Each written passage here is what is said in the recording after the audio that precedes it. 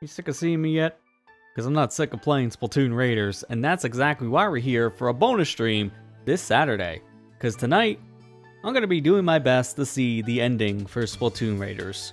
As I've heard a lot of good things about how this game ends, but I still gotta work my way through some other events first. And before we start playing Splatoon Raiders, there is another event in particular that kind of coincides with this specific game, and we'll be just playing a little bit of that tonight, just to give people time to come into the stream here and get their notifications and such. We're going to be playing the Tetris 99 event happening right now that is Splatoon Raiders themed. A few years ago, when the final Splatfest of Splatoon 2 was occurring, they did a Tetris 99 themed event for that game in particular, Splatoon 2, so we did play some of Tetris 99 in correlation with Splatoon before.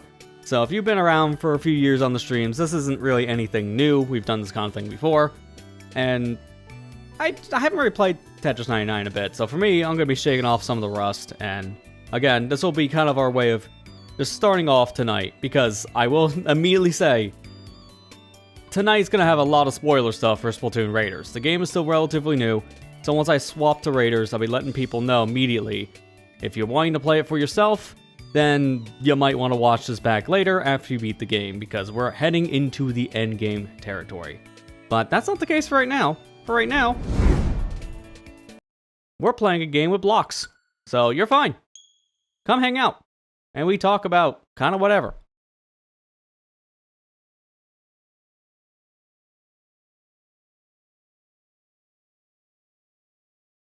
I think the last time I played this specific game was one of the last events. I didn't play the one before, as I completely forgot they were doing one for the newest Star Fox that came out.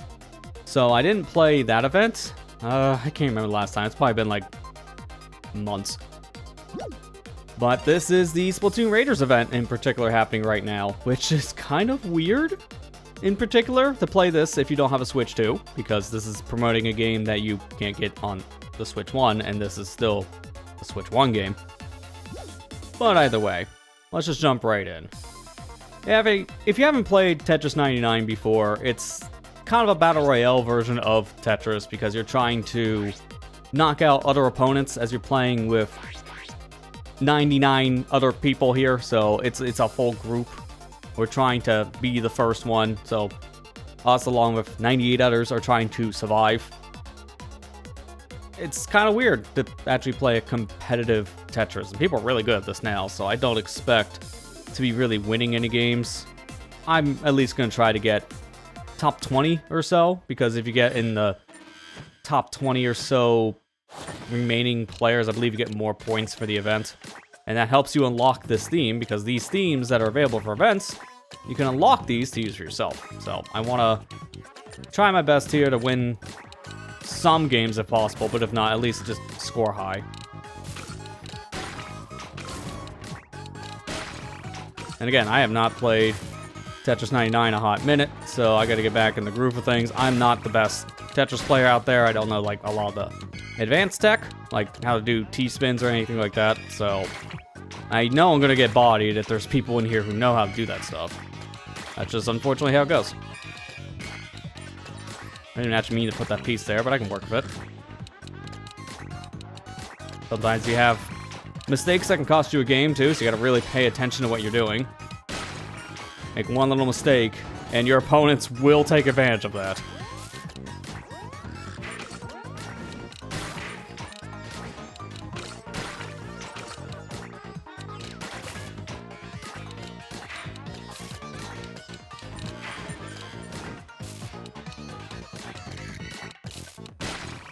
I think I'm seeing a way of getting through this a little bit at this point. I'm going to be making a lot of weird looking plays, I think, for a bit, and then it should be good to just clear out this junk, I hope.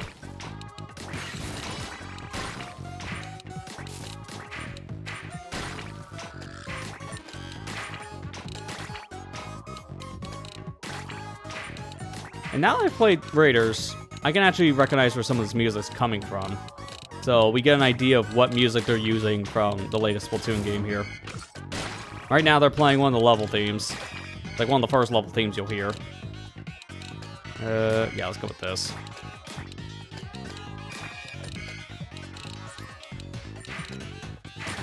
It's gonna look kind of weird, but I really don't have any other better spots for that piece. This is kind of one of those unfortunate situations where we're not getting the best setups on pieces.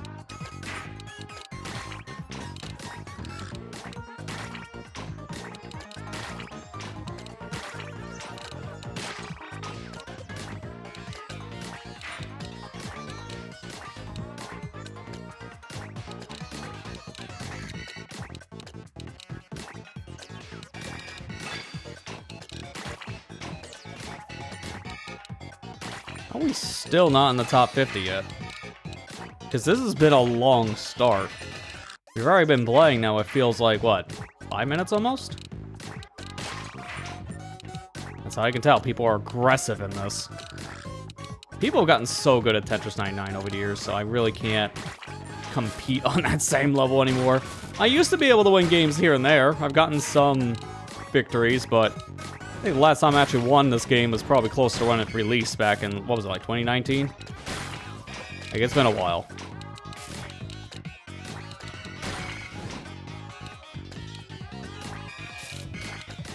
Oh, I didn't mean to do that. See, that's where I'm trying to see. Can you do a T-spin? I don't know how to do a T-spin. And it showed. And I think now people are seeing I made a mistake. And they smell blood in the water, so they're coming after me.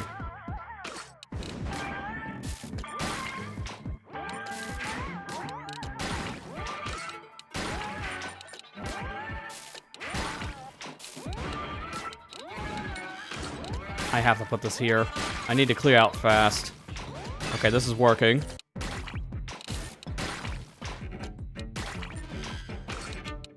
This is one of the dens right now that they're playing, like, music-wise, I think. That's what it sounds like to me. Just put this here, I guess. I don't have a great spot for some of these pieces.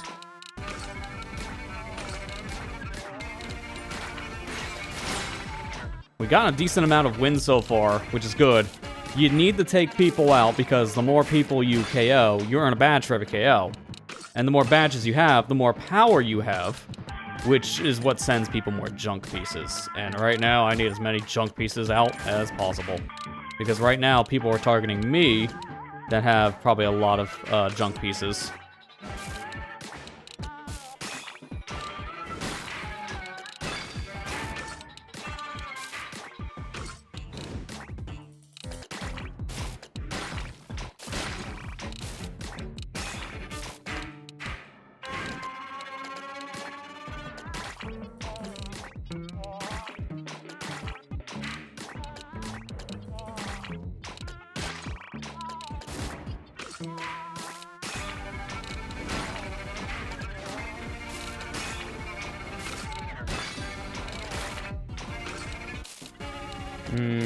Not really what I'm wanting right now.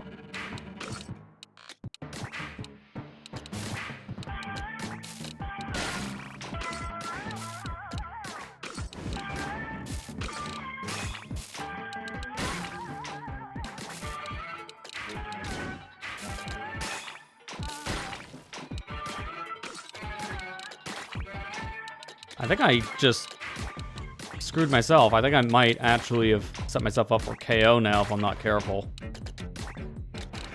If someone sees the kind of mistake I did, they might take advantage, and that would be really bad right now. Kind of blocked myself in a way I really can't recover from.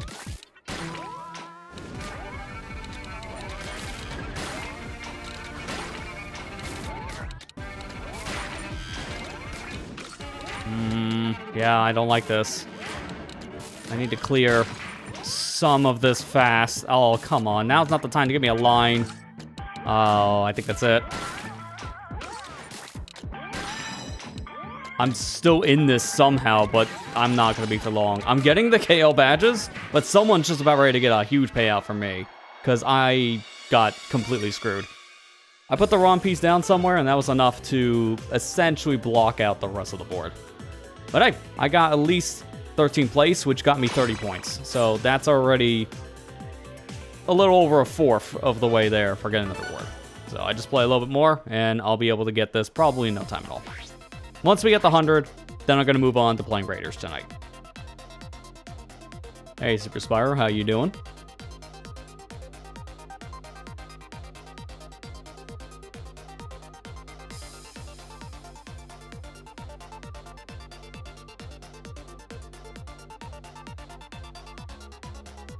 Living a dream, always a good thing to hear.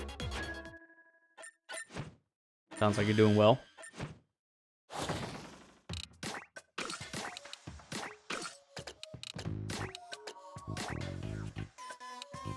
I did not mean to do that. This is already kind of starting out a little cursed.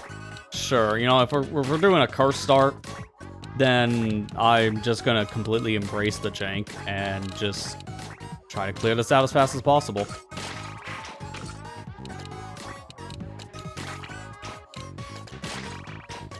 There.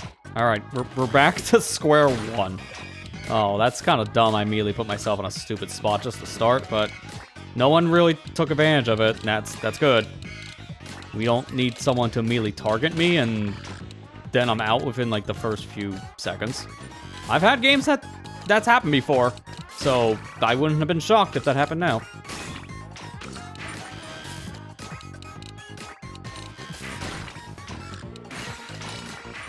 Wow, I didn't think I was going to get a KO. My strategy is not, I think, the most optimal one for this kind of game now, because I think you now want to target specific players, like look at their boards, and target the ones that are doing really well, because you can tell which ones are probably the players that have probably some badges already. You want to target those players manually if you want to hear, but I'm not really able to focus on that many things at once. I just want to pay attention to my board.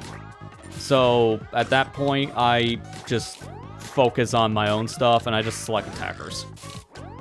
That way, if anyone's trying to go after me, I can at least hit them back. And there's a good chance they're the people with badges. That's my strategy. Again, I don't think that's the winning strat anymore. I think that used to be how people played and got a lot of wins under their belts, but now I don't think that works. Not in the same way, at least. Again, people are just good at this game. Like, holy crap. I think that the thing that happened in particular is that this game was really popular when it first released. You know, free-to-play game, all you needed is an online subscription. And Nintendo's online sub is the cheapest of the three, Microsoft, Sony, Nintendo. It's the biggest of the three consoles. So, there was a lot of people playing Tetris 99 when it dropped. And for good reason. It's a solid game. I was a little mixed on it when it first came out, but it's a game that grew on me over time. I actually really enjoy this one for a quick pick up and put down puzzle game.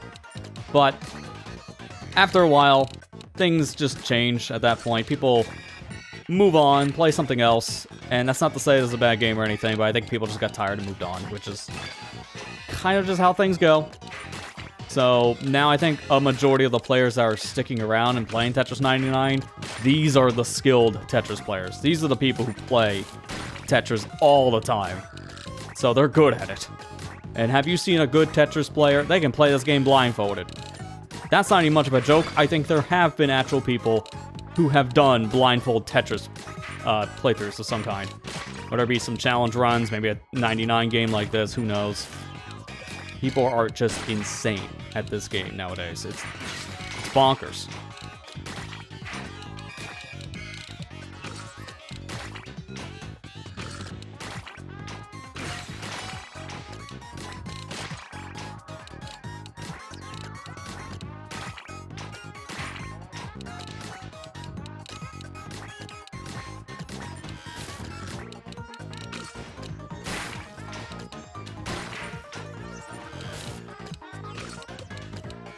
I'm just gonna put this here, I guess. Don't really see any good spot to put some of my pieces right now. This is getting a little concerning because I'm seeing a lot of junk pieces pile up over there in the danger meter.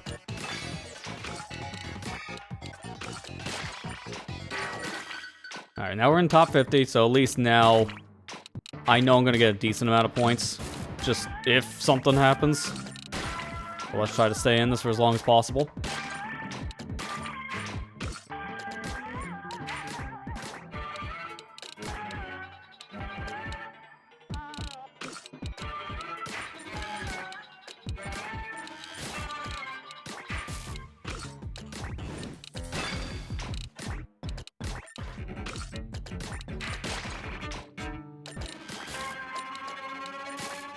I shouldn't have done that.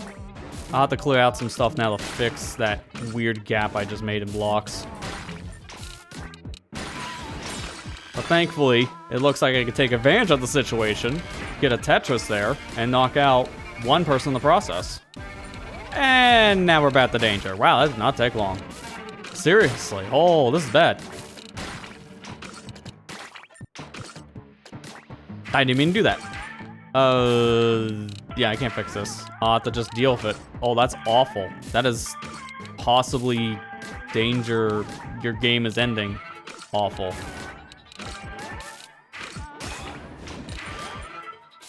Yeah, that was.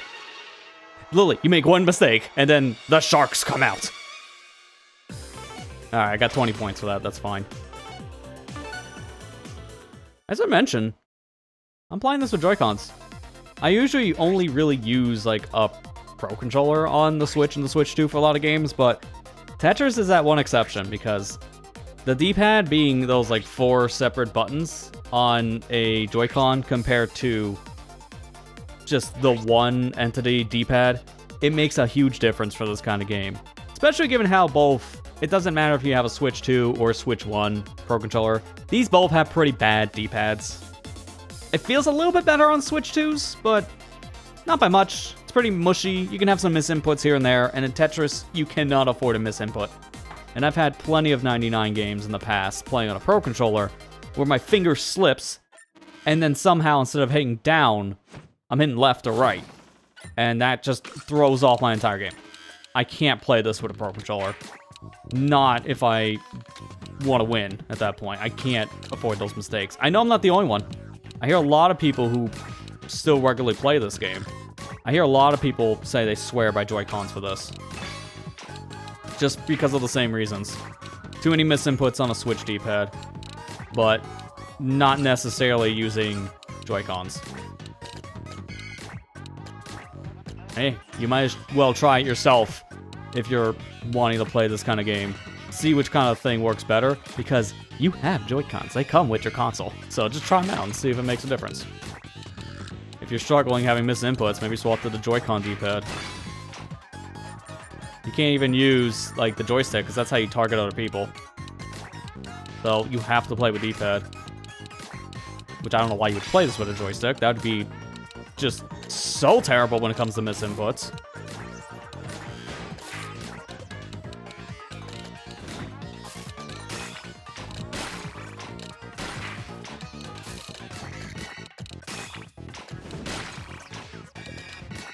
I do want to hear what the last song would be for this event, because we haven't gotten the top 10. I would love to be able to get to a top 10 match. That would be really cool. I just not banking on it.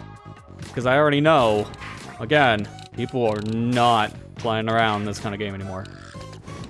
Sharks are out to play. And they crave blood in the form of Tetris 99 badges.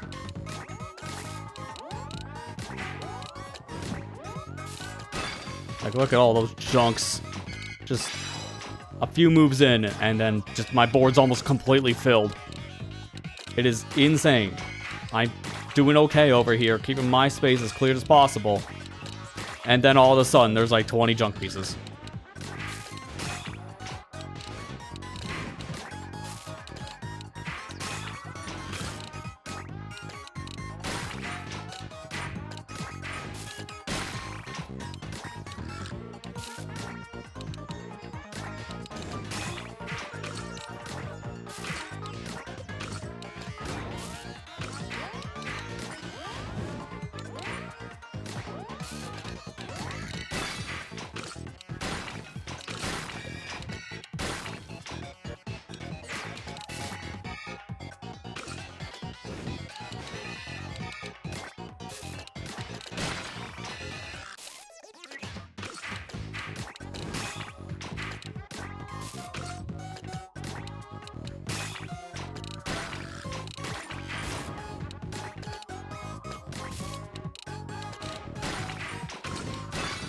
That's good. That should clear up some space. And it's back. That did not take long. The second I think I cleared out my junk, here comes more people. There. Now keep the field clean. At least for like 3 seconds. What happened with that piece? Sure. Okay, now we're into some I don't know what we're doing situations, huh?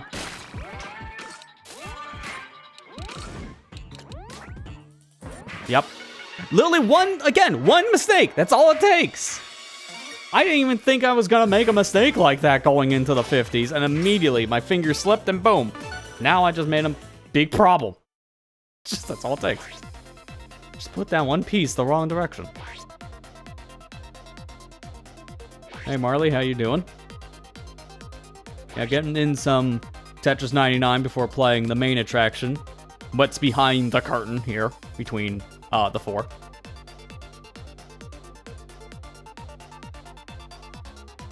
I gotta think what character I'm gonna play to go into Endgame, because I'm gonna change it going into Raiders, because we ended on Octoling Boy, I believe, last time. So I need to change that again, because I like playing with like all the different character skins, so change it after once in a while. Oh, this is kind of stupid. Probably should have put that over on the other side, huh? Oh, my finger slipped. That doesn't matter. I can just clear the field. Like that. And now we're fine.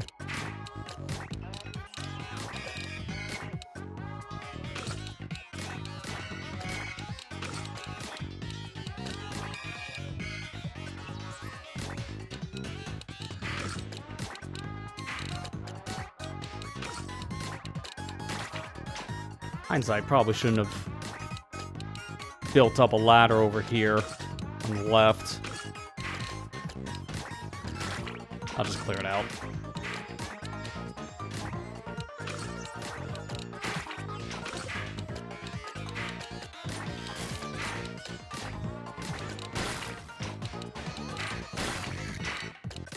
At this point, I think I could just go for some stack damage. I think that's kind of what I set this up for.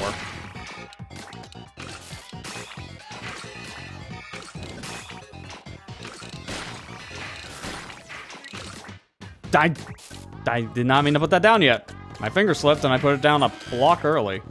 We got a line coming up, that's fine. I just made a really big tower. With this piece I don't know where to put. This is actually already kind of stupid. We're gonna be clearing up some mess. Heading into the 50s. Man, if only we're going back that far.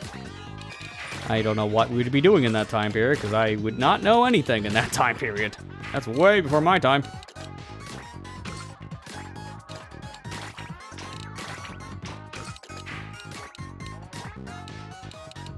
Have you tried any Raiders yourself yet, Marley? Because so far, I scheduled out 3 days to play it this week on streams, and I'm here for a 4th. I think that should tell you how much I've been liking it. It's been fantastic. I just have to finish it. I have to see the ending for myself.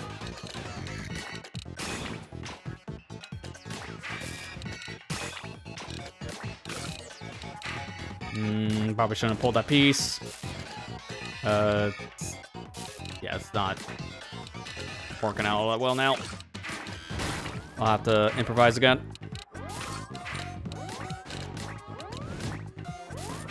Oh, I didn't think I was gonna be tall enough. I thought it would be 1 block away. That's fine.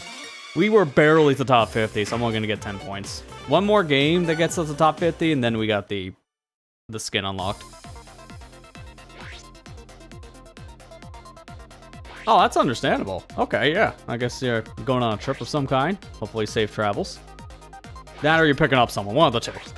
Either way, safe travels. We're coming back home if that's true. Yeah, Sony's silly, yeah.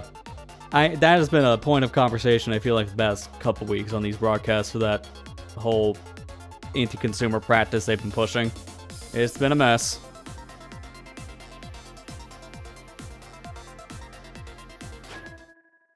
I'm glad I got into the system when I did, kind of thing, because now I would not be picking up a PS5. Last year was the perfect time for me, personally.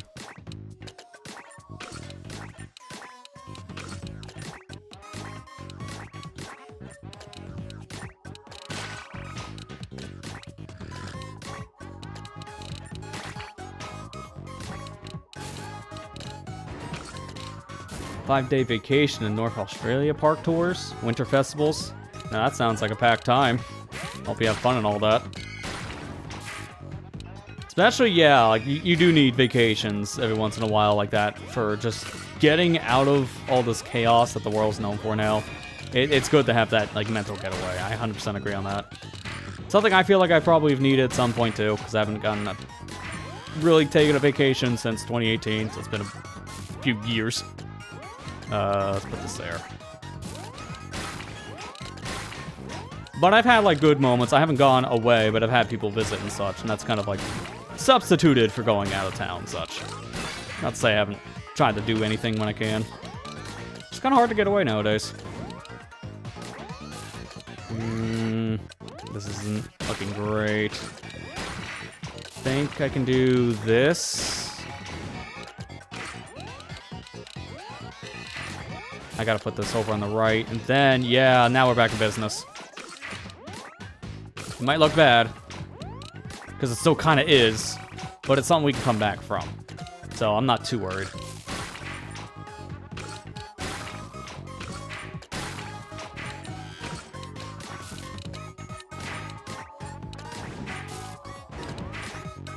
I need like 2 lines, which I'm not gonna get, I see. So that's not good. Again, kind of bad situation here.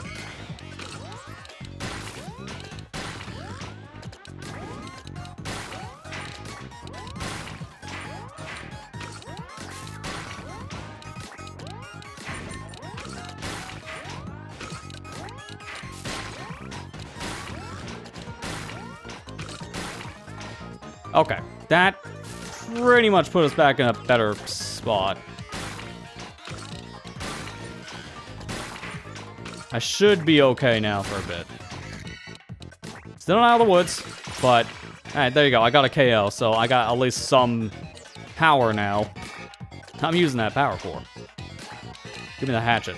It was just patched, so it actually works. I didn't mean to do that.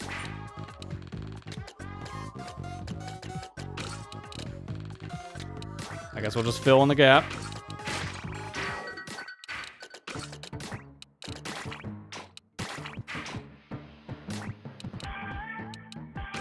Yeah, life needs slow down once in a while, 100% agree.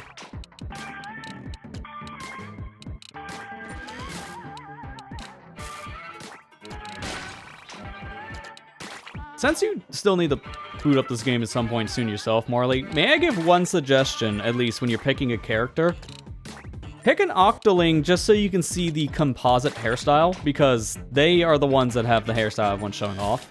So if you want to see the character wearing the old multi-composite cable from like the N64 Super Nintendo GameCube, it's on the Octoling, because I had to find that out myself. So if you want to see a cool hairstyle, I definitely would say choose Octoling. But you can change anytime, like all the games, so it doesn't really matter. If you're not committed, you can always change. Oh, I probably shouldn't have put that there. This is gonna be a little scary now. May look weird, I'm using up the lines, but it is getting some stuff done. Yeah, see, now we can clear.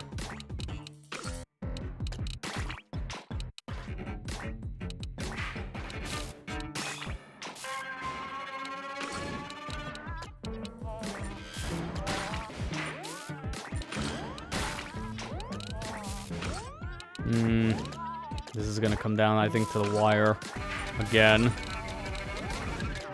Oh crap, that wasn't supposed to go there. Alright, there.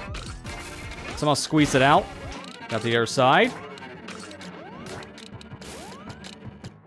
I have to put this there, put that there. Yeesh.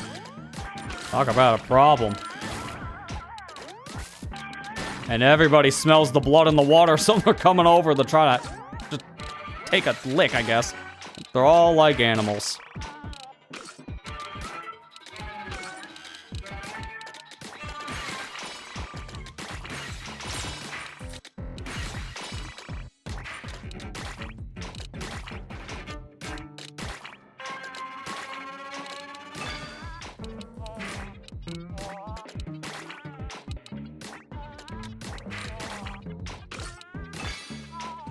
This is actually working out now, which I don't know how. But we take this.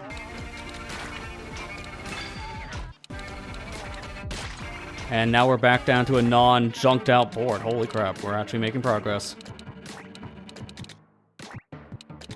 I gotta pay attention now to what pieces are falling, because this is starting to get a little too fast. If I'm not careful, I can do instant drops without even actually pressing the button.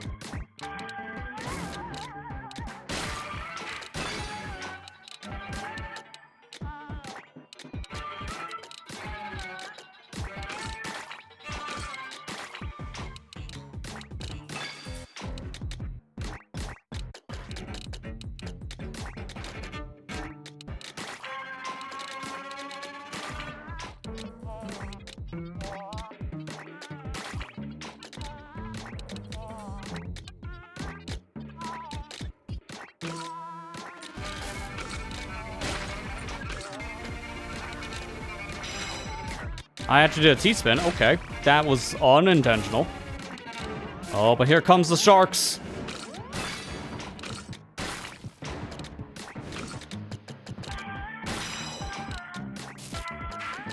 Yeah, things are moving so fast now. I'm just getting T-spins by just placing things down. Oh, we get to hear top 10.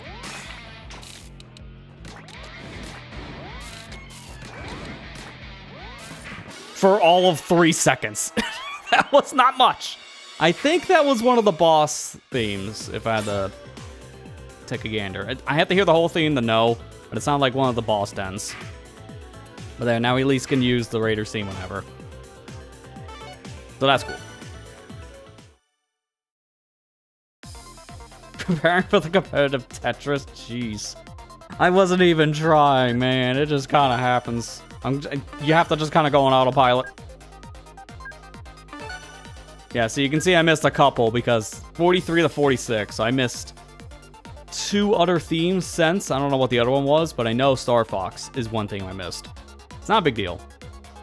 It's just... Oops. They're doing a thing. I don't know if it's still happening right now. A little mini event in between this event where all like the previous themes up to a certain point came back in the shop and you were able to buy all these for like 3 tickets a piece. Which normally I think they're 30. So that's saying a lot. Get the themes if you missed them, especially now before that little event thing ends. If it's still going on, that is. It might be done, for all I know. I might play like 1 or 2 more of these and then we're actually going to play Raiders.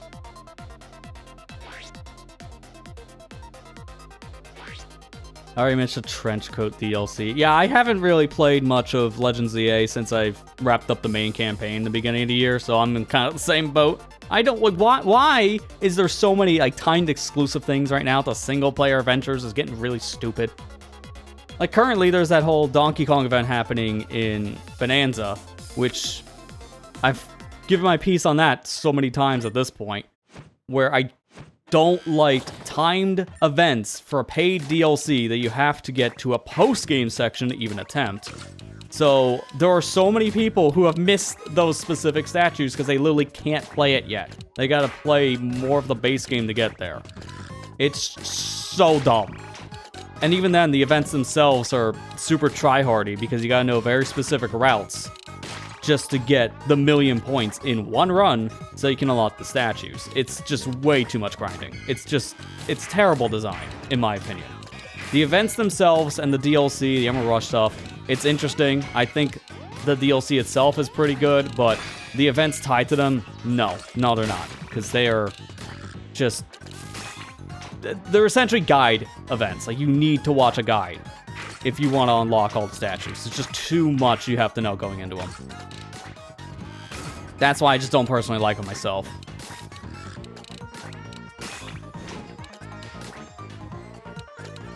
Yeah, see, like, you gotta start Bonanza, so you're not getting any of these statues. And right now, they're giving away the statues this time. I can't remember one of them, but I know the other one is Kiddy Kong.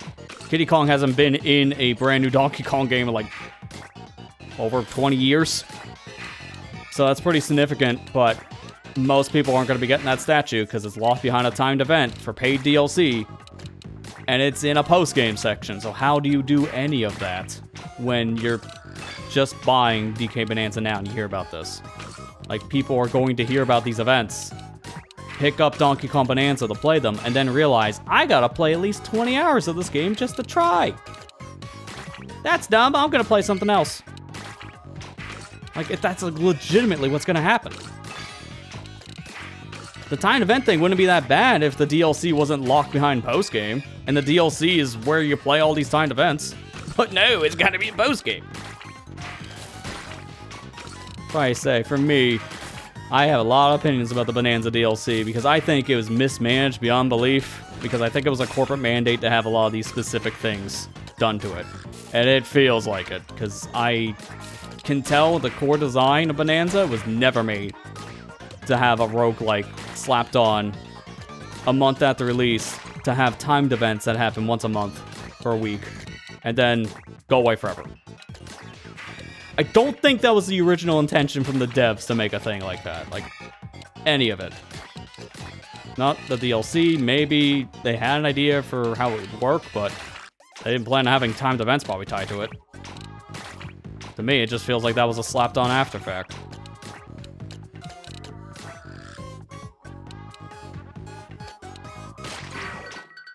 Jeez, yeah, I didn't even think of that when the eShops shut down for like 3DS and Wii U, but yeah, there's a lot of event stuff that got just essentially wiped from existence because you can't access the store anymore.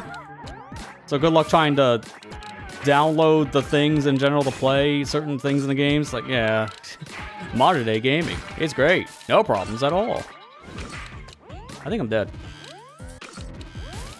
If I lived this, it would be a miracle, because I kind of didn't realize I was going to have that many junk pieces when I was building out whatever that was. Yeah, see, that's another thing I agree with on that one, Marley. The DK Challenge stuff, 100%. Why can't they just add that to something else, like a Nintendo World Champions thing? Yeah. To me, at least, I'm fine with them being like the separate things with the NSO service, which it kind of promotes NSO at that point, so you buy at least the base experience to get the Super Nintendo and Game Boy stuff. So I get it, that's fine, but why is it timed? It doesn't need to be timed. But it is. All the Bonanza ones are timed too, and they have events that are locked behind post-game. Another problem I had with the events myself, I couldn't play the final 2 challenges because I was still working through the post-game to get all the bananas. I put the game down after I beat it last year, and only been revisiting for the Ember Rush stuff. That's it. Because I was already fatigued of the game, and Ember Rush made me start to hate the game because of how poorly designed the events were. So I put down Bonanza at that stage. So then when they announced, here's some DK Challenge stuff, by the way, you're gonna need to actually see credits to access some of these. And 2 of the challenges alone are literally the last 2 things you do in the game for 100% purposes. It's like, holy crap, this is really stupid. Because again, timed event, that's my issue with it. I'm fine with the DK challenges being a thing. I think they're interesting for what they are. Not the retro ones. The retro ones just feel like kind of this weird testing waters thing that I think failed, personally. Because challenges with save states aren't challenges. They're not. So for me, that just didn't really feel like there were much challenge there. And they were just like, beat a level. That's it. Challenge complete. It's like, that's not a challenge. Beating level 1-1 is not a challenge. A real challenge would be beat level 1-1 without taking damage. That's an actual challenge. But that's not what the DK challenges are set up like. That's the stuff I'm more interested in. As someone who does challenges pretty regularly for other mediums, I kind of know what makes a better challenge and what the NSO ones are. Not to throw shade, I just think they're a little too easy. The DK Bonanza ones were good, though. Like, they had proper challenge. Yeah, I kind of agree with that mentality more than anything else, Morley. The main adventure Bonanza, and even just doing everything in the post-game, just playing it. It's an amazing time. The DLC, to me, is just a little mismanaged. Because getting Donkey Kong Island put in the game felt like it was ripped out final second, and I think that actually was the case, because people looked into the code, of Bonanza when it released, and they saw files, I believe, for the DK Island stuff before the DLC was announced. So it does look like they removed the Donkey Kong Island stuff so they can put it behind a paid DLC pack. Never liked seeing that, if that was actually the case. But that's just, I guess, how gaming is at this stage. Even Nintendo's not going to be guilty of those practices. I mean, I look at Splatoon 3 and the whole Inkopolis Plaza from Splatoon 1 being out of the game. Or no, Inkopolis Square. It was more Square. I mix the two up all the time. Inkopolis Square from Splatoon 1 being added into DLC was such a cool moment to see. And then they moved on. And it's like, oh, this is just a skin, isn't it? It was in $30 DLC. I can't recommend that. Wait for side order. It's such a waste of money if you just got it for just the one Square DLC. Which sucks, and that's just, again, like, Nintendo's not guilty of that practice, too. All companies do that.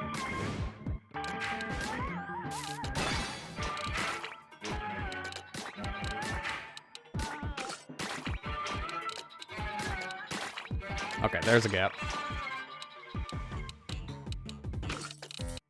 I gotta be back and checking now. Okay, good. Well, you have safe travels yourself, Marley, and enjoy your vacation. Thanks for stopping by. Good time, because I think we're gonna be swapping over the Raiders here after this game in particular, because now I got my fill of Tetris. It was a good warm-up for the hands, too, because for Splatoon, I like getting a little bit of a warm-up for my hands before going into that fast-paced kind of game.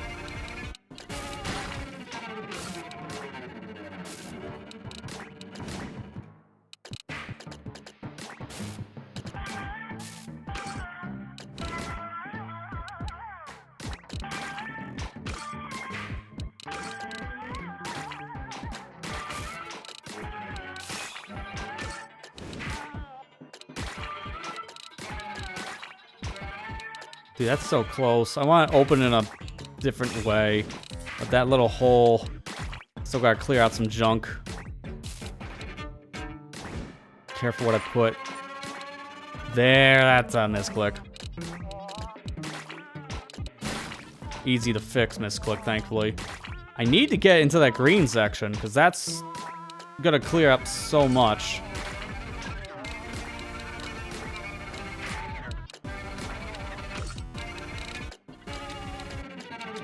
Let's go in. I think at this point I have to fill.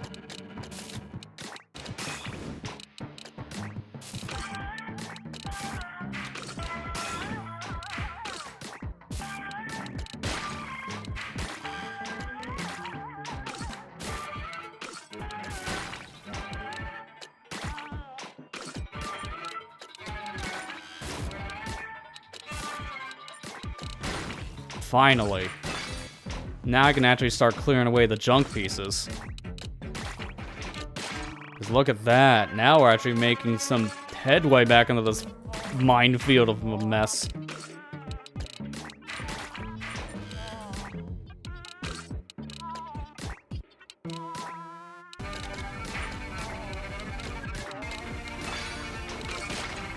There you go. Now we're back down to ground level. So I can actually see what I'm doing. I didn't mean to put that there. That's a great start for back into the normal game. Great. Thankfully, I can just clear it. It's not a game-ending situation, as long as there wasn't like 20 junk pieces come my way. I'm gonna put this here. I'm trying to think of where to put it right before it falls.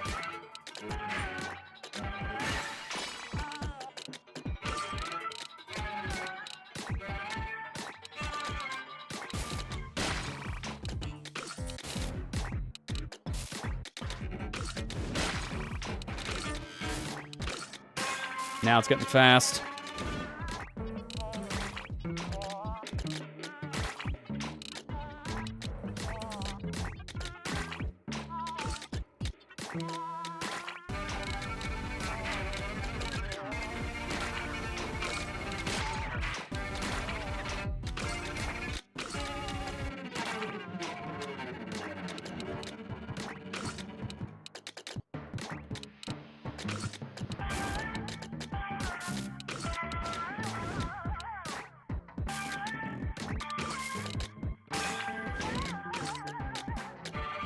You know what? Sure. I'm in a bad spot again, but I can kind of make do.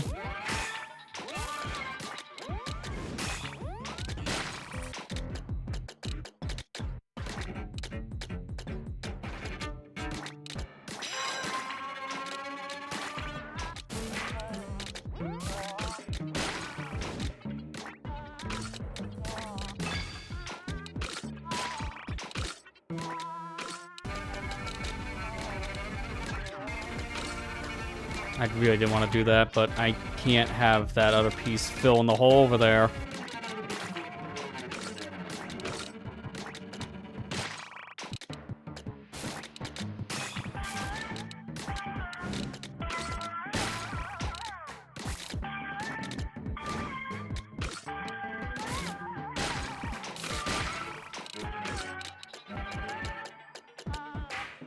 You know what? I guess sure, you go there.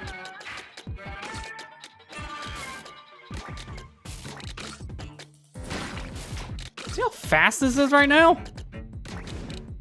Like, I barely have enough time to move the pieces where they can go before they get stuck. So I really gotta play this one strategically. If I mess up even one little piece of a master plan, I could just get taken out immediately. And people are starting to get more antsy on the score front. They're wanting to do a lot of damage.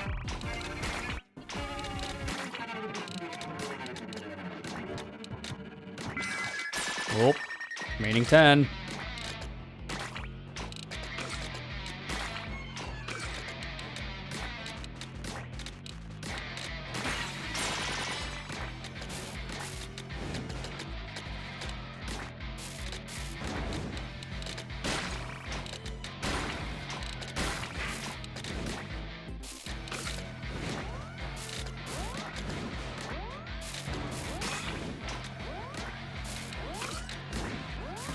I seen that coming. I didn't have the piece I needed. I needed that T piece.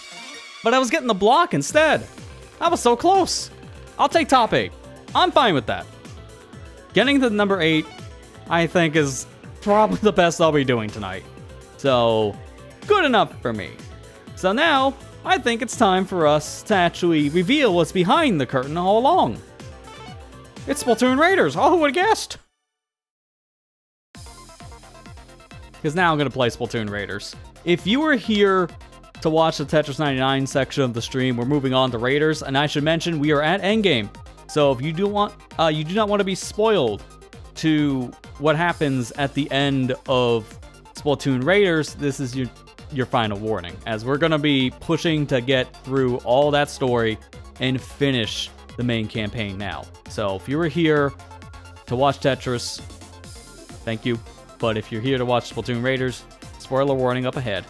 I want to give that heads up because I know this game is still relatively new, and a lot of people want to go in as fresh as possible. So,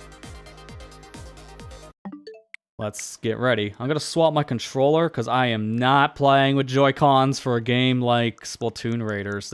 No, that's not happening. I'm playing with Pro Controller on that one. Thank you very much. Rather not.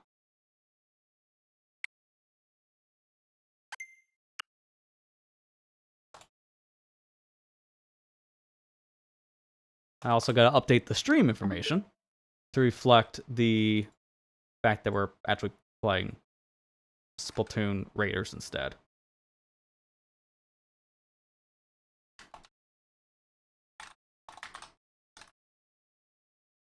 Which now should be updated on both the Twitch and the YouTube side.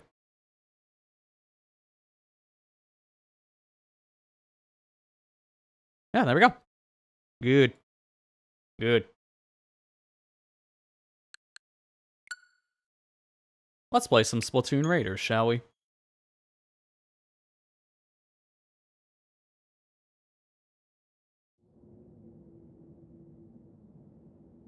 I'm so looking forward to seeing how this game is going to end. Everybody has been saying the ending of Raiders has been really good. And that's not a surprise, at least to me, personally, because I always enjoy the endgame of Splatoon stuff. Splatoon 1, 2, 3 and their DLCs have always had strong endings. So I'm curious to see where this is going to take us tonight. But before we actually dive into playing Raiders itself, we're gonna need to change our character. Because I've been jumping around between the Inkling and the Octolings. And at this point, I'm gonna change my appearance one more time. And we're gonna change it to probably the thing I'll be using going forward when I'm playing online against randoms and stuff like that and my friends. Even though I really like having the composite hair on the Octoling. Like, this is a really cool design, probably the best designs in the game. And I love it's a reference. I didn't even realize at first that this was a reference to the multi-AV out cable, because this was the analog hookup cable that was used for the Super Nintendo, Nintendo 64, and Nintendo GameCube. 3 of those systems shared the exact same composite cable, which was actually insane of how long. Like, 3 different generations of Nintendo consoles used the same thing. That made hookups much easier back in the day, but yeah, I didn't realize that was specifically one of those cables. I thought it was just literally just composite, because I didn't see the attachment piece in the back. But as much as I like this hairstyle, it's on the Octolings in particular, so you have to play an Octoling to use the hairstyle. And I have been an Inkling main since Splatoon 1, so as much as I like the composite hair, I gotta play what I'm used to. And for me, that is the Inkling. So it's basic, but it's me. It's as close as you can get to, like, an actual me in the world of Splatoon. This. But we're also going to change our outfit, too, because the outfit doesn't really work for the boy design as much. I don't know what I'm going to use, though. Because this is the thing I don't really, like, have a concrete idea of what I'm wanting to use at this point. I've just been jumping around from costume to costume. Because there's so many in the game, you might as well just jump around between things.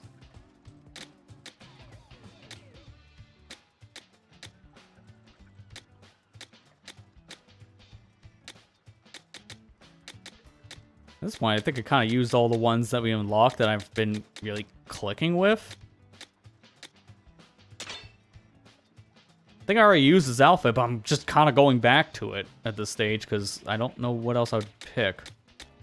Realistically speaking, it's been one of my favorite outfits because it's just a neutral design.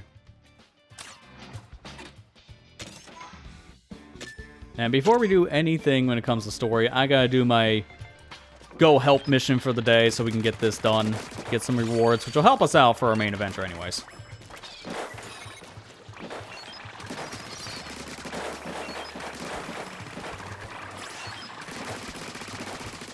So going to a buried ruin.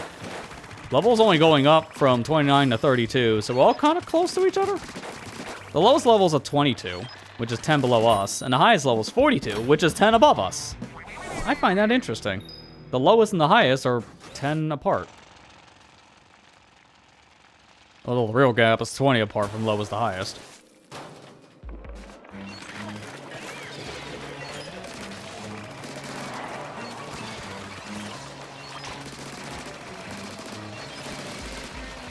I do believe when you do the get help missions, it's gonna put you in a mission that you can actually do right now. So I'm not gonna be playing a mission that hasn't been unlocked yet. I think this has gotta go based on what you have unlocked in the story.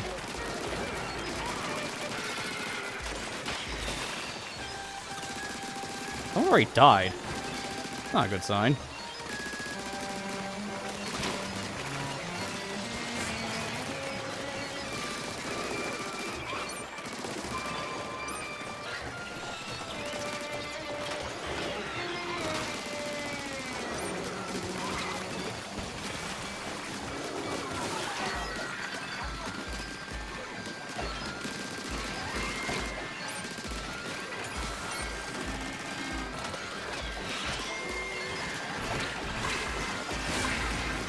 This is not looking ideal. I'm just gonna have to pop my special.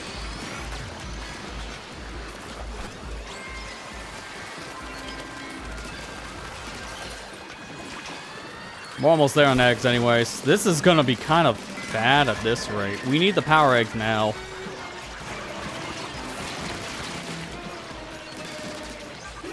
Grab that. How did that count? What? Holy crap, I 1 second. I don't understand how I grabbed that power egg that was in the middle of the field and I just didn't get it. It's like it disappeared the second I touched it. That was almost really catastrophic, because if we failed that, then I wouldn't have got my health bonus.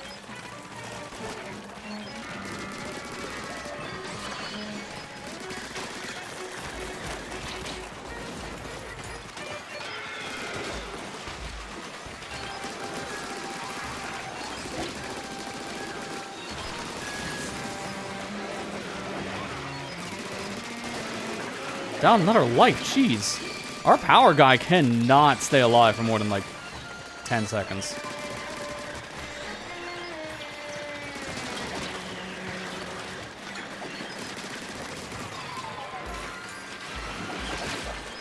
We've gotten like no eggs.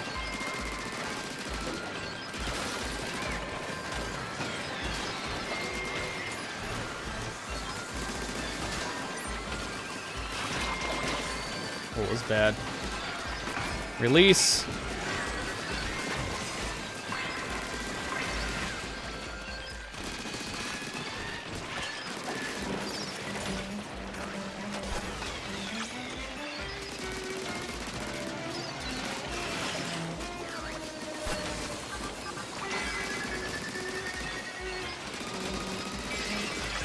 Okay, we're good. This is getting really bad.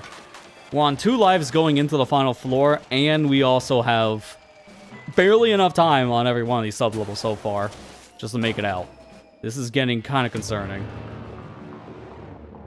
Can't skip. So this is the first time someone here has been playing this.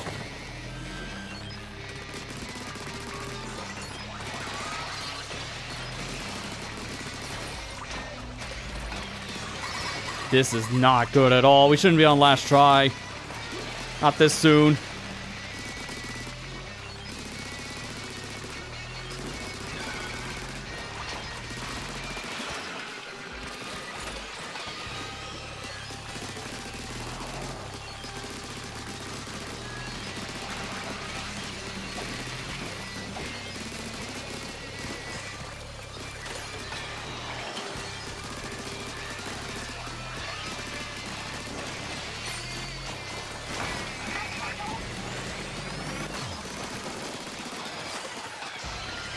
We gotta focus on the body. We're running out of time.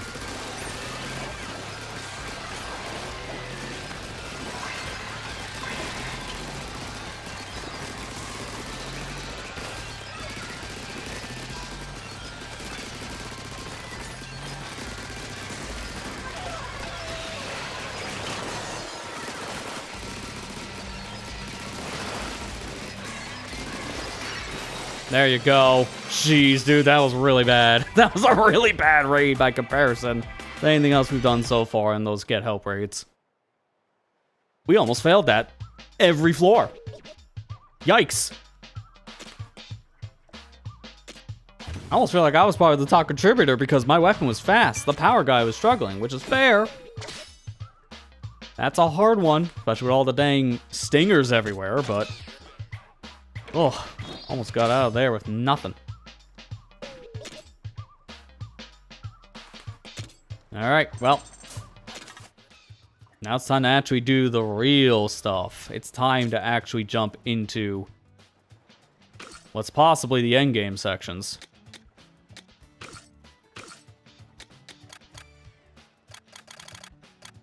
I just want a higher level thing right now, because I don't know what I'm going to be dealing with. Because we got our own Ruins raid to go into. And I don't know what to expect here, so... here's hoping it's not going to be anything like we just dealt with. The last boss we fought was a little much. And that's one thing I am kind of worried about. I hope we don't have anything too aggressive on this specific raid.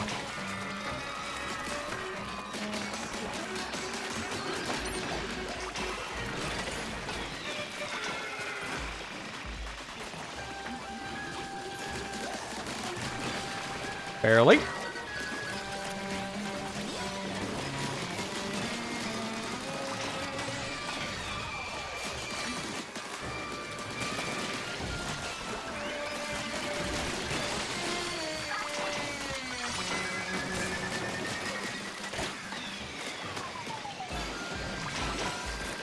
Not enough eggs? I thought there would be, but alright. That's enough.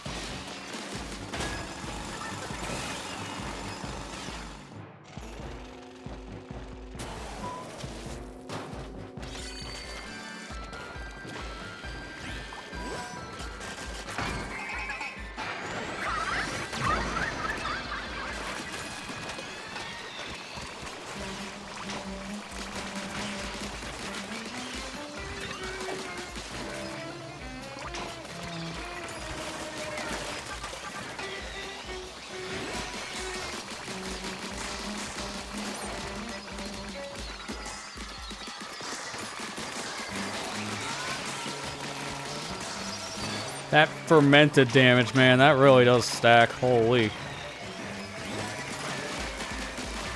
I did hear something, though, which I hope maybe they do address on the patch, but the fermented damage really does stack really well from what I've seen, but apparently the burn status doesn't.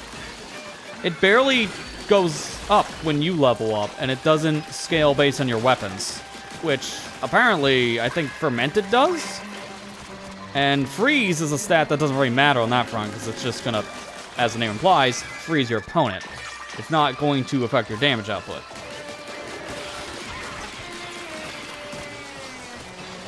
So that's kind of weird, because I've seen the fire damage do, say, like, 1,500 damage when you're, like, level 40, using, like, a level 30 weapon. And then you upgrade to a level 40 weapon and it's still doing the 1,500. Like, that's kind of the stuff that I've been seeing.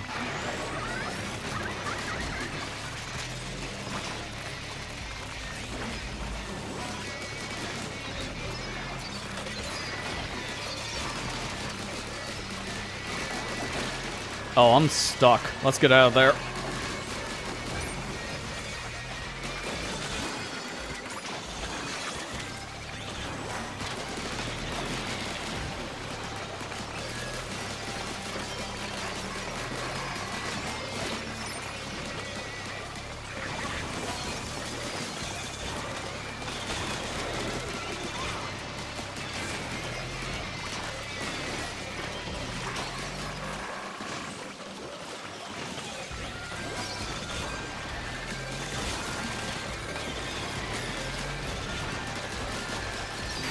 Get wrecked.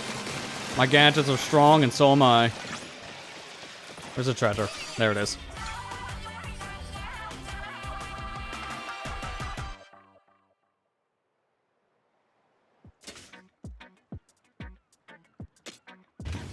What do we get?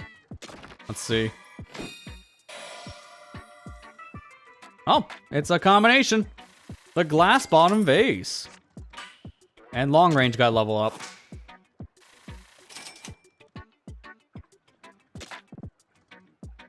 So let's see, what is this vase about? Presumably a rare vase with a window to the flowers from the bottom.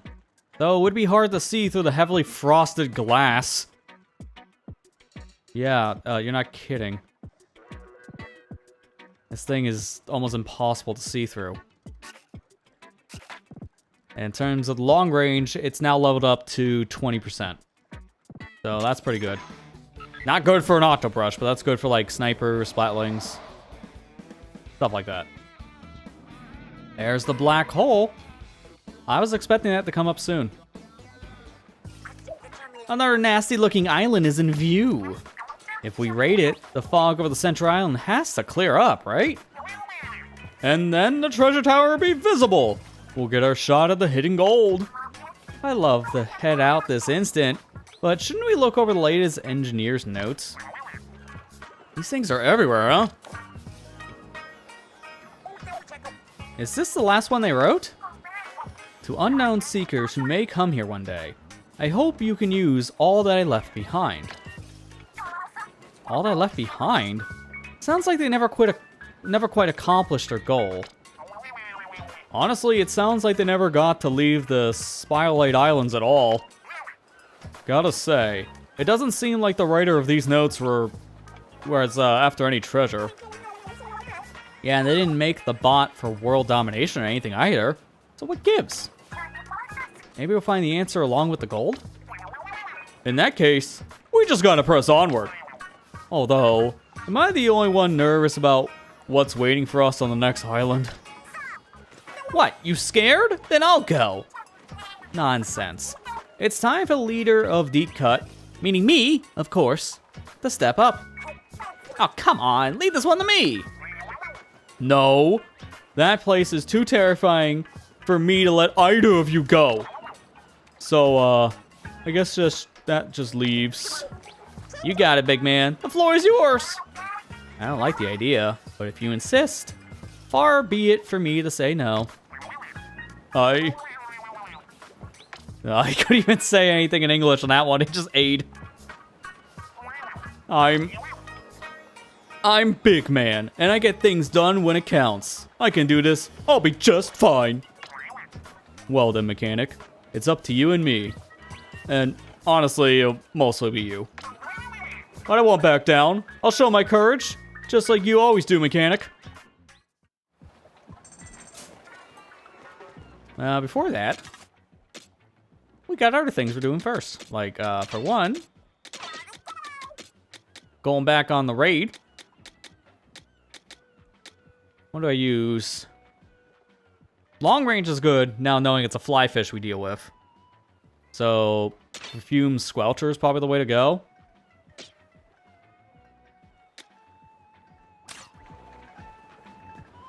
Let me see if I can make anything for my shield. No, that's not shield. This. Splatter lights. Yes, I want more of these. That's gonna be huge.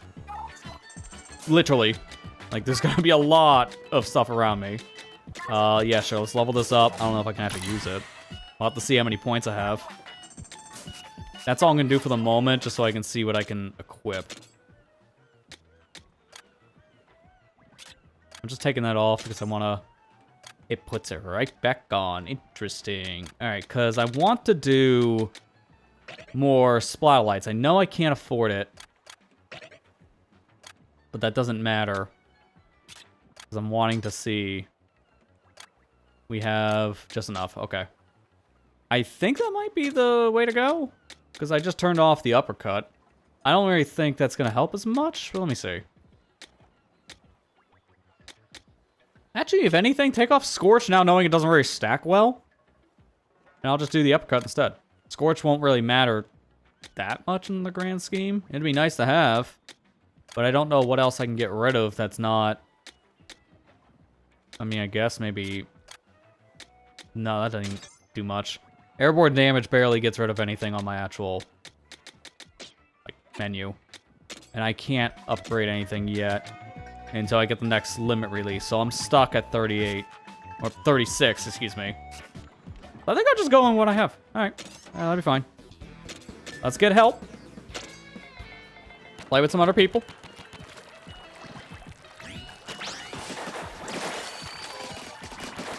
Yeah, and see, this is what I want. This is good. It'd be nice to put some scorching damage on it. I just don't know what else can I replace for this at this point.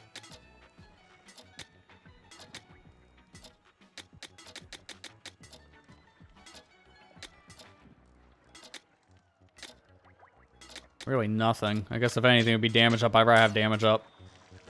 There's only 2 of us? I think this is the first time I've raided where it hasn't been a full lobby. Because it is always 3 people, and this is the only duo that I've really done.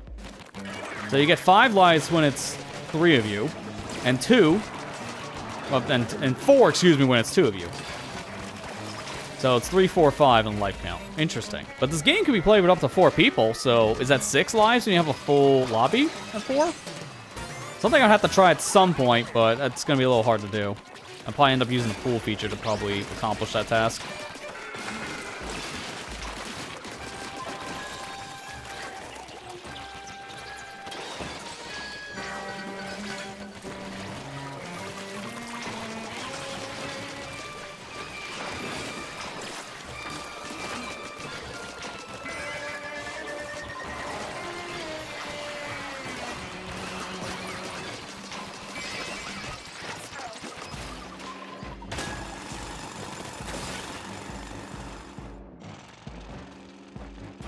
things are gonna be this smooth. I'm not jinxing on that one, but if it is this smooth, we'll get through this raid pretty fast. I'm gonna open your head. Thank you.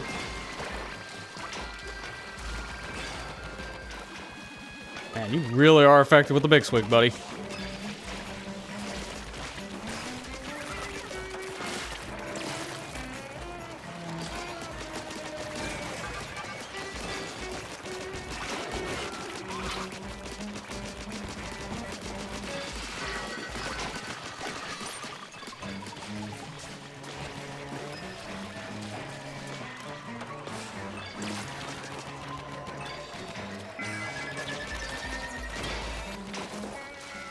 Hey Matt, how you doing? I'm doing good myself, thanks for asking. Just finished up that Tetris 99 event earlier for Splatoon Raiders, now we're getting the real deal.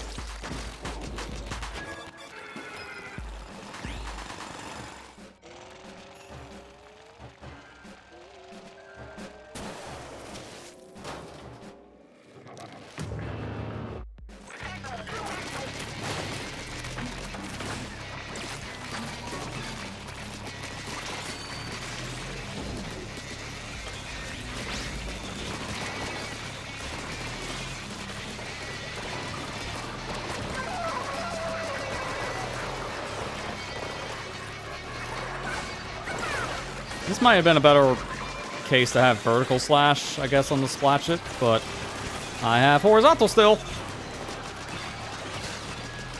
Shouldn't really matter, this guy's almost dead.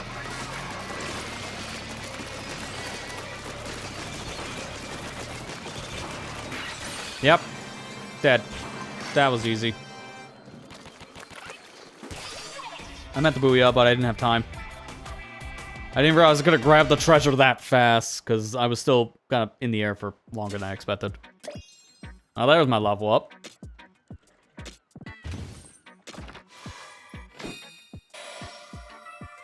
And another piece of treasure that combines with something else, the glided anchor.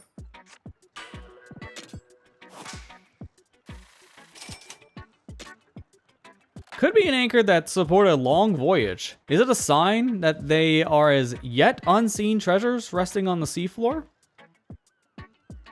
Maybe. Maybe they're more, maybe they're less, we don't know. It's definitely some kind of treasure, but it looks like the golden egg. Like salmon bone. That's what I get out of it. This is the same salmon bone they put in the golden eggs themselves from Salmon Run. And now finishing Burst has a 10% chance for an explosion occurring after a Salmon Knight's defeated.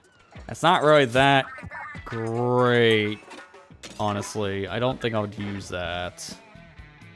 I want to go to the workshop, because I got some leveling to do. I'm done on HP until next limit reach, so it's just gadget damage and weapon damage.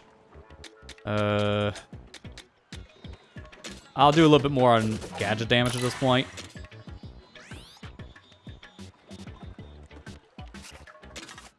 And now we gotta swap to speed gear so we can do the raid one final time. And what would I like to use for this? Because I'm gonna swap that out again. I might just go back to Splatling, because that actually works well for the speed weapon. Can I develop any parts for the turret that I don't have already? I guess I can do the shot explode, but I don't know if I can afford to put it on. We'll have to see. And do I have sprinkler? I feel like I might have already gotten a sprinkler, but I don't see it. Yeah, I think I was thinking sprinkler for another weapon. That's probably why. I can't afford it, though. How many points is it worth? Because I might take something off. It's 3.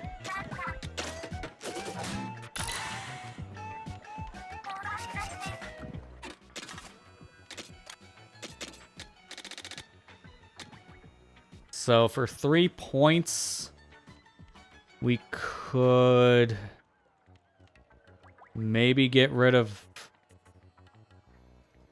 like, I guess lingering smell at most. Because that's the only thing that'd probably be good. But this attracts the salmon, so they're lured away from you, and I think I'd prefer that. So we'll just hold off on using Sprinkler. I pretty much have everything on this weapon I would like. Alright, one more time. And then we go to plot. Endgame is upon us. We will be seeing that ending. And then maybe playing some of the post-game afterwards tonight. I'm gonna see how long we're gonna go for at that point, because I'm not really tied down to my normal schedule. This is an off day for me, so I'm just kind of playing it as long as I can go for kind of thing, but I don't want to overdo it, because this is my 4th stream of the week. So there's that. But I'm having fun. That's really what matters. Wouldn't be doing this if I wasn't having fun with this stuff. Because for me, it's really not much work when I'm just having fun like this.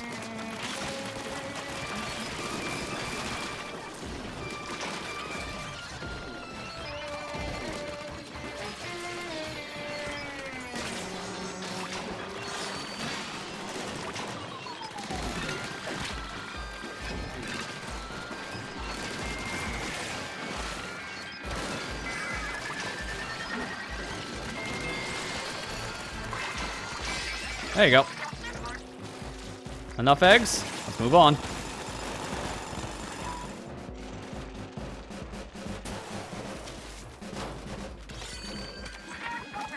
This is where I'm going to use Fry's special.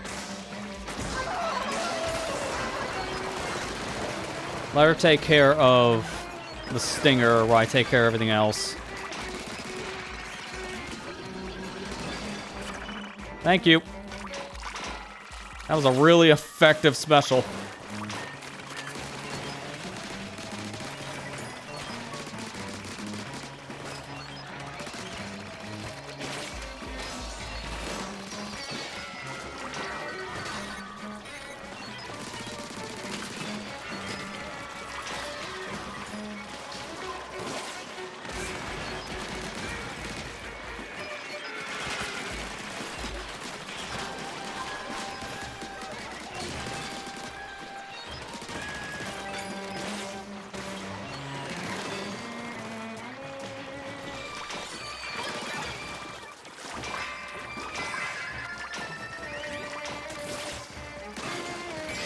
There you go. Now we move on. I really like having the ability to freeze things with this weapon combo. That's making things just so much easier.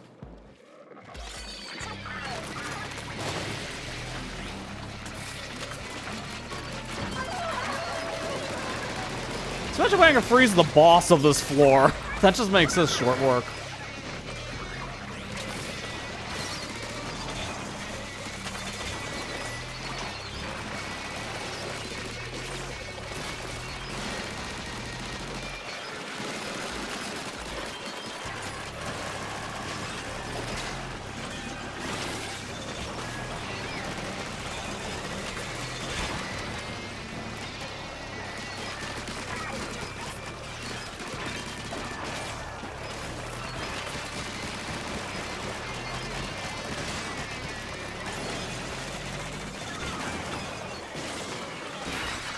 And we're done.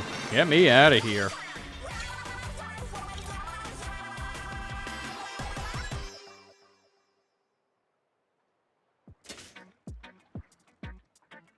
Almost enough for another level. Just from playing one level alone, we got a level and a half. That's pretty good. Basic measuring spoons. Now they're a pair. Possibly a tablespoon and half teaspoon paired together as a set. Used to ritually measure out seasonings over and over again. All these are used for just seasoning. Not gonna use it for, like, I don't know, measuring out water or milk, stuff like that. No, it's just seasoning. How basic. And now we got the submerged recovery up now to 15%, because before it was 10.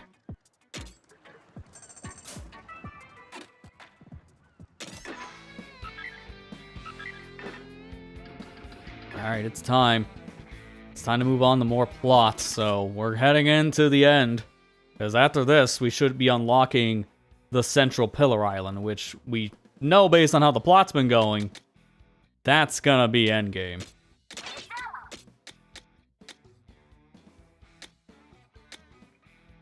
It doesn't really matter which one of these two I pick right now, because before I picked tactics because of just some of the missions I was playing. But if I'm fighting a boss, I think using the power tank might be the better call. And maybe the brush. I need something with good DPS. I think this is probably going to be my best call. So let's try it. If it doesn't work out, I can always just back out and try different weapons. So let's go to the Kula Temple with Big Man.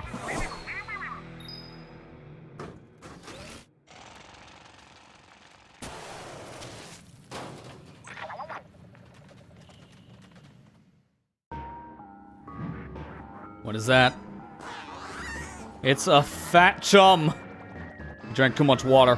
Now it's like a balloon fish. Ah, yeah, that's how I kind of figured this was going. Because he ain't a balloon. He's a big old puffer. Does hurt. I love that name. Does it hurt? I get it.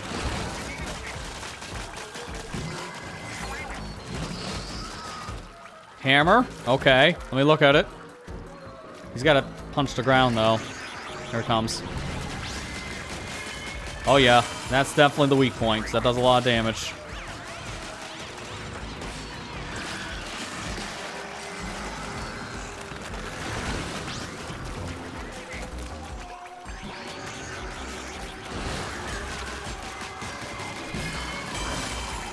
It's kind of like DJ Octavio's fists from the other Splatoon games. You break the hammer, and it exposes the weak point of this boss, but the hammer is just a giant fist, essentially.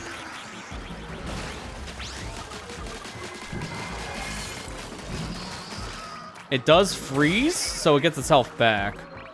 You gotta be kind of quick.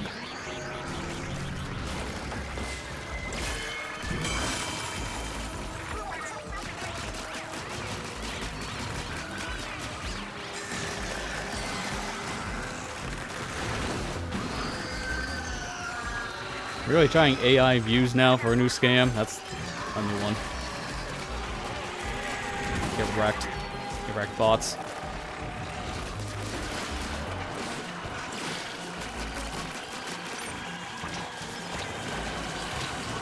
This is a lot. This is basically a stingray.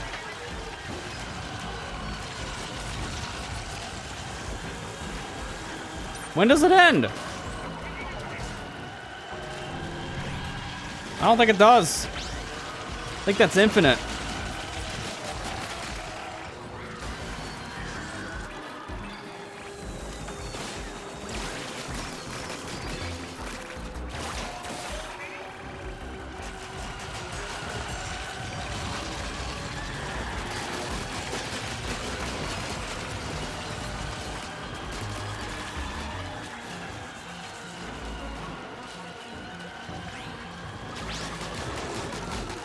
Also, I just realized that's still going to be on the screen. So let me just hit you with one of these really quick. I keep on forgetting that doesn't auto get deleted. Sometimes it does, sometimes it doesn't. I'll just refresh. I'm just so focused on boss, I kind of forgot about that. Not. This thing is essentially the new Infinite. Dear God, Infinite got a little chunky. Oh my God, go away.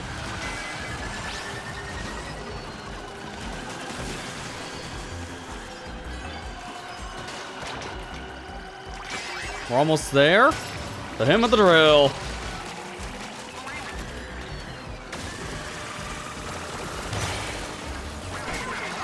Now he's exposed. Wail on him, big man. Oh, he puffed back up.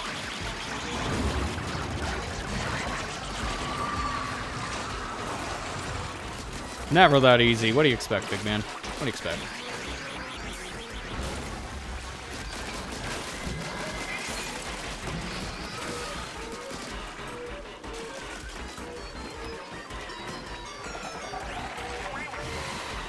Another laser. At least he's firing straight up, so that makes that kind of easier to deal with. Oh, this is new. Cracking the belly is the same idea as the fist.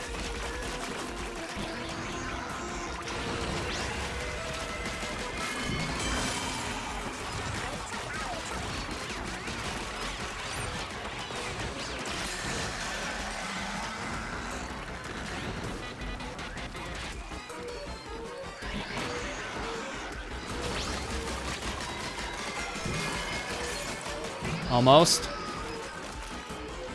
Where is Big Man?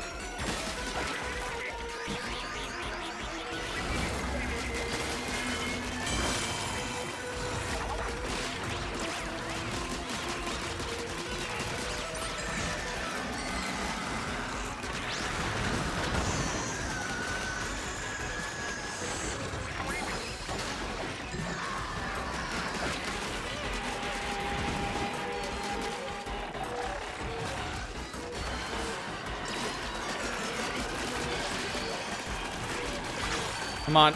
Are you not dead? Now you are.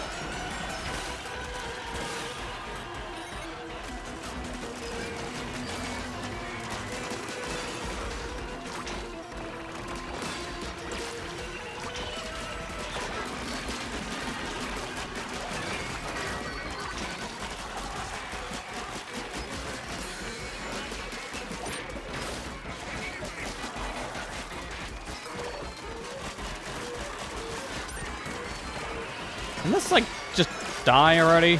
Thank you. I don't know how that scrapper did not get killed faster than that.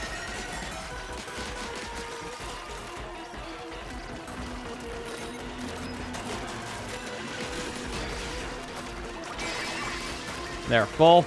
Hit it.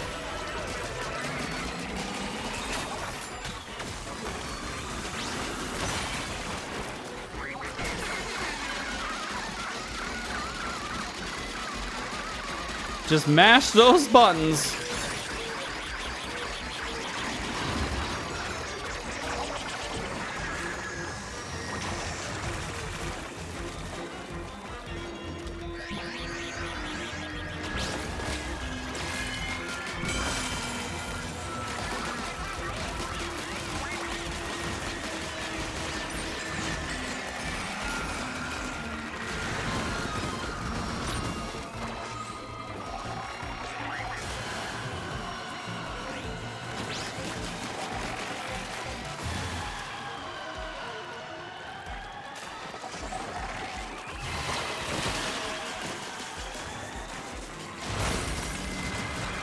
Belly's weak. And now he's weak in general. Let's finish this. Get out of here, you giant balloon puffer fish. Pop like a balloon fish, but you hurt like a puffer. And that's it. Our next projection is about to begin. Take it away, big man. I'm getting ready for your performance. Ugh, I got my heart racing. It's amazing how you can keep your cool against the Salmonite that size. Pretty neat mechanic. Now then. First it was Shiver's turn, then Fry went. So, it must be me next. And sure enough, it's time. Watch the head of the Manta clan strut his stuff. Cue the music.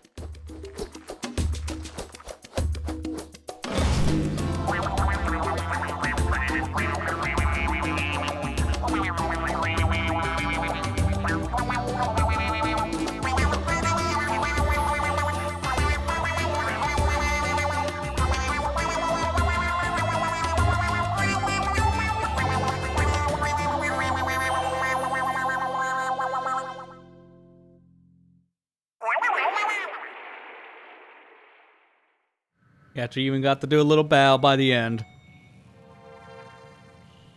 That looks like a serpent. Yikes, what is that? It's a pretty huge constellation. Does this one show a monster? Certainly cuts a bizarre figure. Talk about strange tastes. Yeah, what's that sound? Nothing good, that's for sure. Whatever it is, we should bail for now. How you know, stuff's going down. Something's happening and it's not good. It's from the light. Is that it? Whoa, face to face at last! The golden treasure. Hang on. Is that a power egg? Hold up, are you telling me the treasure was a golden power egg?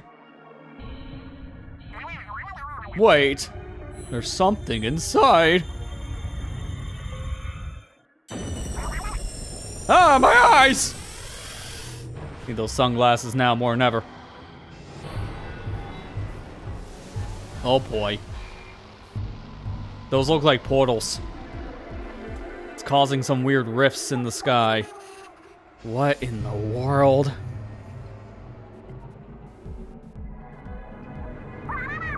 Stop! We're not done with you yet!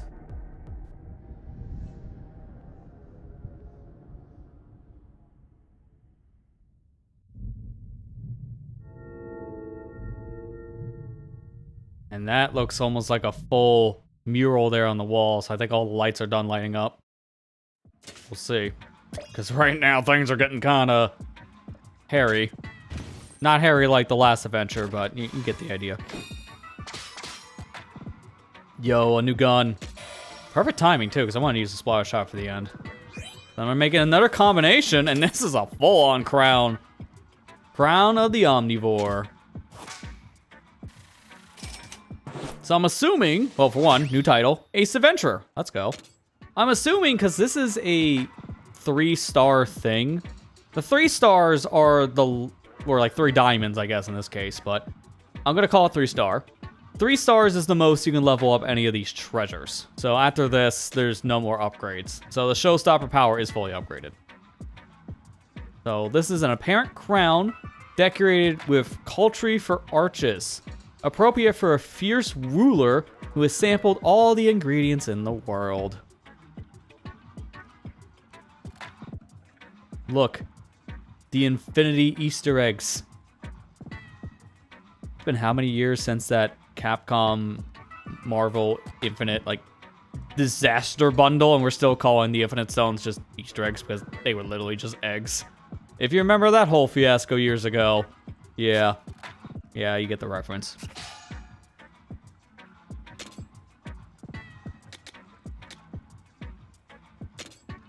I'll read the showstopper in a minute. I just completely ignored it. What was that power egg?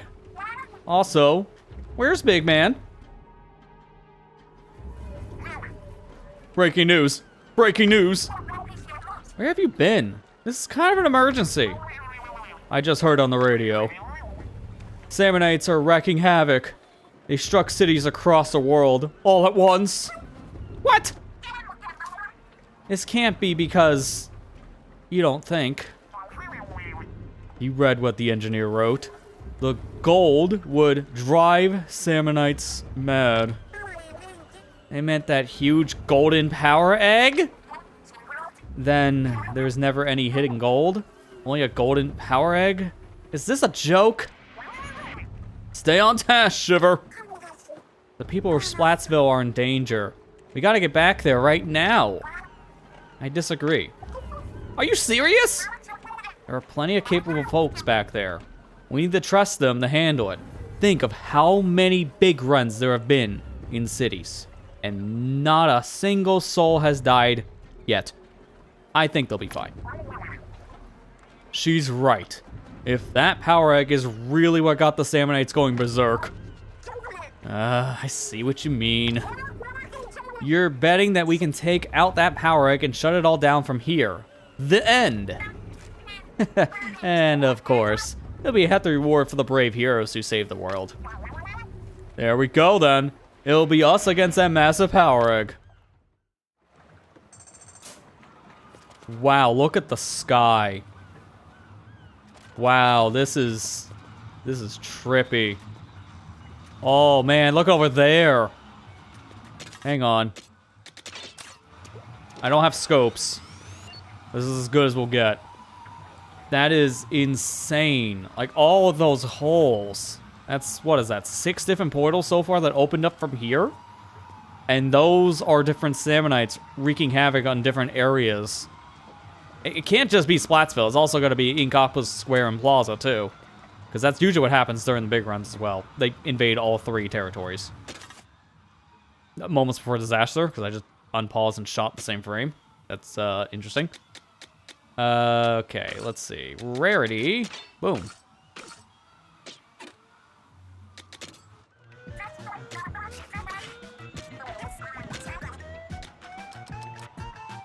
That's expensive. We're not gonna do that. I was thinking of maybe upgrading my splatter shot, but I don't have enough crystal.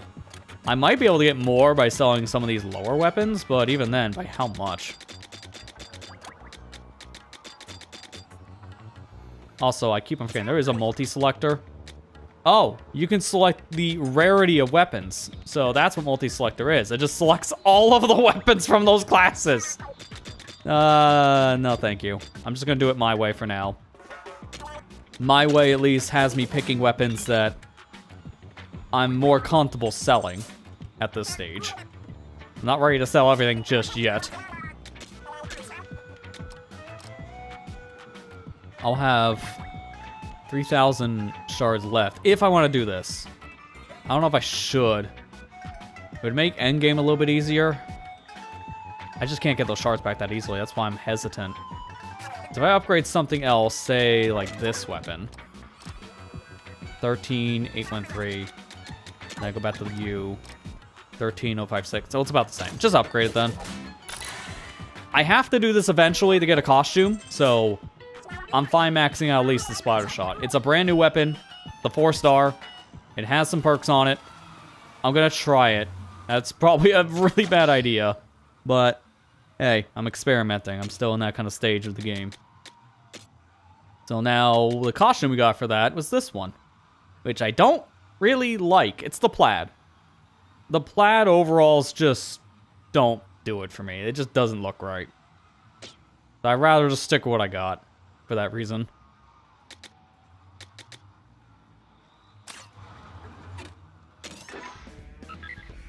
I'm gonna have to go back to the workbench, but that's okay. We'll just open up this area. That's it. Great Salmon Mess Hall. That's the final location here on this map.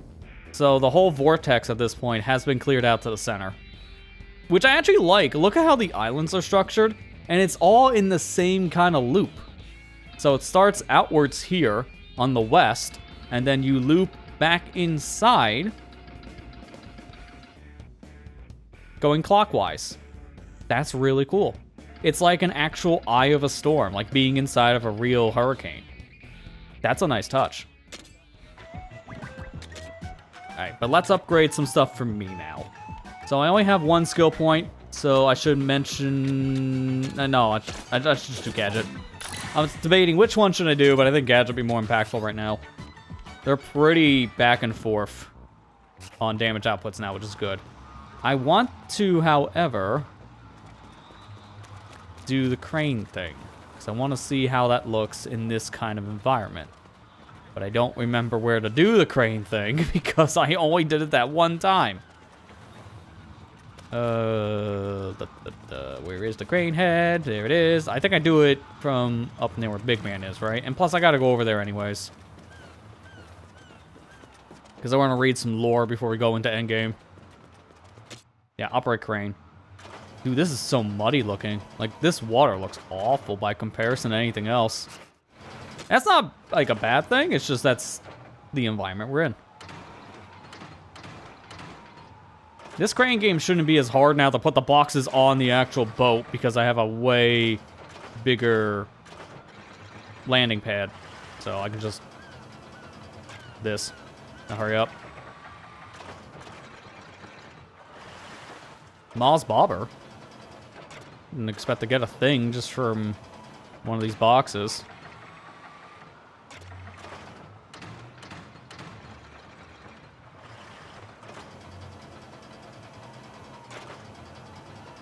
That's how, because I'm dropping it fast, and it's breaking. Steel eel jaw. Too bad when you break it in the water, the box doesn't drop the material. If that's how this was going to be, right?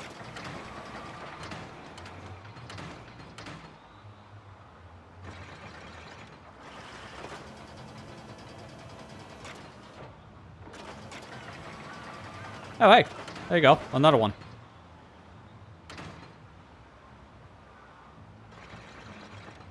This is probably my last box, because I just wanted to see how this environment looked.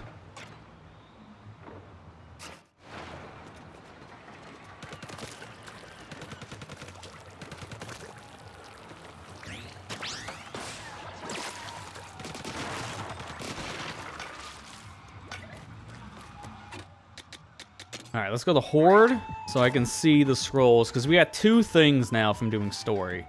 So this is the constellation of the 3-headed monster. Constellation projected in Kohala Temple. Depicts a frightening monster with 3 large heads. And then the final notes.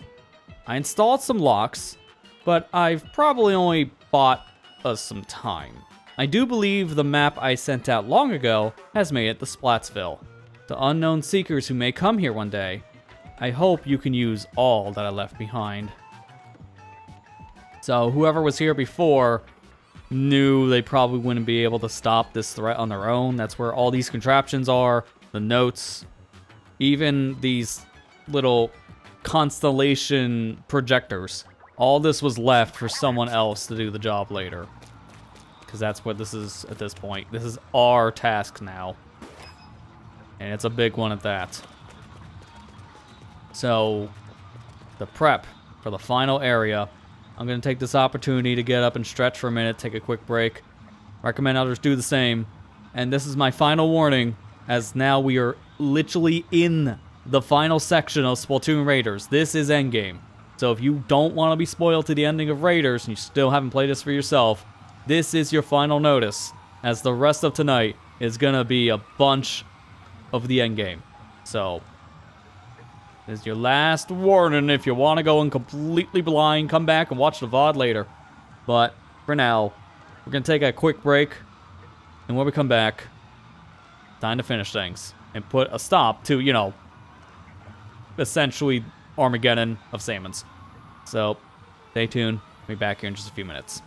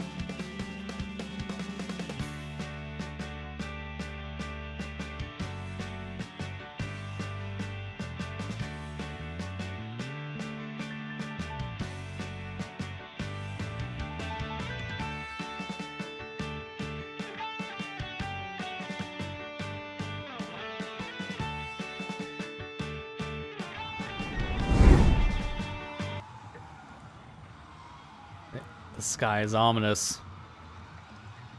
That means it's time to end things.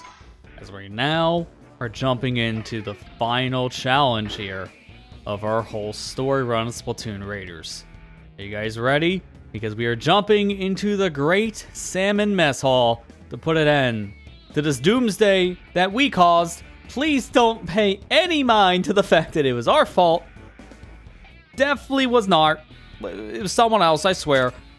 We're cleaning up their mess. Sea surface. Let's start this.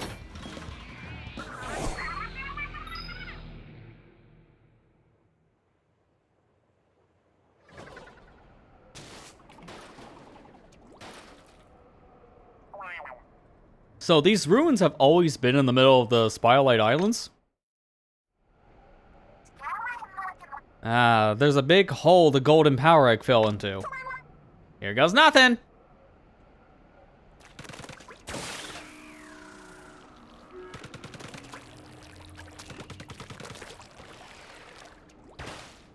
Even this is gonna have collectibles, huh? Am I not surprised?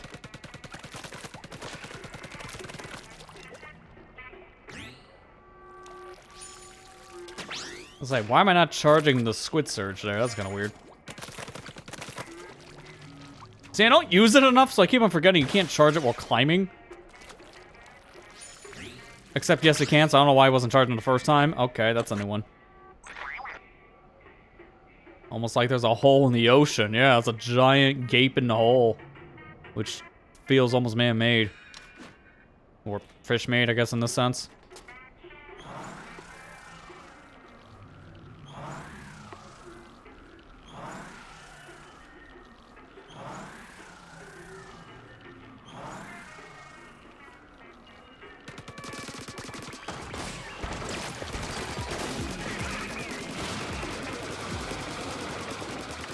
Good thing I powered my gun.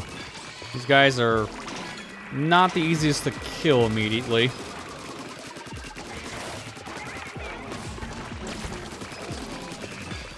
There we go. Now, dropping 3 power eggs, that does tell me those fish are pretty beefy.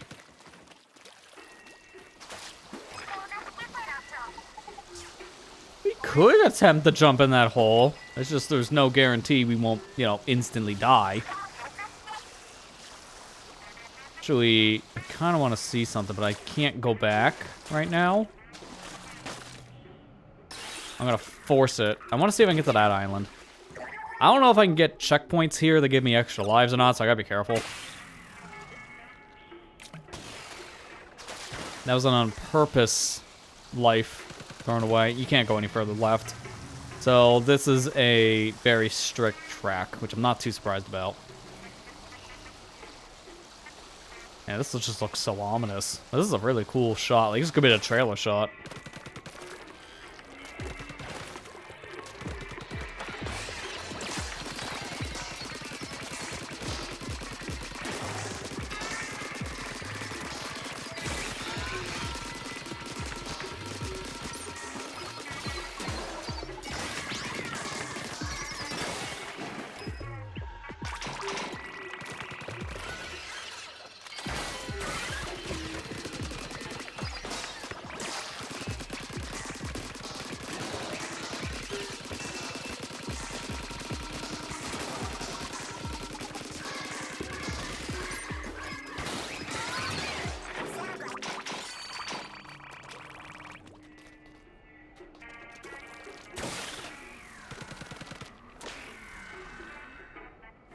Oh, you can't stand on this.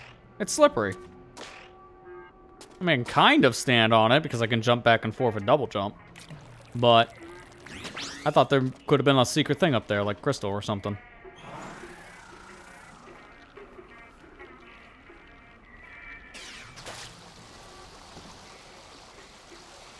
I can't use my special here. I gotta wait.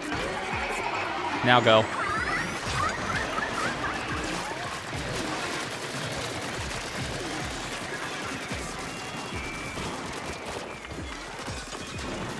Really is feeling like Shiver is the least useful of the 3 for a special because she's just a Reef Slider, and Reef Slider alone was not good to begin with in Splatoon 3. Even during the beta of it, when we got to play it during that global test fire stuff, it's still, even back then, was considered bad. And then it got worse over time, which is kind of ironic. You think a special would get better? No, somehow it got worse. It got some stuff that made it slightly better, with like cheesing certain specials and like zones and such, but that's about it. Special was still very easy to kill and sometimes amount to nothing.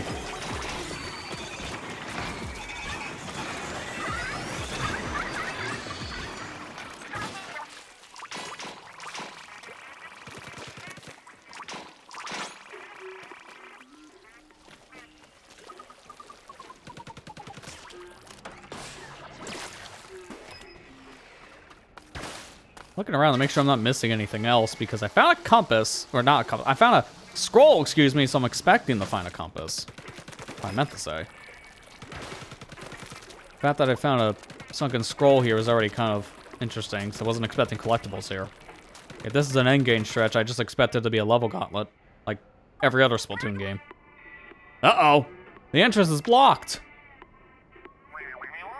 I think it connects to that big hole beneath us, but what's stopping us from making our own entrance? Good point. All we need is to drill through the floor right here. Exactly. Then you can go chase down that golden power egg. Sounds like a plan. But there'll be a lot of Salmonites inside. Let's get ourselves fully prepped before we go. Ah, so it's a... Hang on. Before you go any further, prepare before you hit a point of no return. That's pretty much what I read out of that. They automatically sent me back, so I didn't even get a treasure or anything. Oh, wait a minute, though. Good news. Pardon this is out of the blue, but do you have any interest in live performances or stage shows? I know we're kind of in the middle of something here, like Doomsday, but I would love to talk music. I thought someone with your talents could make me a transforming stage with special lighting tricks. Why the cold stare? This is crueler than a no. You know, that would have been, oh, kidding, of course. Not about the work, though. If you're interested in that kind of thing, consider my offer. You've done a lot for me. So if you're ever looking for work, I'll be happy to provide. I got clout in Splatsville, you know. You're looking at the next head of the Ho-Ho-Ju clan. Though, even once I take up the mantle, I'll be reluctant to break my ties with Deep Cut. Kidding, of course. Yes, a joke. No need to repeat these silly sentiments to Fry or Big Man. Say, mechanic, if the constant raiding ever wears on you, I have a great song to relax to. I'll have Big Man play it on the hideout ship on occasion, so you can let it wash over you. So that's another one down. Now next I'm swapping back to the Big Man to get a bond with him. And here's her special song. Which is still kind of hard to hear anyways compared to everything else going on. But yeah, we're done with you for the moment. I gotta use a special a little more fancied with, and it's either Fry or Big Man I kind of been leaning towards. Mori Storm is really good. It's like your own Ink Strikes and Tenta Missiles. Manta Dance is just a good power special at that point. It just does a lot of damage, especially if you just mash L and R. But Shivers is extremely situational. I've been feeling in a lot of cases. It's just the Reef Slider of this game, which is why I'm just kind of mixed on it. My tank is also almost leveled up too, so that's cool. But let's go to the Horde, because I want to read that set of scrolls we just got. First things first, the one for the level. Ruins in the Sea. It appears to be a complex that can only be entered on special days, and only by Salmonites who have completed some sort of training. I saw large Salmonites enter in droves, carrying something that seemed important. Perhaps I can get a peek inside if I were to sneakily tag along after them. And finally, a very interesting set of magazines here. A new face choose the scenery. A terrifying sea creature dwells under the O.R.C.A house. So this is essentially just opera. Sing, my lovely sea angel. Song alone keeps us afloat. I am undone. Unshelled by my love's buccal cone. She honestly kind of has like this two-tone face look that is kind of actually reminding me from a character from... Oh, which one is it I'm thinking of right away? Because this is almost like Tuxedo Mask from Sailor Moon. Like, kind of the coloring of the mask itself. But, there's another character I was thinking of.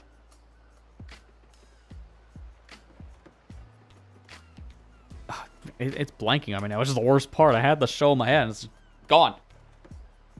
Thankfully, it's in my watch list of stuff, so I can literally just tell you. I think it's Kozuna. I think it's based off of one of the generals from that. That's what it looks like. Yeah, that's the show I was thinking of, Kozuna. Which is a fantastic anime. I recommend anyone watch that if they just want a good laugh, because the show is hilarious. Konosuba is legitimately one of my favorite shows. It's just so good. And it's still going. I just don't know how long it's going to take. I think the manga's supposed to be done, but the anime is way behind. So, I don't know how much longer that's going to be. Alright, just clear like a very tiny bit of fog. Like the smallest smidge of fog. It looks like that's all that's here. No compass. It's just going to be the scroll. Danger of 37. Ha, we'll be fine. Let's go in.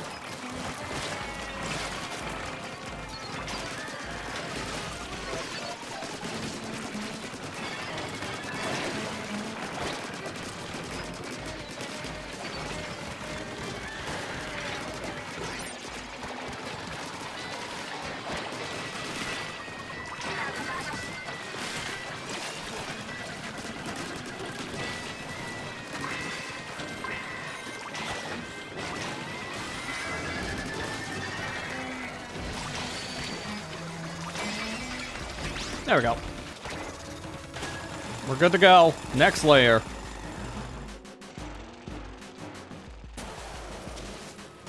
Turn this up a little bit.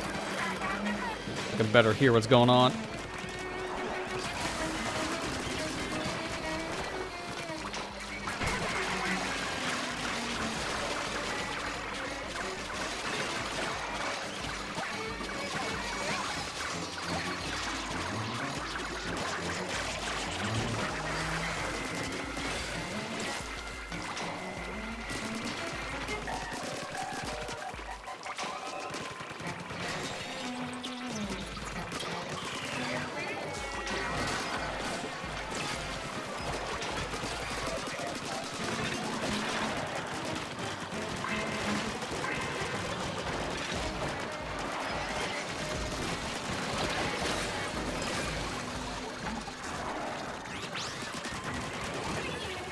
I was afraid of the smoke getting me there. I don't know if I'm gonna have enough time here at this rate, because I only have about 10 seconds left, and I need a good amount of power still. I might have to actually grind a little bit for my levels at this rate.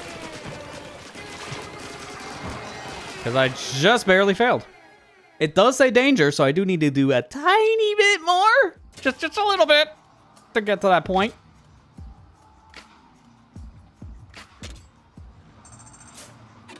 I could try it again, see if we can possibly do better the second time, because this is a decent way of me getting levels anyways. So I'll try it again, and then I can make that decision after the fact if we want to go back to our previous level and do a spicy mission or something to get our level up. I can get help from other people, which will throw me a little bit more in the deep end, and maybe that'll give me some extra leveling as well. There's another thing I can do. If I'm not going to do it for a mission I haven't cleared myself, I want to clear these missions on my own first before I actually ask for any help. I appreciate it being an option. That's a really nice thing to have.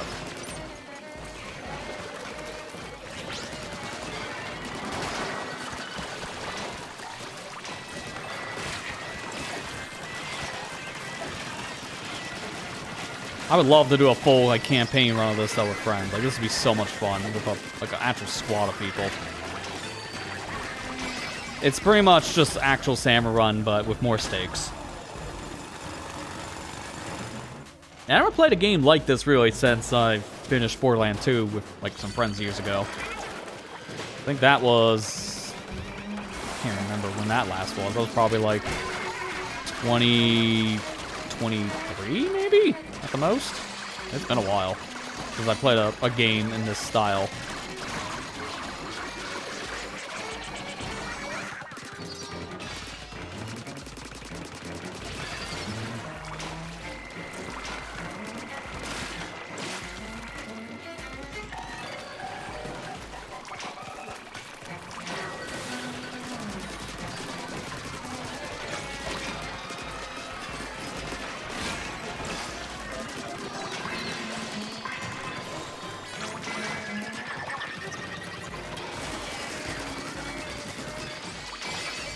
Okay, we're doing way better now, and I have not gotten a single level, so I just got really unlucky last time. Sub-level 2 wasn't that bad this time around. Oh, we got the double feature here, the season combo.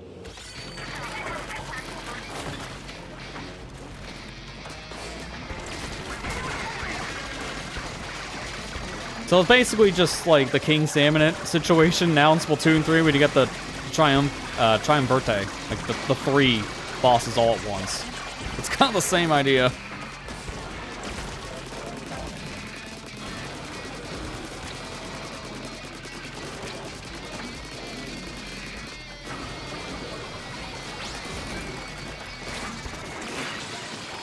Mine's down. This is the harder one, I think. Oh, no, that's just a standard steelhead. Never mind. I'm looking for the bigger one.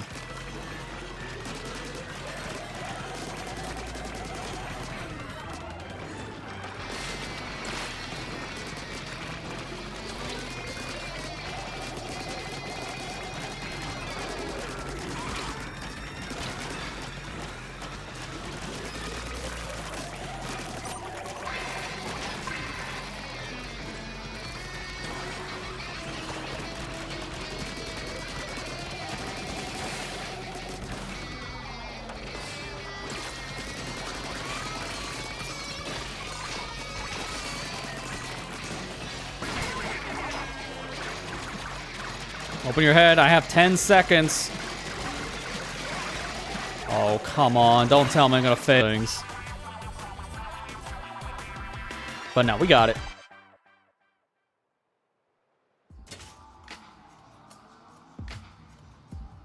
Man, it's just downpour for all 5 seconds, because I thought I heard it from the raid, all the sounds appearing, because there's like 100 salmon. No, it's raining outside. It stopped. I'm getting kind of annoyed at that. We've been having a lot of rainstorms that last all of 5 minutes. But there's like a engulfing storm on a radar that's like 6 hours long. So we get like, what, 1% of that rain? I swear. It's like we're living under a dome in this area, because rain just refuses to come by. It's kind of funny and annoying.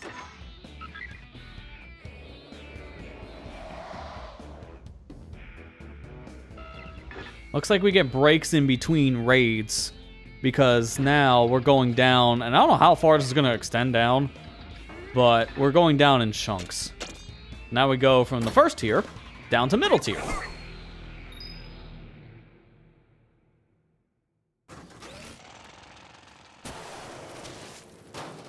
Although, based on the setup I'm seeing, I am now understanding how a certain thing works in post-game, because I heard that there was an endless mode in this. I can see how there could be an endless mode, based on what this level is like.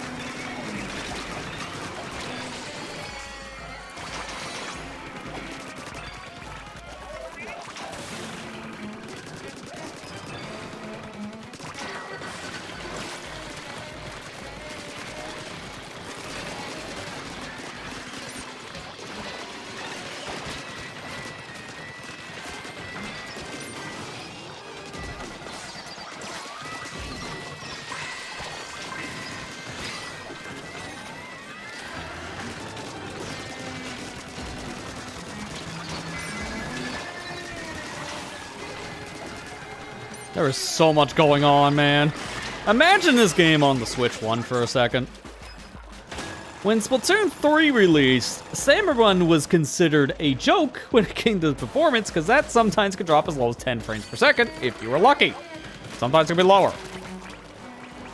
I seen it lower.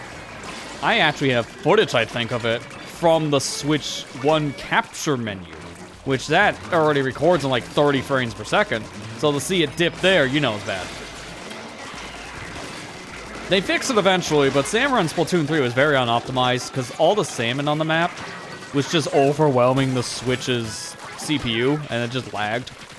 Kind of similar way of like Hyrule Warriors, like Age of Calamity had issues, where the more enemies on the screen, the more the game lagged.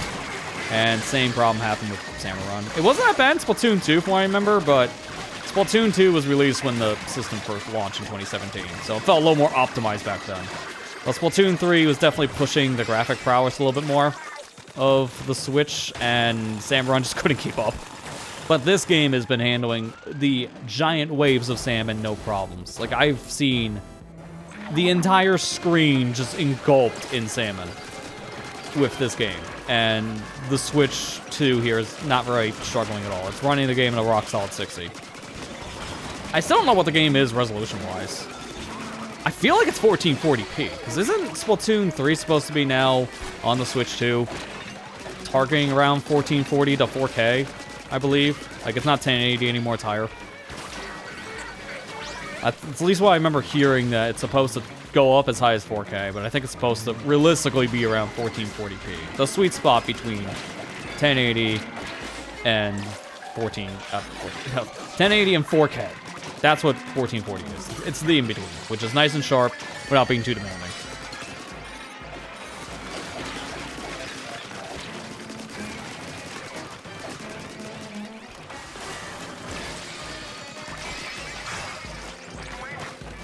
That's a 5-star! That's our first 5-star thing. It's not a weapon. It's a gadget piece, but still, I have not seen a 5-star yet.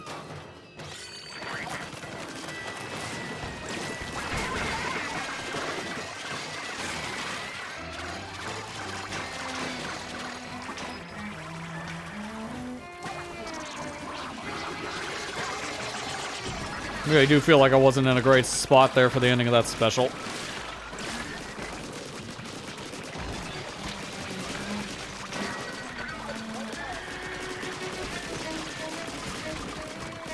I love having these shields.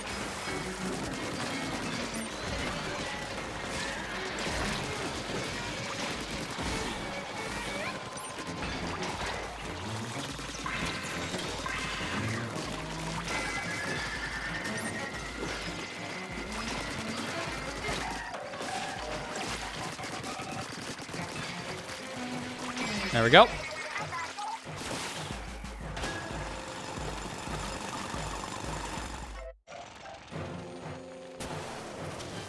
How long is this middle layer? We've been here for a while so far.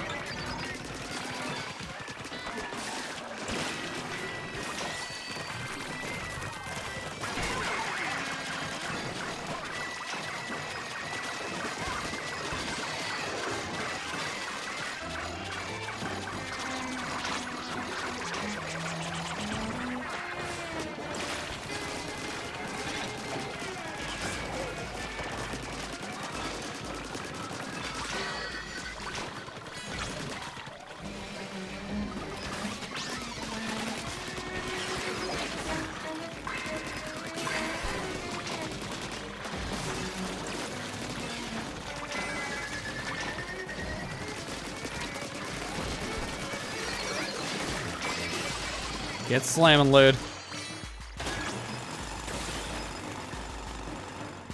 Sub level 10's gotta be when this level ends, right? Because this is a deep layer so far. Oh, wait, hang on. Nope, this is it. Season Trio! This is the Triumvirate, essentially. Because we got 3.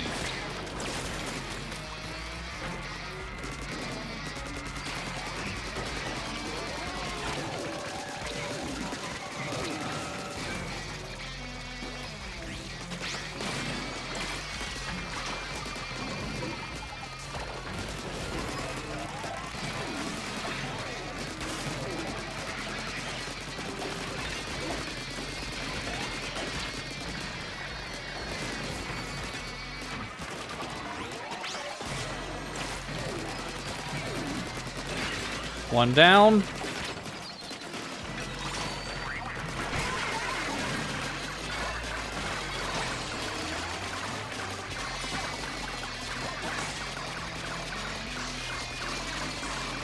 Just keep on mashing, keep on mashing.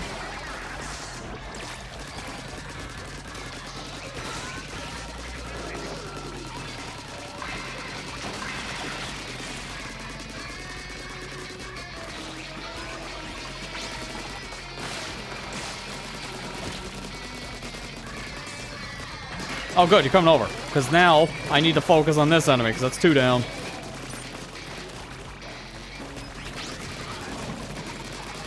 This is actually going to come down to the wire, it feels like. That's if we can do this. Because, dude, I would hate to fail here. But it doesn't look like I have much of a choice. We were at the literal last floor, and I just didn't have enough damage. That's the problem. I'm going into these raids a tiny bit underleveled. So I have to kind of deal with that. Slash damage up is 5-star. I'm definitely equipping that. But my power gear also is leveled. And same for Big Man. Is it just me?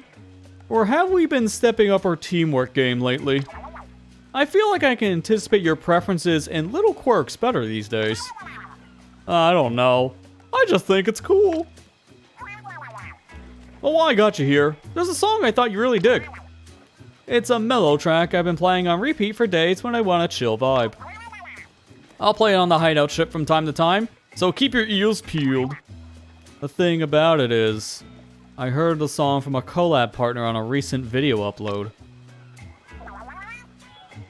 Forget I said that. No, seriously, I said nothing, and I was never here. Whatever you do, don't tell Shiver and Fry I've been uploading videos. That could stay a secret between you and me. He didn't tell us his screen name, though. I think he'll be safe. How dare he upload videos to the internet? The heathen. It's not like I would ever do that. Right? Nah. Nah, I'll just stick to streaming, apparently.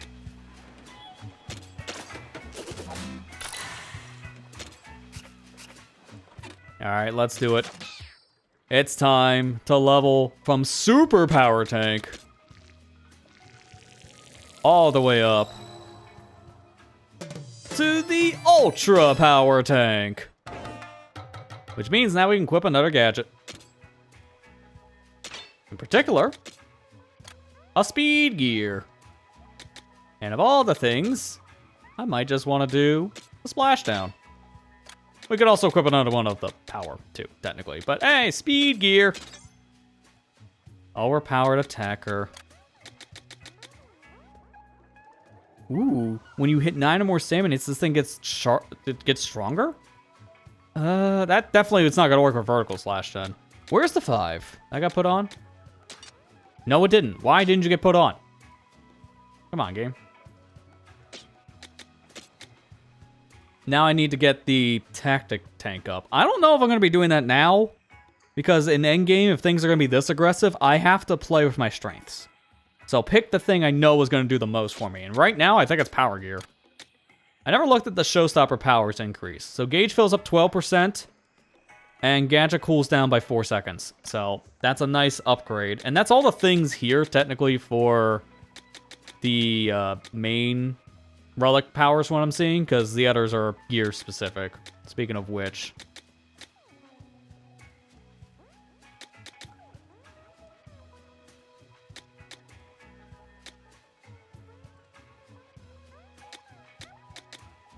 %, 30% of ink nearby. I think I'd rather do 20% damage up compared to the close combat one. I like double jump. Damage reduced is good. The only thing I would have, I guess, by comparison would probably be maybe something like a swim or an HP up, but I think I'm better at what I have.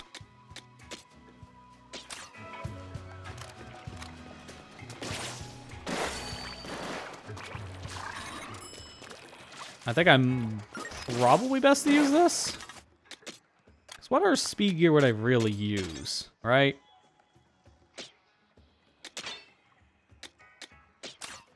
Would it be... No, not that. No, that's the worst one. I thought I had makeshift zipcast. I don't know if that would be any better. No, I think the we fly in the air splashdown. That's better. So give me blast boot.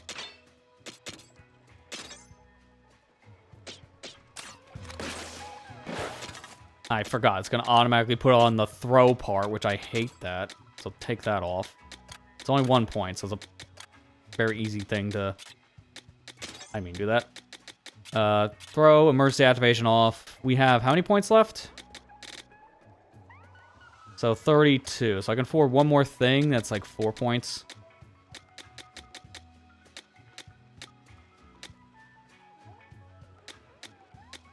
But nothing else is really useful, actually.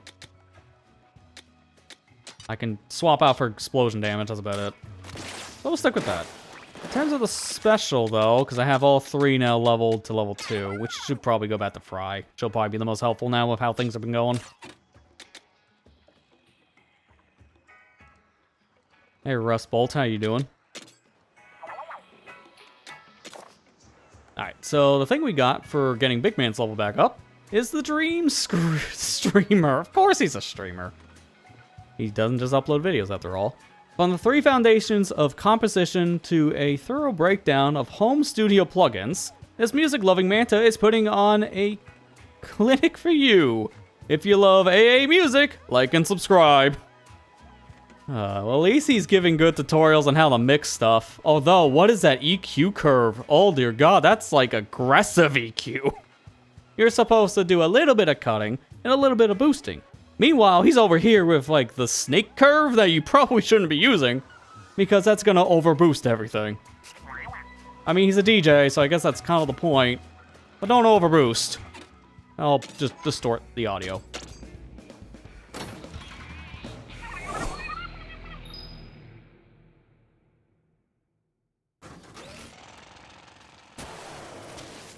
Alright, now we have a leveled up power core and such. Let's try this again.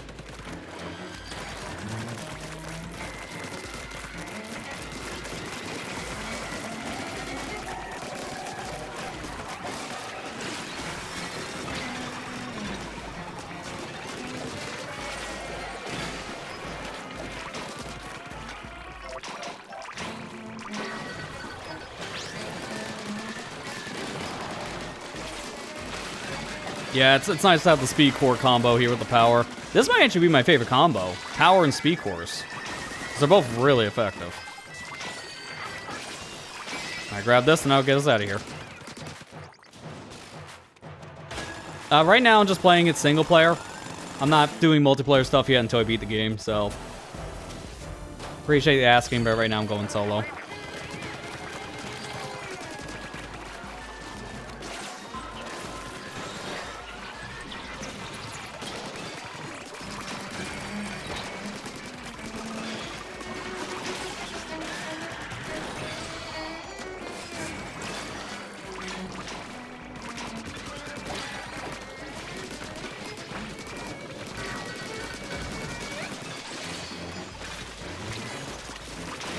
Do I use it now? I guess so.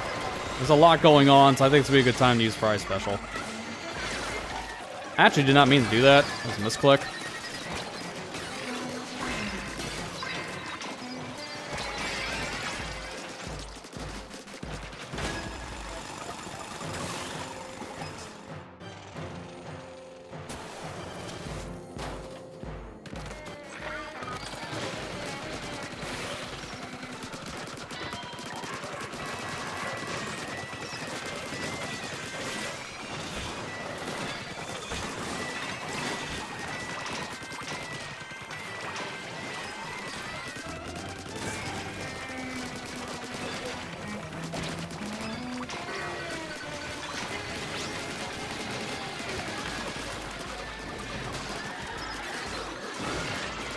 I'm just imagining all this chaos right now on Switch 1. I could just hear the console screaming in my head.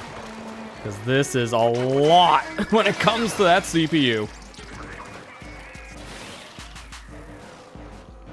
At first, I didn't really get why this game had to be a Switch 2 exclusive, but then actually playing it, I'm like, yeah, no, this wouldn't have worked on Switch 1. I'm actually glad it's exclusive now.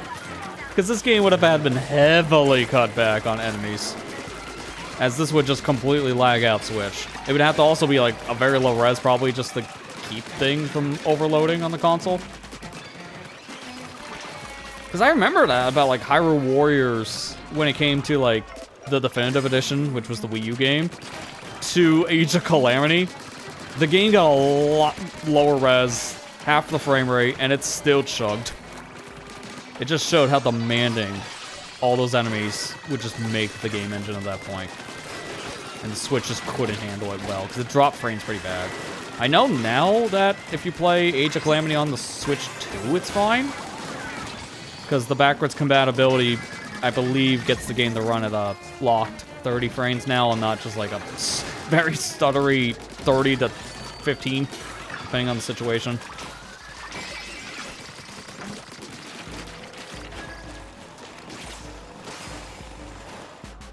I still need to try the newer one, the Age of Imprisonment. I heard nobody talk about Imprisonment. Like, that game just fell off the second it released. I think it's just because it released at a really packed time last year. Because a lot of games, even for the Switch 2, were coming out in November. So it was just kind of sandwiched between a lot of other releases. And because of that, it just went just under the radar. I didn't even pick it up. Like, I have it now. I got it more recently, but I did not pick it up when it first came out. Because I just didn't have the time to play it. And I figured I'll get Age of Imprisonment later. And I was rewarded for that, because I was able to get it for a little bit cheaper than MSRP, so that was good. But I still, like, haven't really had an interest to try it yet, just because I have other things I want to play. And I'm still, even though it's been like 5 years, I still almost feel burnt out a little bit from just playing the last one.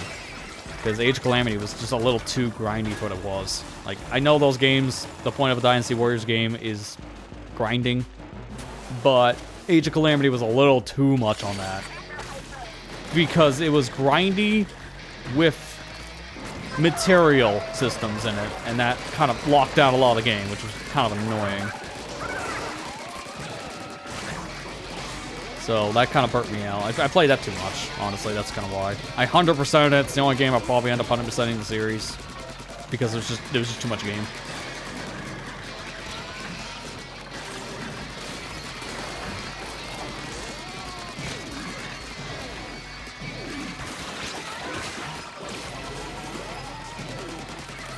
I also didn't do a great thing that year, because I played 100% Age of Calamity and Breath of the Wild back to back, which was not a good idea.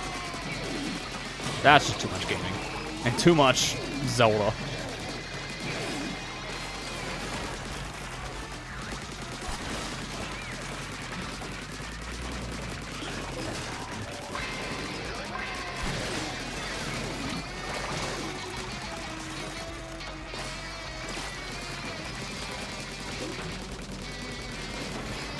Oh, come on. There you go. I was going to say, just a little bit more. And that's it. Alright, I don't know what happened with the big shot, but maybe my blades killed it or fried it. Either way, we're done. That was the medium one. Jeez, I can't imagine what the next layer is going to look like, because that was a lot to begin with. A lot of crystals. I can use more of those. And we got more 4-star things, too. Explosive Jump and Overcharge. So I'm definitely going to look to see if I can equip those.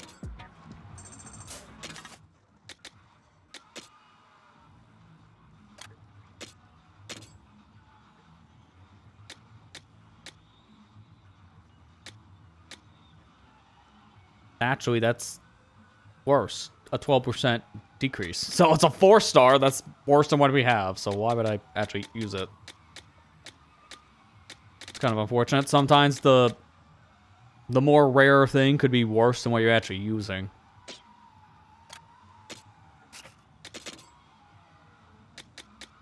This is still pretty much set in the way I want. If anything, maybe I will start using Vertical Slash soon enough, but I don't have the space for it.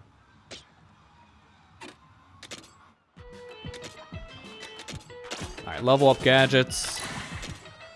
At this point now, the gadgets are leveled higher than my weapon. My weapon damage is the actual, like, worst of the 4.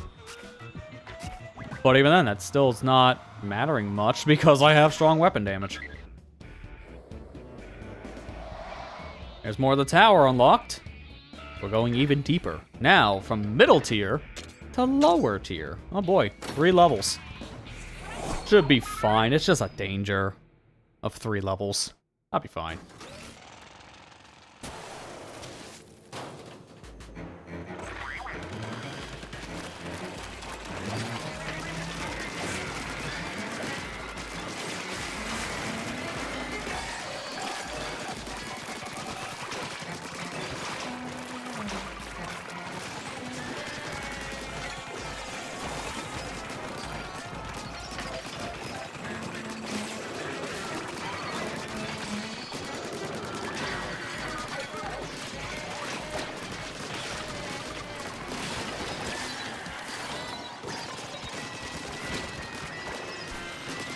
This is really a chaotic corner.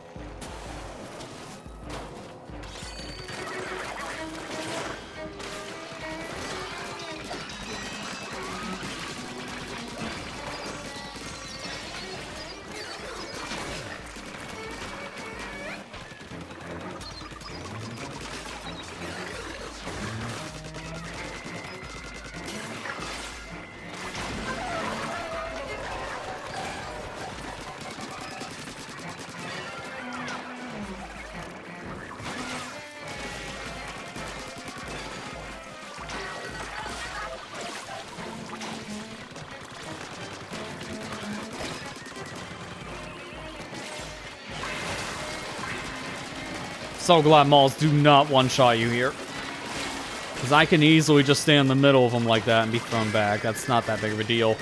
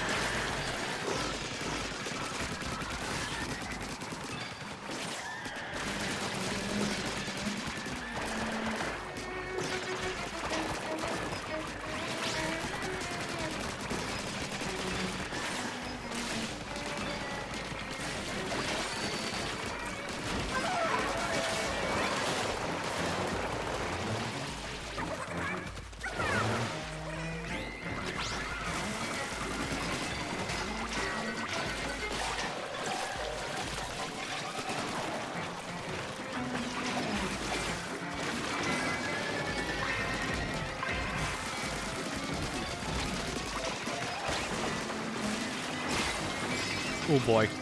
Okay, no, we're good. We're good. It's full, so I don't have to worry about dying. I was in danger there, and there was that many salmons around me. That was getting a little scary, but I'm good.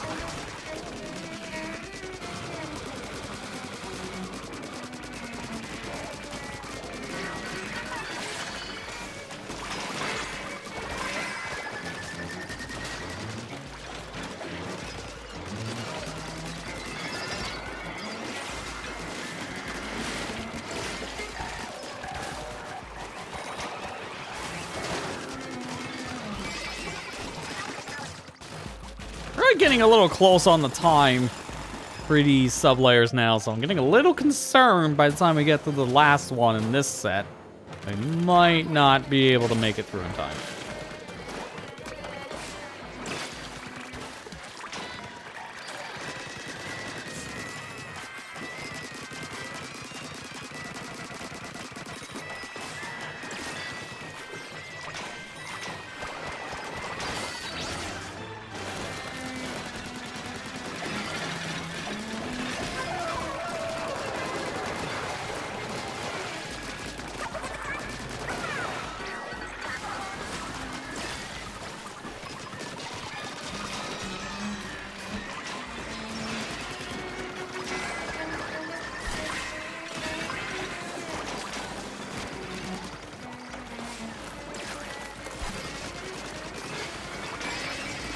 There we go, we're good. If I finish around 20 seconds or so, I won't feel that bad about how long we're taking. I'm just gonna be a little worried about how long some of this can take.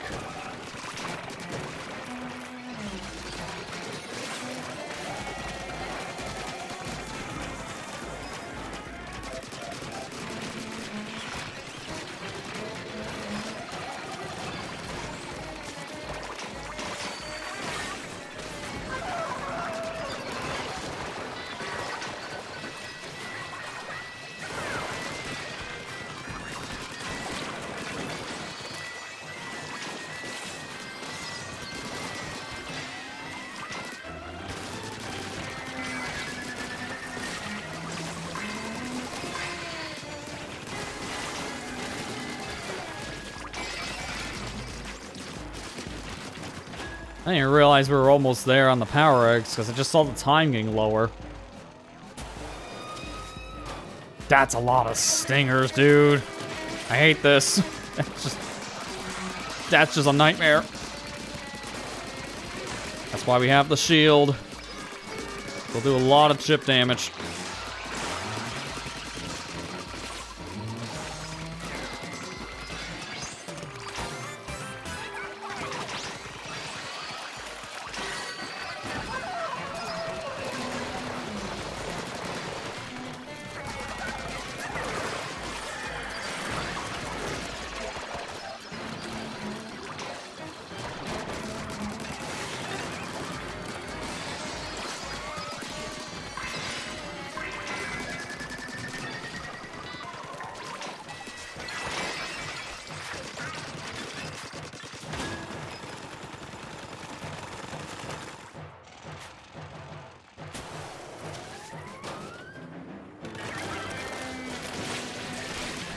I got the bombs immediately, because I just don't want to be dealing with that kind of enemy. Oh, here's the big malls.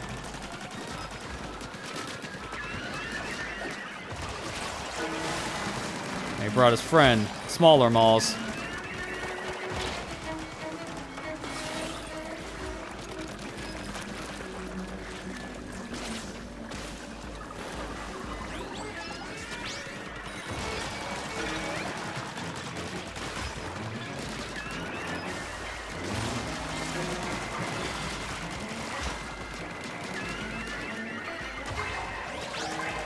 This is really bad, because these things aren't taking any damage.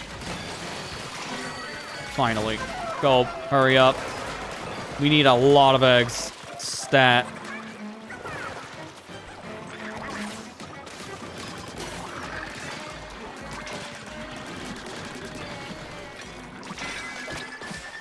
Come on, we're just about there.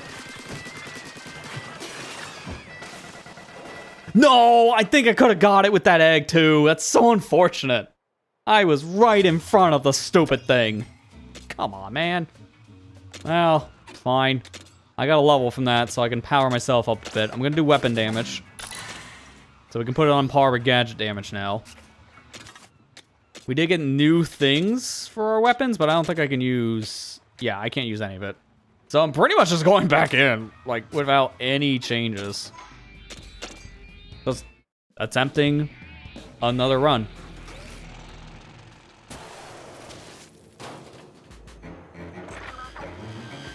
I keep forgetting how fast this game is going to load. Again, I'm on a physical copy of the game, so I'm not expecting it to load as fast as it is into these raids.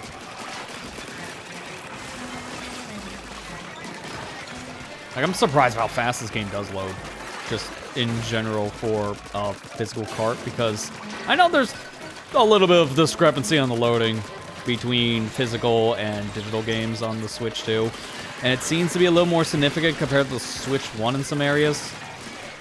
It depends on the game from what I've seen, because, what was it, Mario Kart World was like the one everyone tested on launch, and the digital copy was like 18 seconds, and the physical was like 22 seconds, something like that. So it's not a massive difference, but that was still like, what is that, like 15, 20% slower or something like that.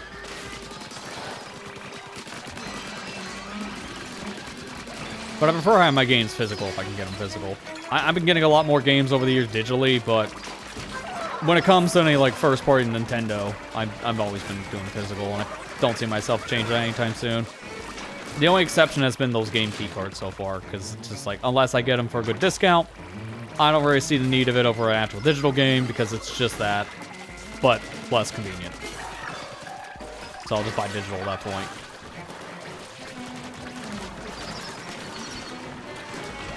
Like for Sonic X Shadow Generations on the Switch 2 in particular, when I had to get footage of that game, I did get it on the Switch 2 at like a reduced rate. I got it on sale, and it was cheaper to get it on the actual eShop, I believe, than on the cart still, which was kind of insane to think about. Getting the whole thing for 20 bucks, and I saw the game key card still at like 50. So like, then there's no point. I don't hate game key cards. I just, at this point, I've said it probably a million times on these streams. If they're the same price between physical and digital at that point, the game key cards don't serve as much of a purpose when they don't have anything on the cartridge, minus just the unlock key. So it's not as convenient as digital. It's not as forever as physical. Then there's not much of a point. That's just how I've seen it. It's a good middle ground compared to having nothing. Like, I'd rather have that in a code in a box. I'm just not the demographic for a game key card.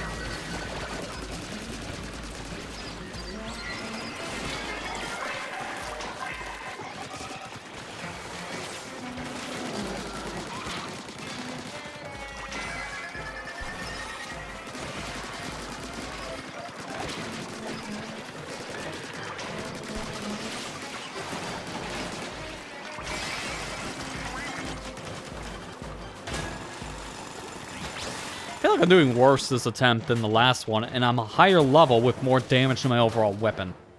That's saying something.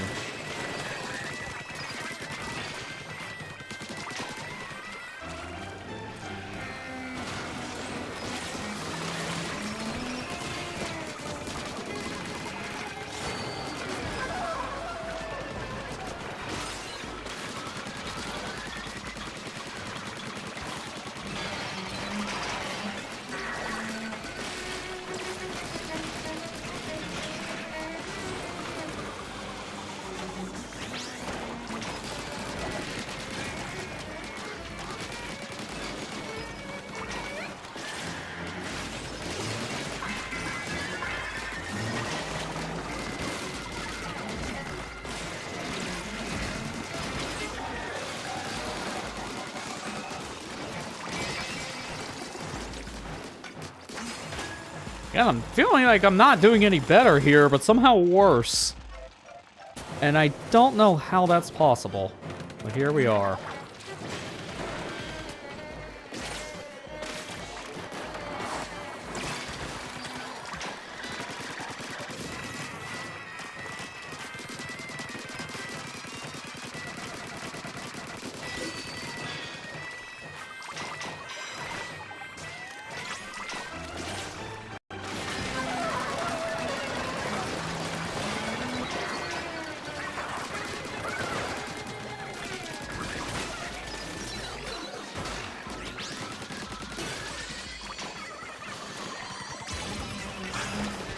A 5-star weapon! That's our first 5-star weapon! Ooh, that's gonna be really nice to use for the Zen game section. If I'm struggling here with using this splatter shot, then I might look into what that Splatoon is gonna do for me. I prefer they end with a gun, because it's just fast-paced. But if a Splatana is going to do the job, then we might just use that.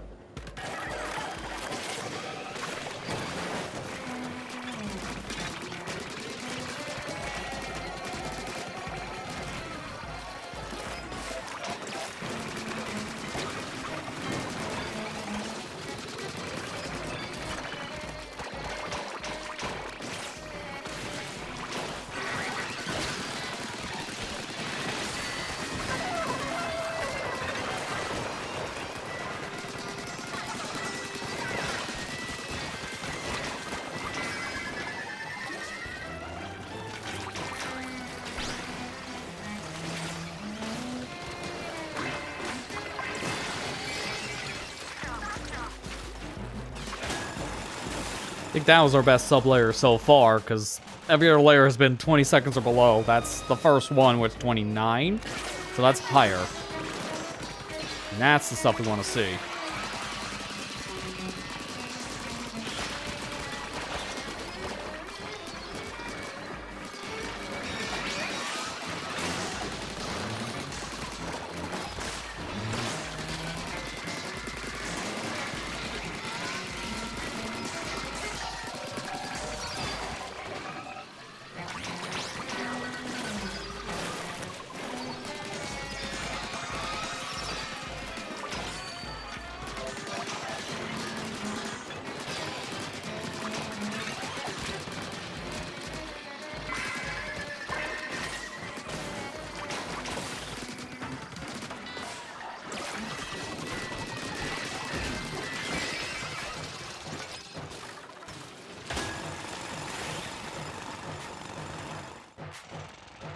Alright, this is the layer last time we struggled on, I believe. Yeah, this is one of the malls.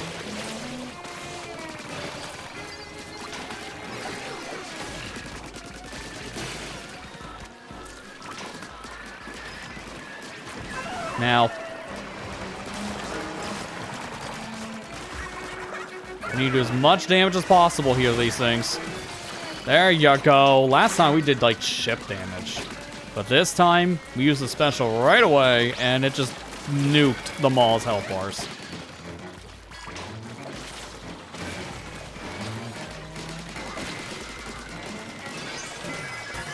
And another level, too. Perfect timing, because now we're going to do more damage near the end. And we finished at another 29 seconds remaining, so we're doing really good.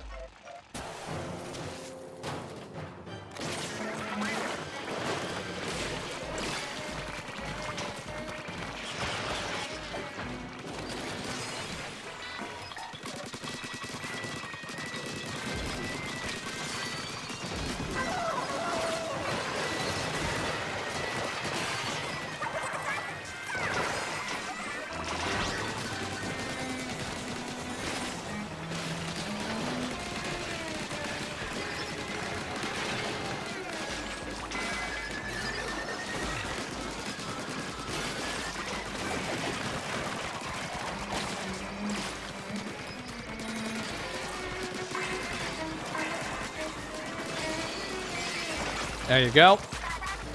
Doing good. I think this is the last sub-layer for this specific raid. Yeah, this is the target one, so this is the last one. Oh boy, get to fight the strong arms. But this guy has been leveled up.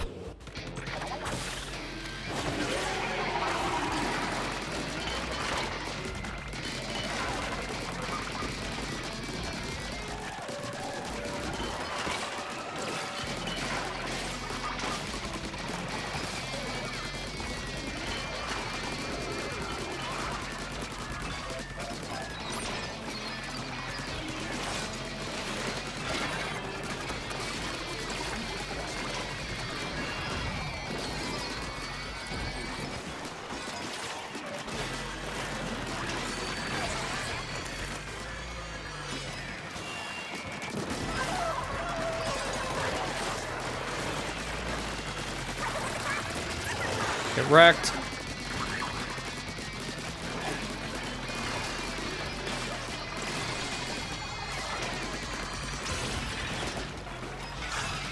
Another level 5 weapon. This time it's a Splatana. Well, not Splatana, Splatling. We got that last time. That's why I said Splatana again. I gotta focus on this guy at this point. There you go. And a 4-star brush. So we're getting some strong weapons here. Love to see it.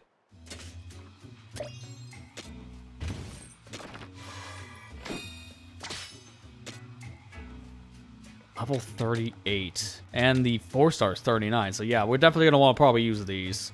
Because right now my weapon isn't this strong, I believe. Wait a minute. Something else going on here. Normally we don't get taken right back to the map. A portal. There it is. That's the bottom. Something's going on down there. Ooh, great work. Just how deep do these ruins go?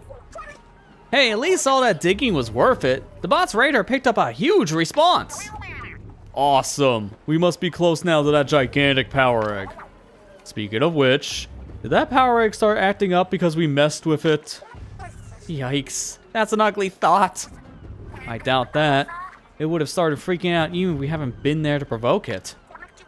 What makes you so sure? A lifetime's experience as a shark tamer. Ah, I getcha. You got a sense for this kind of thing by now, huh? Maybe it's a good thing that we messed with it. Imagine if it happened with no one there to stop it. Hey, that's a great perspective on it.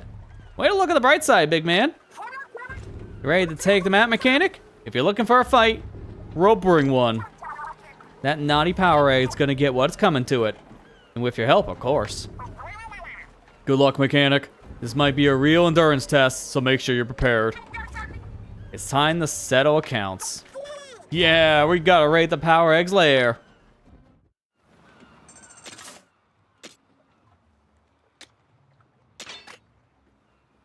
I could do it with this thing, because that's really good. What do we have?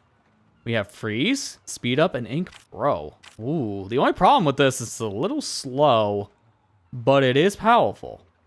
I might try to use it. We also had, where is it?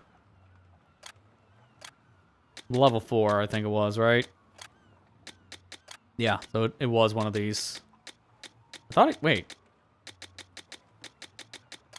I thought I saw another Splatling here. Was it just that one? Or no, I think it was like maybe another brush. I have no idea. Either way, it's the Splatling that's the best weapon we have.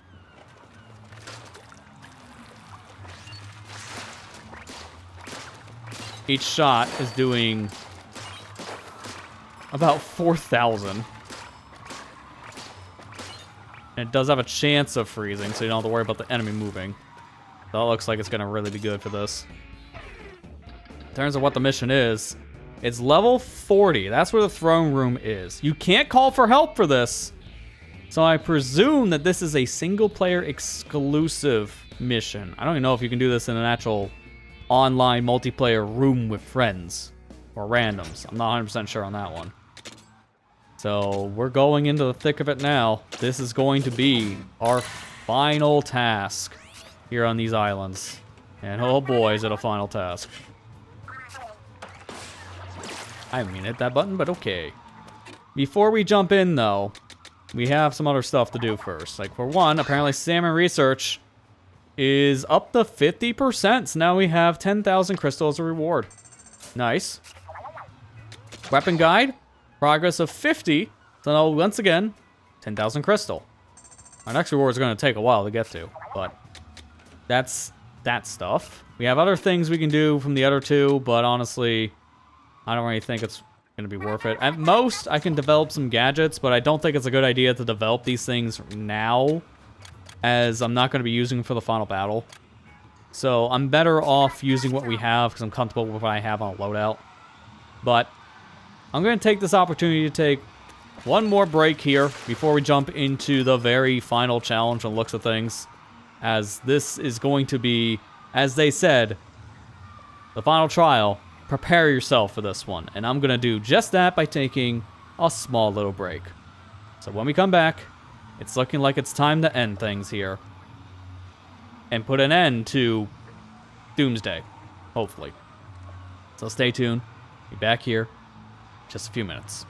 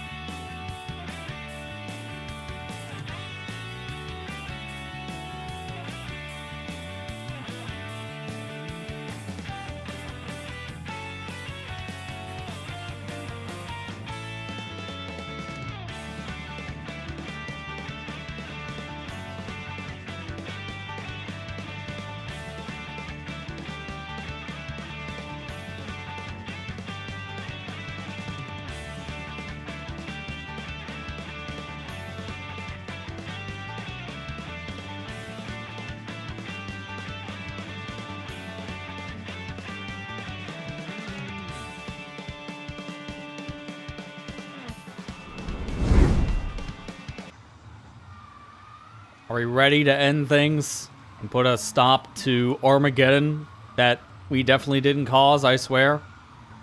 Because it's time. And I was thinking about this while I took the break. We're going to finish with the 4-star splatter shot we have. Here's the reasoning. Even though this is stronger, in a sense, because of the damage it outputs, level 33 plus 5, when you do the math on that one compared to the 38 here, the splatter shot is still technically our strongest weapon in terms of just the raw level alone. So these two are 38 essentially. This is 39, which makes it our highest level technically. But I'm more familiar with a splatter shot. It's one of the weapons I main in the entire Splatoon franchise. Not to mention, it's fast-paced, which we're going to need probably for fighting a boss. And I just think it's poetic because every single player of Splatoon, you main a Splattershot. And you started this game with a Splattershot Junior. So, it's only fitting that we at least attempt the very final level here with a Splattershot.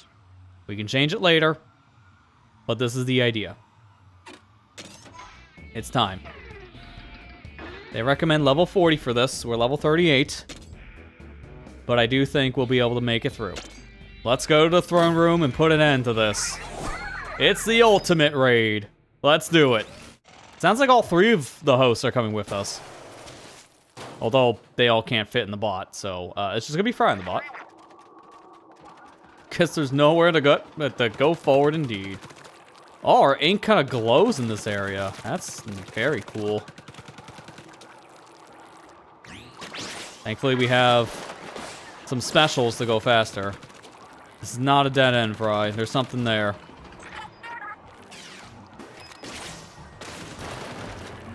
This is that pattern we saw. It's a door. And it opens the way to the giant power egg.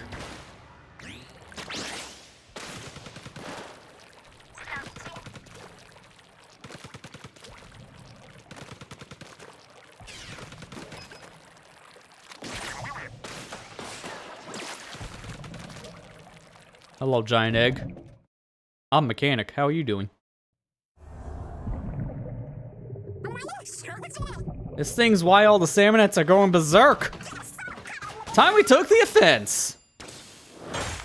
Of all people, of course it would be Fry to just jump in for this one, right? What gives? Why won't this thing work? It won't be that easy, that's why. Because the egg's alive.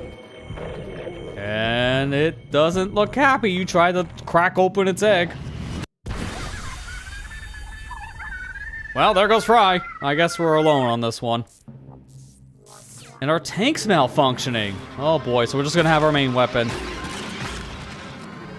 Can't go any further. That's a dead end. This is bad, you don't say, big man. Oh, there's just a random floating surfboard with apparently our gun. Huh, maybe you were just set up for this to only use Splattershot, because that just gave me a Splattershot.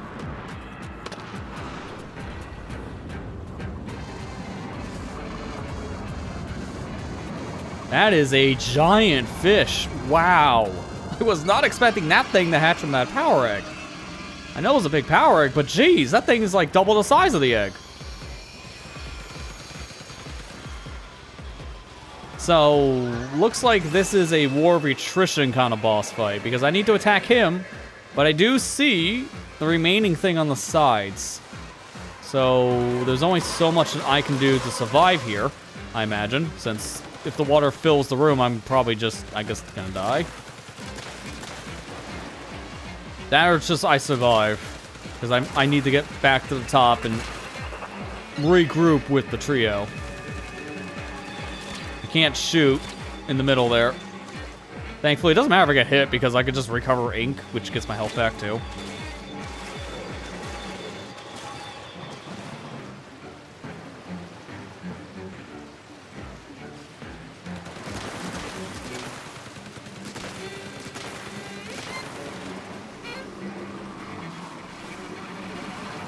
Throwing all the stops at us.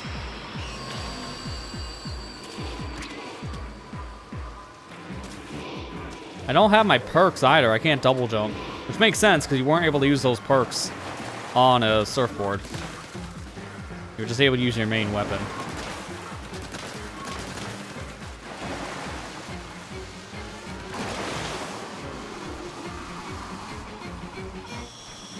I imagine if you die here, it sends you back to the beginning of this phase, which is like all the way down to the remaining like 3,000 level probably.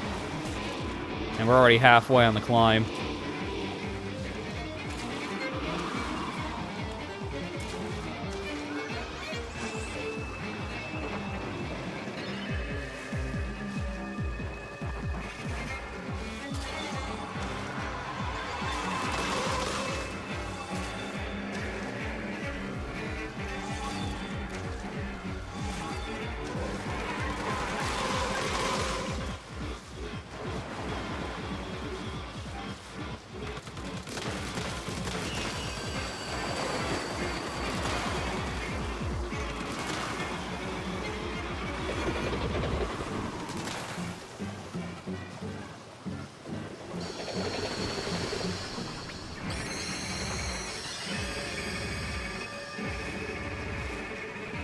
Almost out. Just a little bit more.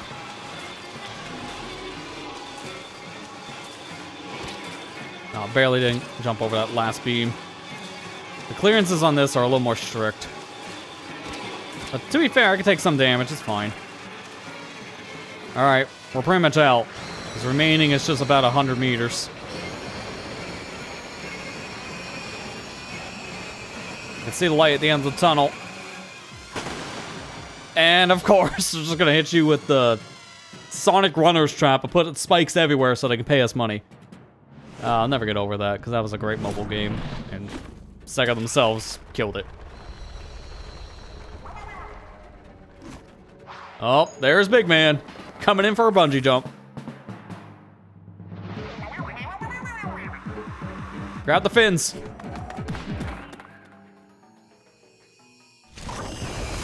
Barely. If we missed that, we would have been fish food. That's the spirit, Big Man. What, just unconscious?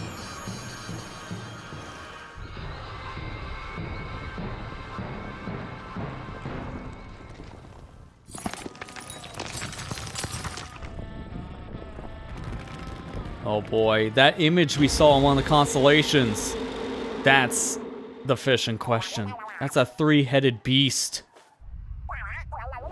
What is that? What's going on? Looks like it extended a special invitation. So we should show the proper gratitude. As a triple threat, we'll return the favor 30 times as fierce. You sure messed up going after us. You'll rule the day for the rest of your afterlife.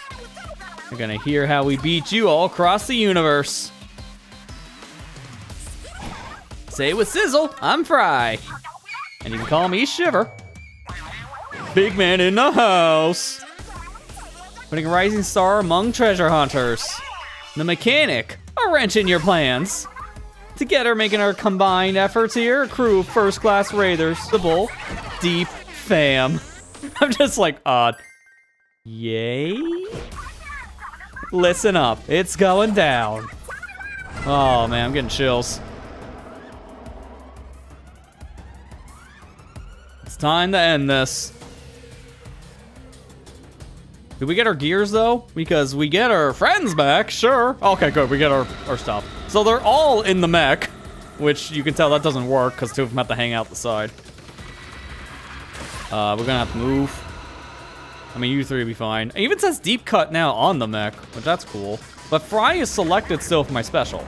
Do they rotate out the special, or you just use the one that you selected going into the mission? That's the only thing I wonder.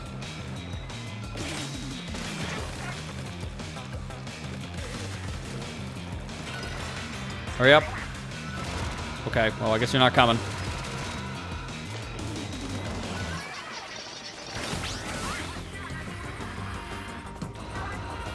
Oh, they're even singing for this, too. Oh, this is really cool. Just like always, the finale of a Splatoon multiplayer, or single-player experience, excuse me, is always bombastic.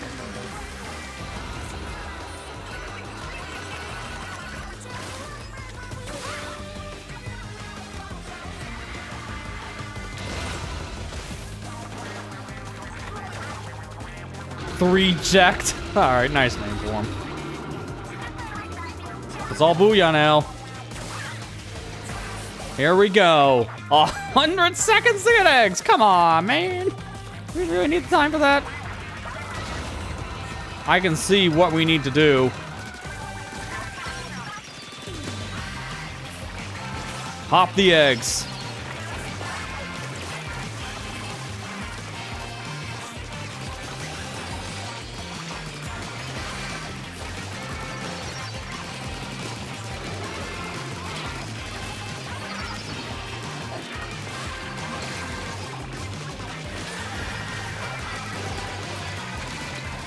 Oh, this is so good.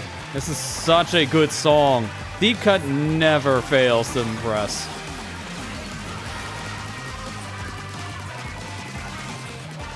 I'm just doing a criminal sin to be talking over a Splatoon song, but I can't help it, man. Kind of what I have to do.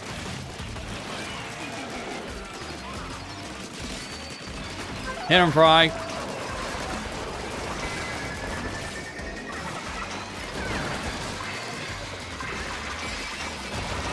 Drill attack, go!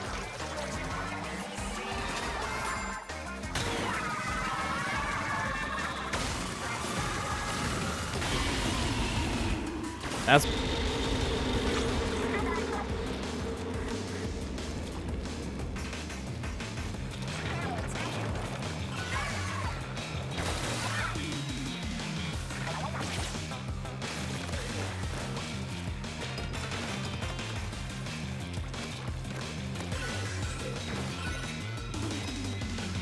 That's close enough.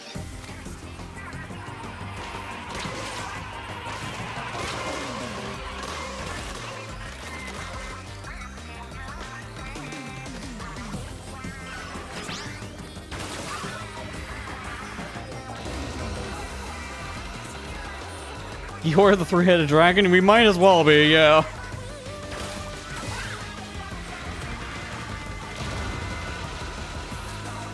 I can make this, right? Yeah, let's go. Double jump into speed gear. That's really good.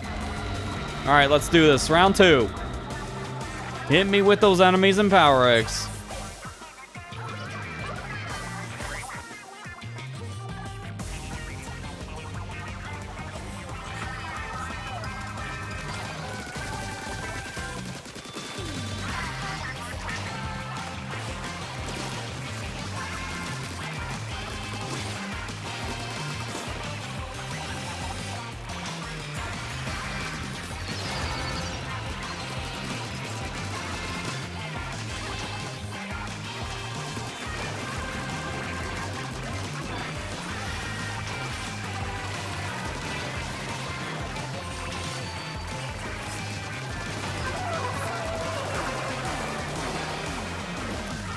Give me all the power eggs.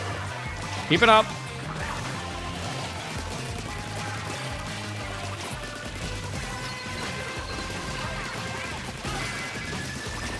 Almost there. Hit it.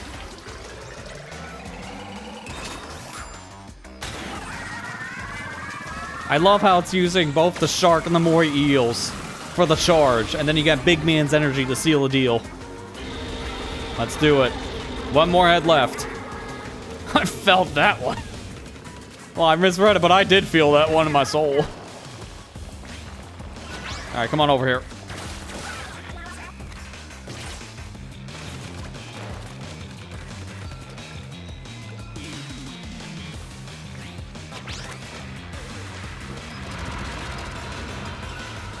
I'm gonna need a little assistance. I'm not climbing that wall on my own.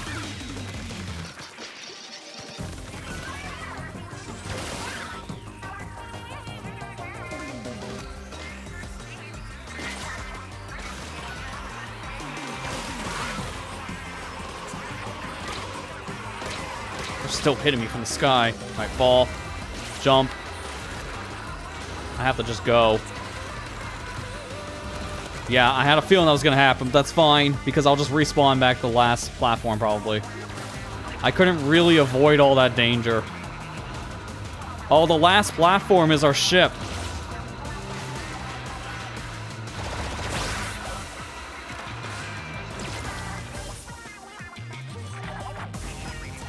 Yeah, this is the test range. You're right on that one, big man.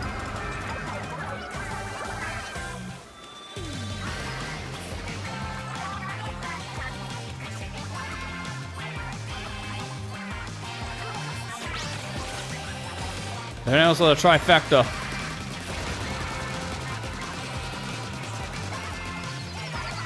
They're not gonna be easy to pop though. They have a lot of health. Oh great, it's this dude. This is not gonna be an easy guy to fight. I just noticed he has splat bombs on his arms. That's one of the weapons he can use. Great. Bombs. Why do you have bombs? We don't.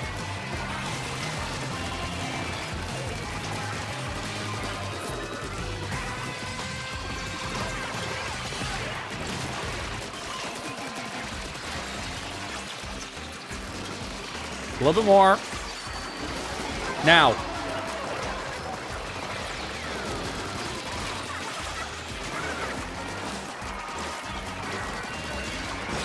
Oh my gosh, I couldn't even see what was going on at one point. I didn't even know I was in danger. We need those eggs. 30 seconds left. We have to hurry, otherwise I don't know what happens here. But we probably get destroyed. There's 2 of them? I didn't realize there's 2 strong arms. Oh, that's bad. That's really bad. We can't fight 2 of these things. We can barely fight 1. I gotta prioritize here. We're gonna have to really push it, but I don't think we're getting it on this attempt. Because we are barely behind. Wait. No, we got it. Let's go. We just barely crossed the threshold at the 5-second mark. Oh, that was so close to failing. That's head number 3.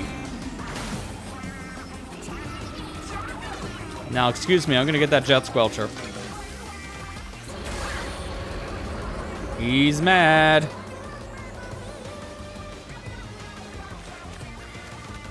What's left? Another round. This time we gotta hit his chest. He's building up energy, which means if that energy is full, you know he's gonna hit us with a laser. There's no enemies coming out. Oh, I see. If we can't do anything from here, we take the fight right to the enemy itself.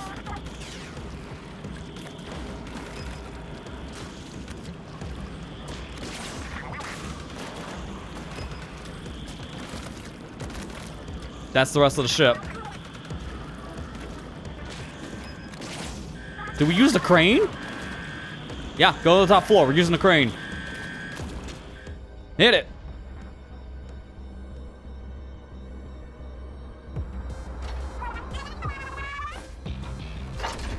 We do what we do best. Drill, baby, drill.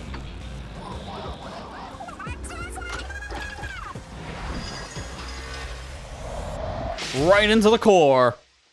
Smash at the bits. They even need 8 power arcs for that.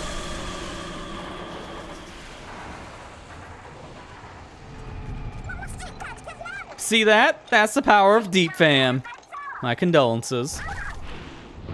Unfortunately, it's one of those classic, if I'm going down, I'm taking it with me moments, because we're stuck to his back. And also, it doesn't seem like he's done yet. In fact, he has his own drill. Great. I think we showed this creature a little too much of our power. Now he wants to mimic it. What's going on? We kind of screwed up. Again. That's what made the tornado that made us crash. Oh man, we're doomed! I got an idea. Let's hit it from above. Get your wiggly butts out here. Come on, eels. Oh yeah, we're doing that. Yep, this is how Splatoon 3 ends. The eels form a ladder. Master Mega gets us the rest of the way.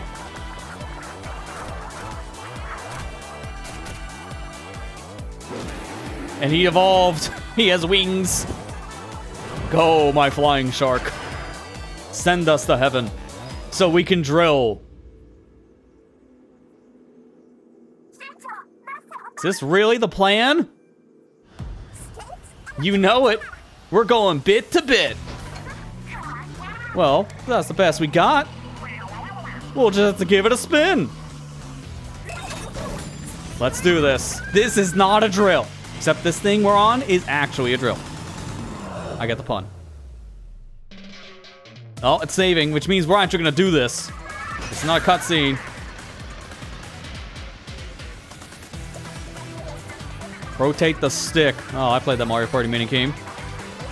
It's pretty forgiving now. I'm barely moving the stick, and it's fine. Like, I'm just doing standard rotations here. Let's keep on rotating. Drill away. Give us those power eggs. Infuse us with the power of the Salmonites. And give us a air horn to boot, because that's Big Man for you. Keep it going. We're getting even more power eggs. We're overpowering this creature's tornado with our own. And that should do it.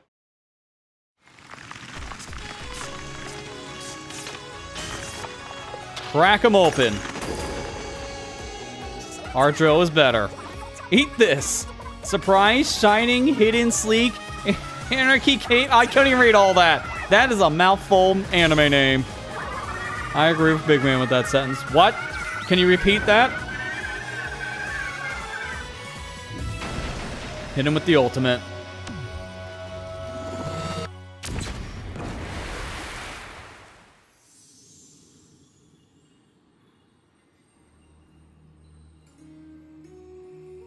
And the lands are saved yet again from a random dude that just showed up one day.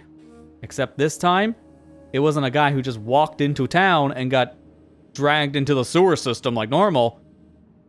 It's a mechanic that washed ashore to a distant island with 3 idols. It's a similar vibe to just some random guys showing up in town and then just pulling into the single player campaigns. It's very similar. But that was it. That was how the main story of Splatoon Raiders ends. That's a very strong ending. Like, it gives me similar vibes to how the last game ended, Splatoon 3 in particular. It was just a magical end, and it's always bombastic. I said this going into the stream tonight. Splatoon games always end strong. Ever since the first game, I always felt they really amped up the action with all the story in the final fight and the music. And it's gotten even better with Splatoon 3, because I really do feel like starting with the 3rd entry in this franchise, they really were able to up the budget, because Splatoon 1 was a game they just kind of took a risk on with the Wii U. And while it sold well, it was on the Wii U, so it didn't really have the best of sales. It was the best selling for the console, but it's still the Wii U, so, you know, take that as you can. Then you get to Splatoon 2, and still didn't have the biggest budget yet, I would say, for the Splatoon games. They're still kind of taking a risk on the franchise. But by that point, Splatoon has been now a mainstay series for Nintendo. It's one of the most popular franchises. The games sell millions of units. They're very, very active with their online scene. So come Splatoon 3's release for 22, and you can see that with the success of Splatoon 2 especially, they finally had like a bigger budget to give to the Splatoon single player stuff. Because starting with that game, the cutscenes got a lot more expressive. And I really do feel like the ending especially shows that, because there's just so much going on, and it's just like giant set piece end. And that's pretty much what this game did. It's the same idea. The set pieces for the ending here was just bombastic in a very similar way that Splatoon 3 is. But just the whole adventure in general, I feel, has just kind of been that sentiment. Like, the whole game really just feels like this is Splatoon at its best. The franchise took a risk on the Wii U, tried it again on the Switch when it first released, and got successful. So at that point, Splatoon has been a mainstay. But the single-player campaigns have never really been the most noteworthy thing until, I would say, O.C.A expansion. And that was DLC for Splatoon 2. When you give this team the time to work specifically on just single-player stuff, the Splatoon team can cook. And their meals are scrumptious. Because O.C.A expansion is fantastic, one of the best single-player experiences that I've played in this whole franchise. And Side Order has a very similar feel too, as yet again, single player focused. So the team can put a lot more effort into making those levels just a lot more replayable, but also more jam-packed with things to do. And I would say Splatoon 3's main single player with Ultima has that same feel too. But this here is a whole other level. When I'm mentioning all those other campaigns of Splatoon, this game kind of feels like it can't even compare in some areas, because it just feels like a proper adventure. Splatoon 1, 2, and even 3's main single-player campaigns, they are essentially glorified tutorials to get you into playing the game in general, so you can play on multiplayer stuff. Then the DLC is where it's really at when it comes to when the team can really start putting more stuff in for the single-player stuff and really get to spread their wings. Because this was single-player focused start, I think they nailed it. Like, this is the most fun I've had with Splatoon, single-player-wise, since O.C.A expansion 2018. this has been a fantastic journey. And it's not technically over. Because I do know there'll be more after this. Because post-game. And what does that mean? Well, I guess we'll find out. Because I see already in the center where the golden power egg was, there's now this new glowing platform thing that just appears out of nowhere. So that's new. And starting the game, here's our clear. So I guess if I close my console out, this would just have to play anyways. That's kind of funny. Move Whiplash. What do we get from beating the final boss? A level 5 splatter shot. Wow, what a reward. The Primo plastic bottle splatter shot. Yeah, I can see what's primo about it. It's the best weapon we found so far. And so we defeated the Salmon Arch and returned to Splatsville, where we all lived happily ever after. At least that's how it's supposed to go. Remind me why we're still in the Spiral Hairlight Islands? Well, everything seemed pretty wrapped up here, so we were just about ready to leave. But are we really done? Like, why did we come to Spiral Island to begin with? For a raid? For sweet loot! Exactly. The hidden goal was just a power egg, so the legendary loot is still out there taunting us. So when the bot's radar picked up a new treasure ping, obviously we had to turn back. Did we though? I feel like the loot we already found would fetch plenty of money. You think way too small. Surely not satisfied with such a piddling haul, right, mechanic? Ah, the classic silent treatment, huh? I knew you'd side with us. I didn't side with anybody. Not out loud, per se, but the eyes say it all. Be real, big man. You don't want to turn your back on adventure either, am I right? Well, then let's take it from the top. The treasure calls us.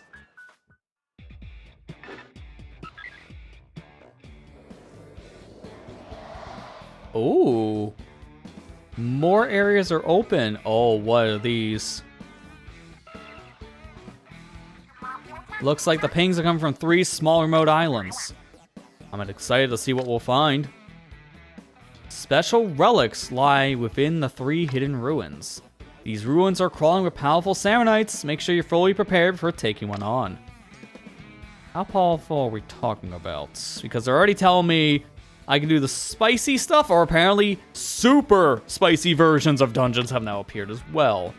Some chests in super spicy dungeons may contain special old compasses. Oh, great. More collectibles, which means more levels. Overcome the challenges to collect all the relics in these hidden ruins, and maybe something will happen. So luck finding out.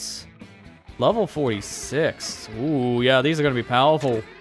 Let me go back into this area, because I wanted to see this. Remember it. So I guess when it says remember, it's just putting me in to where we were before. Yeah, this is just the same final boss. So, unfortunately, I can't really see what's down here right now.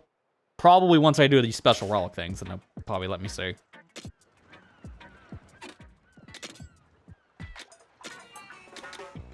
Can't do anything there, but apparently I can do some hideout upgrades finally.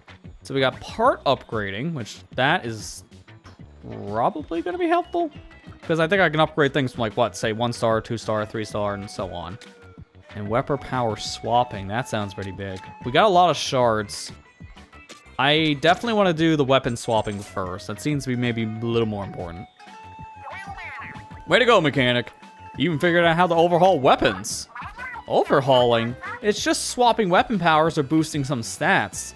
That's tuning at best. Call it whatever you want. Point is, it lets you rebuild awesome weapons with any weapon powers you want. And for that, we'll make sure you have whatever you need. Just let us know. So, what do you need? What do you got? Ooh, I hope that's everything. I didn't think we end up having to scour the Spiralite Islands 3 times for materials. If only there was a local hardware store. Alright, mechanic. Now we go find the rarest weapons out there so we can turn them into ultimate gear. I can do the other one too. Let's do part upgrading. That's perfect. That's just enough crystals between the two. Now you plan to upgrade gadget parts? It's never a dull moment with you, I see. If you can make gadgets even better than before, they'll go from strong to unbeatable. You can even lower the slot cost? That'll let you try out new part combos. You made it this far with your own 2 hands. Let's see how much further they'll take you. Oh, if you need more hands, I got 10 idle ones. Fry, you got 2. We're not counting the eels in this argument. They're not hands, they're eels. Listen up, it's going down. The 3rd workbench is all done now. We really put some work into the gadget workshop. I bet the mechanic can make just about anything at this point. We set up pretty well here, I say. I'll see you later, mechanic. And I guess that's it for ship facilities, unless there's anything else you unlock later. And I think we're done. Everything else seems to be maxed out. So let's see about the upgrade parts. I know that sparkle in your eye. Same for every other idol that's tried to pull me into a single player campaign. Upgraded parts might take fewer slots or increase the damage the gadget you attach them to. All you need is the stuff, Samonite drop, and Spiralite shards. Let's not do that yet. I want the other text out of the way. Swapping weapon powers. You can use the weapon power chunks to get different weapon power or pump up the one you got. Those weapon power chunks come from scrapping weapons with weapon powers. So now there's a second reason I want to scrap weapons. It's not just going to be for the crystal. Now every weapon has room to mess with its weapon powers. Only the 5-star ones? Oh, well, it's a good thing we found some of those now. Because apparently these are the only ones we can mess with. So, let's see. Let's say we upgrade.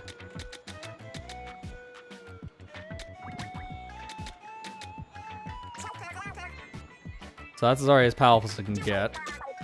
Oh, with this one, we would need speed up, which is 50, and Spiralite Charge, which is 30k. So I'm seeing the idea here. If you played the actual multiplayer stuff of Splatoon at this stage, it's more comparable to Splatoon 2 and 3 with the chunk system, because Splatoon 1 was basically a gacha. You would constantly roll the gear out to get new abilities, but that's not the case here. This here is like Splatoon 2 and 3, where you can like replace the chunks, and especially with Splatoon 3, where you can actually just apply more chunks on top of a weapon to make it more powerful. Like, this is just the chunk system from the multiplayer Splatoon modes. So I can power these up if I wanted to, but it is expensive to do that, or I can just flat out swap it. So say I want the Ignite ability here on the Splatana, well then I would have to, one, have the shards to spend, but then also I need Ignite from other weapons when I scrap them. Which now means if I go to scrap a weapon, let's scrap a weapon with one of these perks. So I'm not going to use this brush, so let's scrap this. I get one of those perks back. And also I got the crystal. So that's good to know. Now for the upgrading parts. This is just the standard thing, is like building things. So just taking what we got now and just applying it to our current abilities. So we'll just need to worry about resources for that. I'm not as worried about the development part thing. We didn't get any... No, we did get scrolls for that. Why didn't the game tell me? That's weird. So we got the Salmon Arch and 2 other things, but I also see on the Anarchy symbol up there for Deep Cut, there's also new entries there, but there's 4. So I guess when I upgrade all 3 of my companions to the max level, I'll get 1 extra scroll, if I had to bet. And then there's 1 more here I haven't found, which is probably in this postgame. Either way, let's read this. Salmon Arch. This ruler wields great power over all of Spiralite Islands. During festivals, Salmonites typically parade throughout the realm before opening the gate that leads to their liege, and then offering Spiralite in tribute to the Golden Power Egg. A name erased. There once was a family with a free thinker who loved machinery. It's said that nonconformists went far away without permission and learned dangerous building techniques. They were exiled because of this, and during the fallout, they disappeared without a trace. That could have been the original mechanic that was on this island that left all these notes for us. Finally, what's left behind? This shows the ancestors of Shiver, Fry, and Big Man, because you can tell the other two, they're just kind of like, who knows, Inklings, Noctilings, but the Manta in the middle looks like a female Big Man. So you can tell that that could be his descendant. Which I wasn't expecting to see that. So this bundle of papers was left behind in an underground storage area.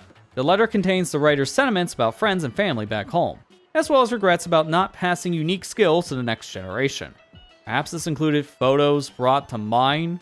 Perhaps this included photo brought to mind better days with loved ones.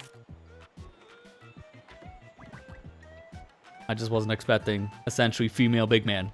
It is literally just Big Man. It's just Big Man with a little bit of lipstick and some jewelry and a hat. Like, they didn't even try to make the Manta look any different than the Big Man design. It's just so hilarious.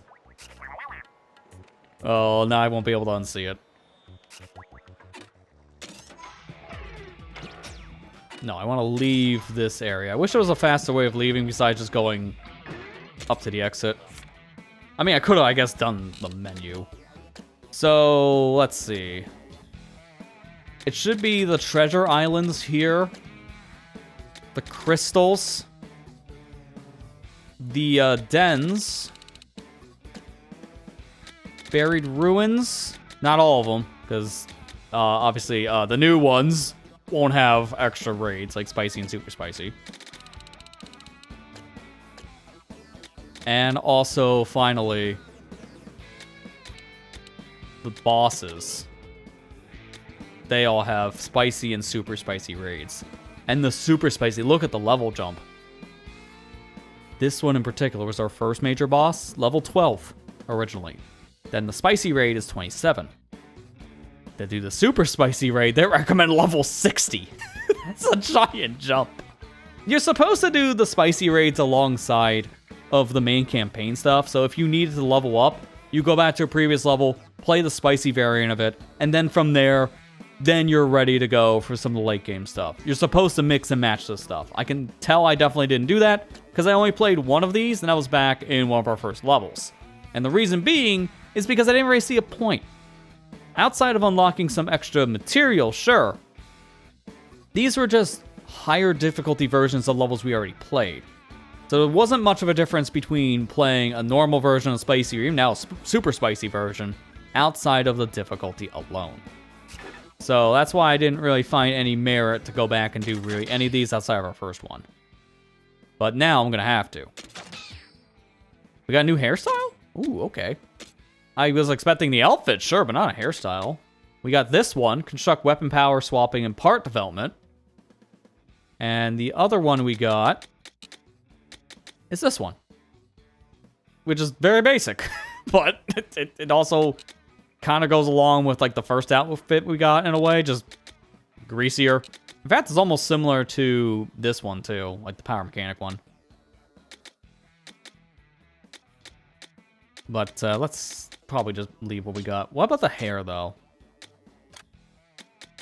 This is the hairstyle. Oh, you actually get to use the mop head look. That was something we only got teased about when we were picking our character, but now you can just use it outright. Okay, that's neat. Can't use anything for those. Use anything for these. Okay, so my my gears are all kind of the same. Now I should probably go back to Tactic Tank because I want to get this maxed next. So I'll just work on getting this maxed.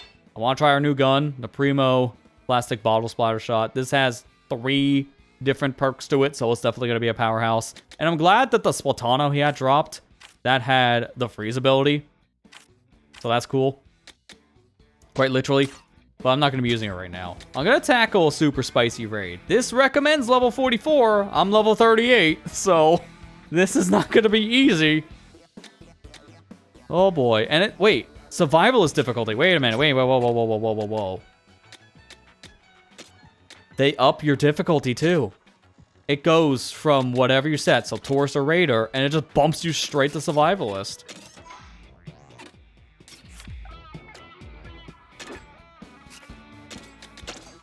I didn't mean to actually do that.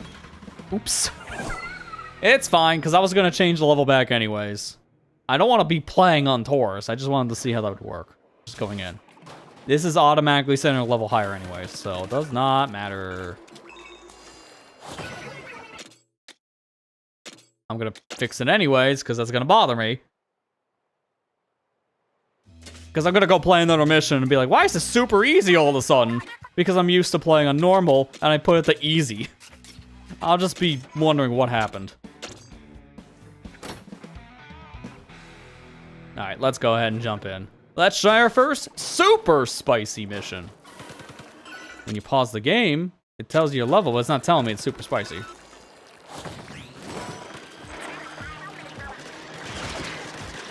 Yeah, that's about right. The first enemy did half my health.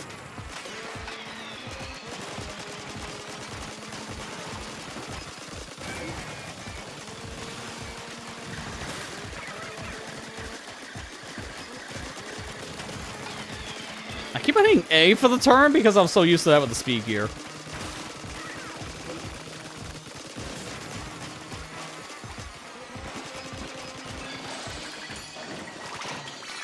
Jeez, that's gonna be an omen. I gotta play the spicy raids then. I'm at a point now I'm actually able to play this game without going live, so that's great. I'm definitely gonna want to focus on playing some of this so I can get my level up in between my streams now. But tonight is a bonus stream for this, just so I can finish the campaign, and we accomplished that goal. So now when I'm streaming this game, it's probably not gonna be every single day, every week, kind of thing, like it was this past week here in general. I will say, I was kind of taking advantage of like the situation at hand here, because I really want to play Raiders. I've been really enjoying my time, and I wanted to see this game through myself, especially given how trying to dodge spoilers has been really hard. But now I don't have to worry about it. But also, because of just how well these streams have been performing, I wanted to keep the momentum going. So I'm introducing the people who've been finding these streams through the recommendation on YouTube.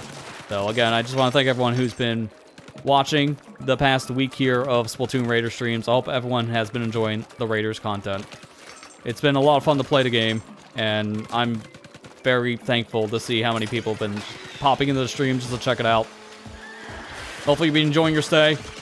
I don't really plug my channel, really, because I just don't really find the need to do that much of a plug. I just don't like the idea of like and subscribe. I'll make a video, I think. Like, I'm not one for that kind of meme. But if you enjoy what you're watching, yeah, do consider giving the channel a follow here, subscribe to it, because I've done more than just Splatoon Raiders, obviously. We played Splatoon 3 a lot over the years on this channel. I mean, I have a whole smorgasbord of Splatoon 3 challenges. We got some streams of, like, the Splatfest big runs and such. So, there's a lot.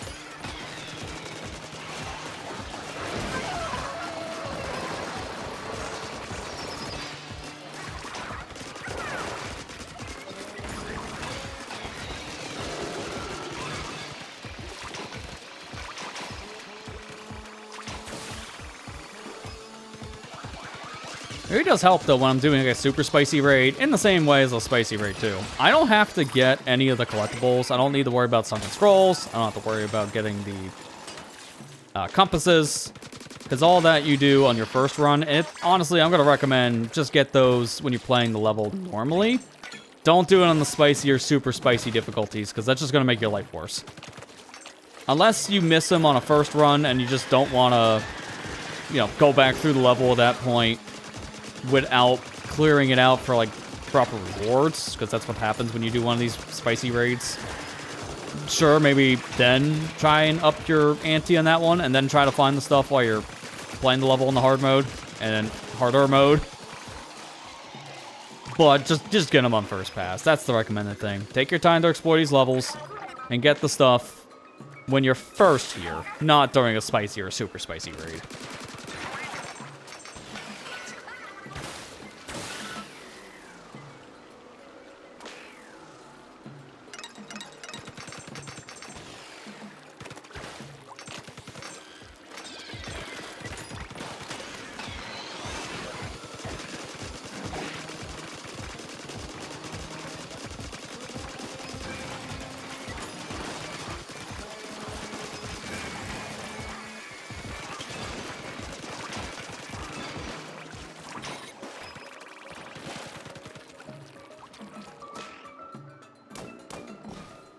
My muscle memory really does throw me off for trying to use one of those bounce pads because of the double jump. Because I press the button in mid-air to get ready to hold the button so I can bounce off a bounce pad.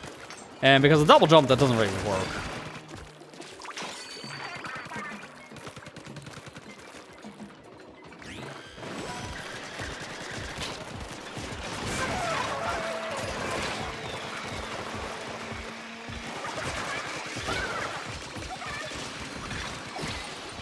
This is bad. And it's good.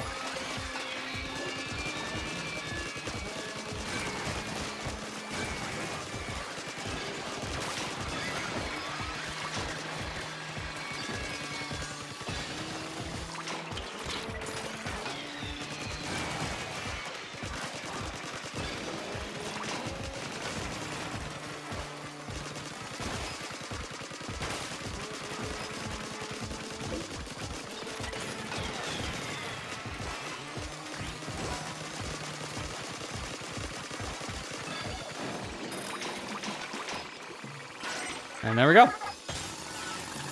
Super spicy raid complete. Keep in mind, I'm like, what is this? 8 levels under? Something like that, 6 or 8? I don't even remember what this one was. That's why I'm kind of blanking on the level. But I made it through. The worst part about the levels in particular is getting overwhelmed, so just take your time on these. That's kind of what I can recommend.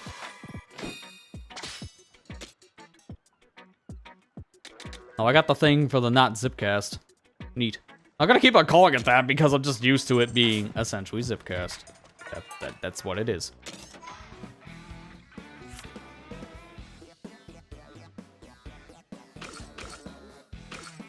I want to see, like, what's the hardest mission we have available right now? Is it level 80? That's what it's looking like to me. Everything is set to level 80, and that's a lot of the boss fights as well, of course. But it's also those, like, new dungeons that opened up, right? Wait, no, these are only, like, level 42, 44, and 46. They're really not that bad.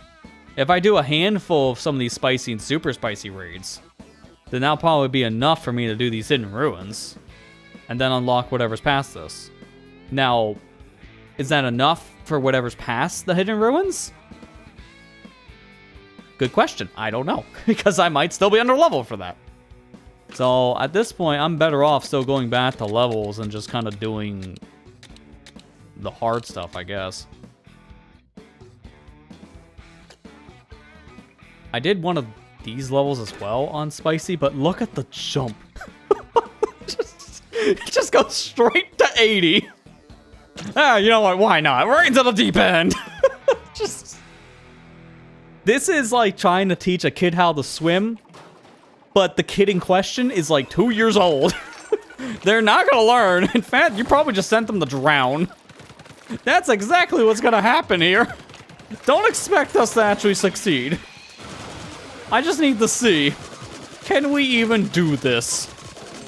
The answer is no, but we'll get some level out of it, so it's not gonna be a waste of time, at least.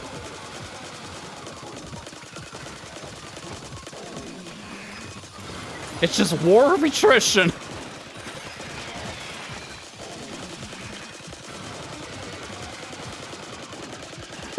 It's just the first enemy.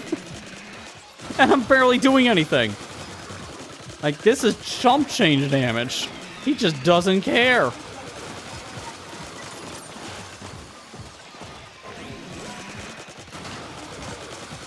And keep in mind, this is a level 5 weapon with 3 perks on it.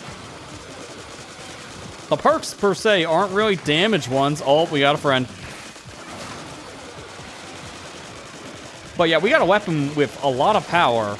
And this is really not making much of a difference. We are barely doing any damage to this big boss. And I think one thing is going to put me in the danger, no matter what the hit is.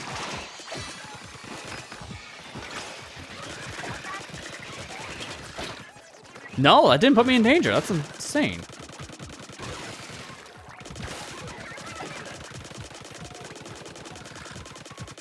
This is so stupid. I'm just doing nothing. I might as well be a gentle breeze in the direction of these salmon. Alright, now the real task. The horde. Oh, sweet mother of God. I can't even knock down a standard set of pots on a stinger. Oh, there's the danger.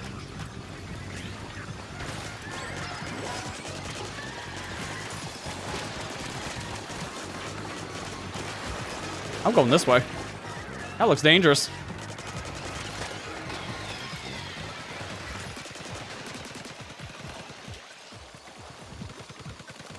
Are we done? Nope, they have to go back in their home. So that's a problem, because they got their health back.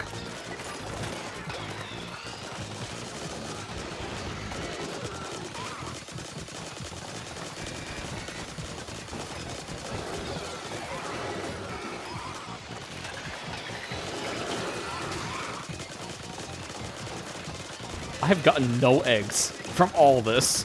This is actually insane.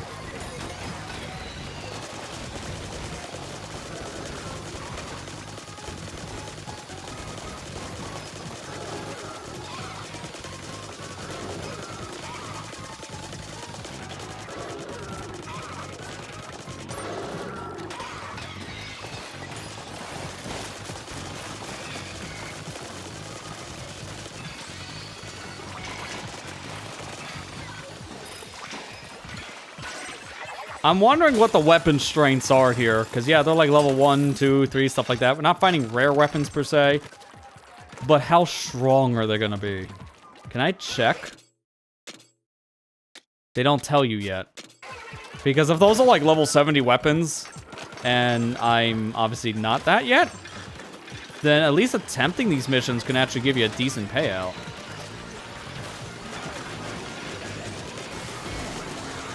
This, oh my God, what is this? Oh yeah, I'm not gonna live, I'm dead, yep, there's no way. This is insane. I just literally walked into a lion's den. Oh my God, it's just so much. If anyone asks why this game is a Switch 2 exclusive, please show them this. Show them a level 80 raid. I think they'll understand. The second they see all these salmon, I think anyone can understand. The Switch one is screaming right now, just even attempting to think about this on a performance level.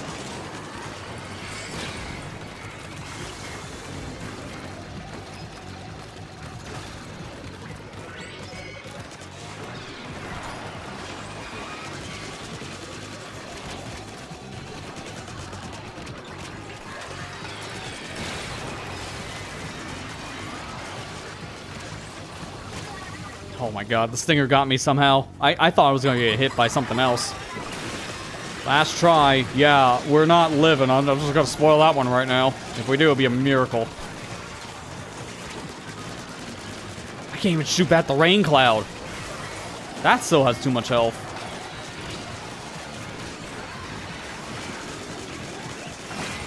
Oh dear God, just get the egg, just get the egg. Oh, what? 2 shockwaves. That's all it took. Wow. Yeah, I'm not surprised that was a massive failure because we are over 40 levels under what that recommends. So we are nowhere near ready for that super spicy raid. Survivalist missions, you should probably wait on. Level 46, so I'm at least getting somewhat rewarded for that torture fest. Because right now, the strongest weapon I have is 40.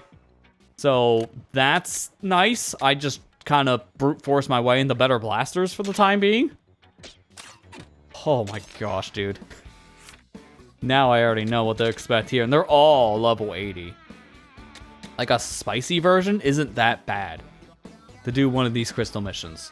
But after seeing that level 80 gauntlet, yeah, no, we are not doing one of those anytime soon.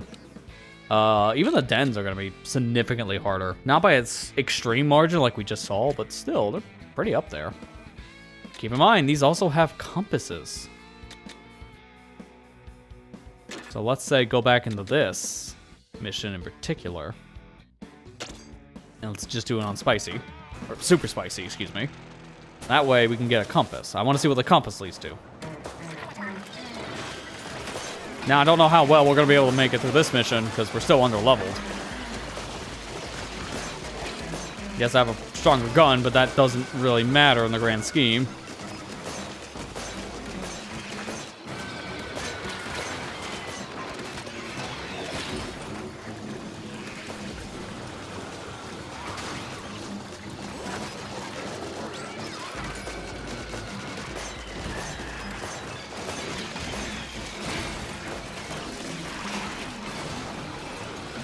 How am I still alive after that?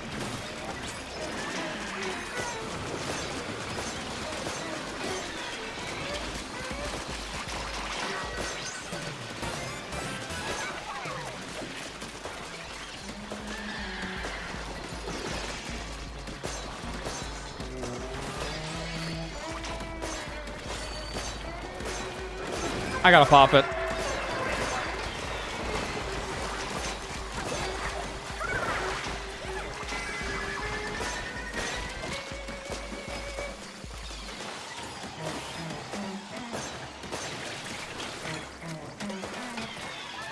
Like, no enemies out. How am I gonna get eggs if they're not, you know, here? I need things to kill for eggs.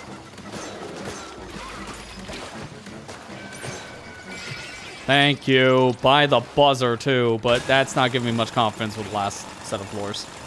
Because this is not looking good. Oh, especially when they just throw me a boss like this.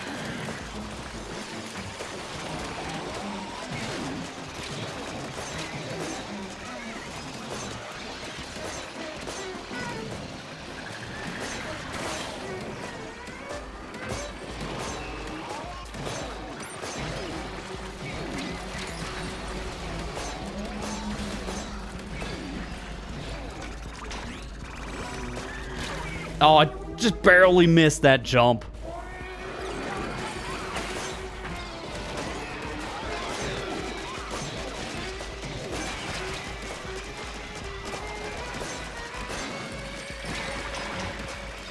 Danger yet again. Please give me this, because that's a level 5. Enhanced knockback. It's not really helpful right now.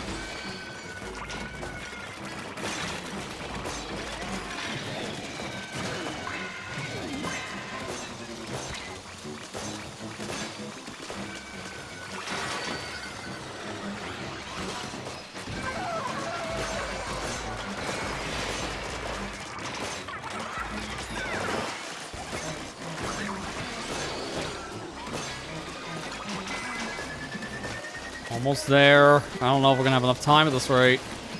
Wait a minute. Power X full. We're good. All right, so now I just gotta deal with a giant scrapper, which that's not gonna be easy. I'm gonna have to combo it like I've been doing with the other ones.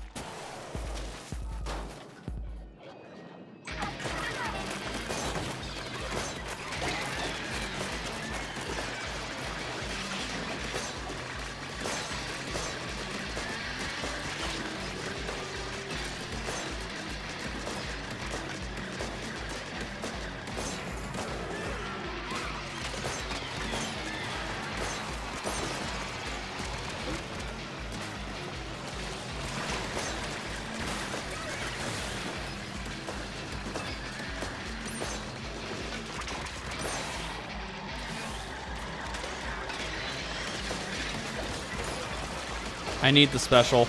I'm gonna farm special.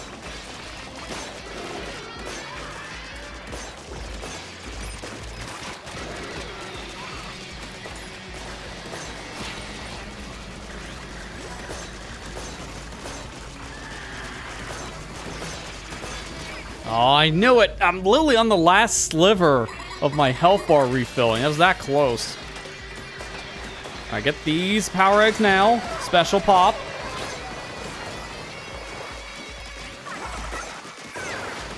I'm doing like no damage here. That's nothing.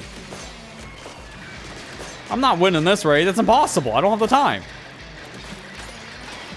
I need a different weapon, or I'm gonna need more levels, obviously. I got 1 level out of this, so at least there was that.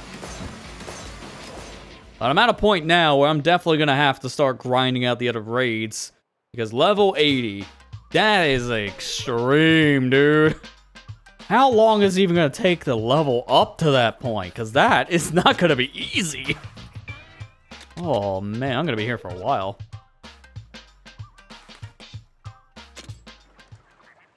Wait a minute.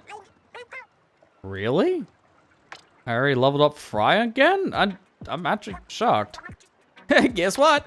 I'm proud to report I've taken my Mori Storm Showstopper to 9 cosmic levels of power. I don't know if anyone else uses it, but even if they did, I'd be the strongest one by far. So there! The cosmic strength version of Mori Storm isn't what you're used to seeing, you know. With enough force to leave Salmonites speechless, I'll ink a wide swath with bang after boom. Nothing can stand up to its ultimate strength, especially not when it leaves Salmonites squishy. There we go. We leveled Fry up to a new attack, I guess. So increases the damage and area of effect. In addition to fermenting, any Salmonites are caught in it. Good. That fermented damage we've seen does a lot. Let's be real, mechanic. I mostly crib the good parts from watching you fight. You're a big part of why I master my showstopper. So props to you. But I didn't come here to master my showstopper. I came here to raid. On to the next treasure. So what exactly does that do now? Let's see.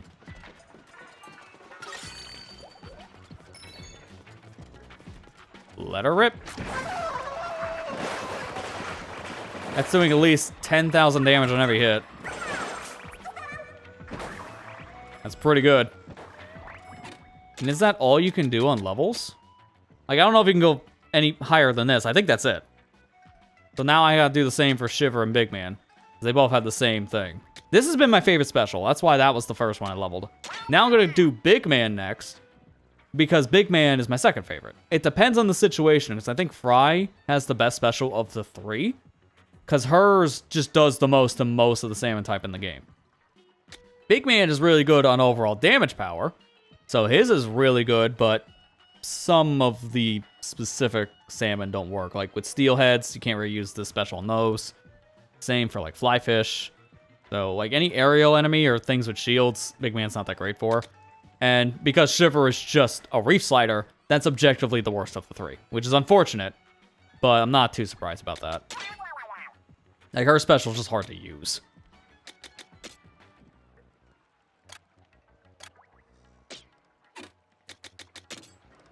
Alright, let's read that scroll we just got from Mastering Fry's special here. Splatland's Pink Fish Battle Scroll of the Onaga. Large number of pink fish suddenly advance on the Splatland shore. As the first to notice, the Onaga clan engaged them, aided by many moray eels, who worked themselves into a frenzy as a show of strength.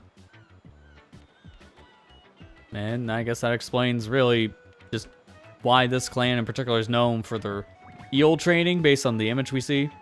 And I guess their role and everything. Just a little more lore. But we got a level. You know what that means. It's time to give me more things. In this case, I'll do more gadget damage. Probably one more of those, and then we'll hit the limit release, because I'm not going to do weapon damage. I think I'll just do actual damage from gadgets. I almost want to attempt that raid again, but the problem is I can't do it by myself. I'm going to need help. And I don't really want to do that, but I want to see what these new compasses are. I'm going to actually do it. I'm going to call for help. That's the point of the help system. When you're struggling, you call for help so that you can at least make your way through it. And yeah, that's about right. That's about right. They're both coming in higher level. And also, they got their specials maxed out. I'm just trying to unlock this. I'm the weak link, and they're like, oh no. I know what I'm doing at least, so that's gonna help.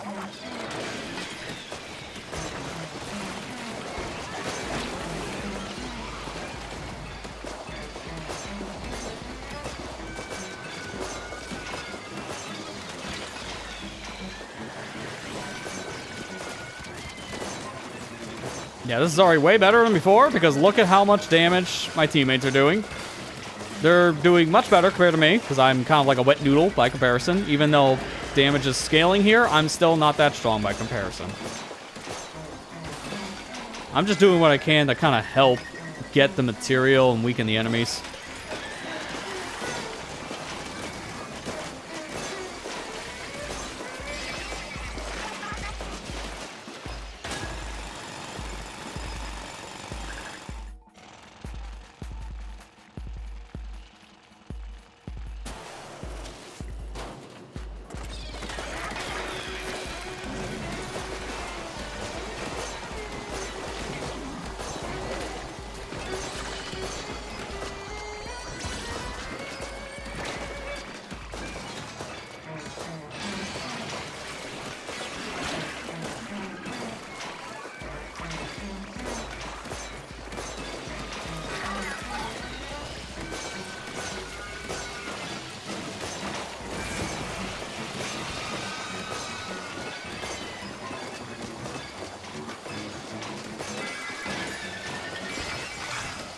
Man, we're really just chewing through everything here.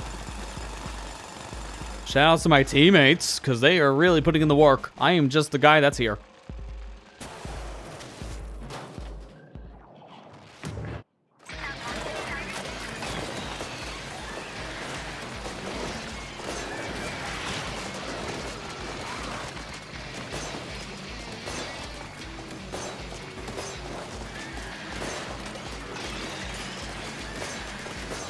They've almost killed the boss. I'm just over here farming eggs so I can kind of help, and even then, I never got a chance. I was just waiting to use my spell damage to that steelhead. That's for the car. I'm not doing any damage to car. I'm gonna fall back to my old faithful name because I'm just blanking right now.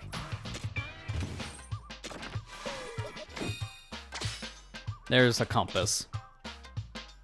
Now we'll actually see what these new levels are from Super Spicy Raids. Also got victory cooldown and duration up. Oh, for the finger gun.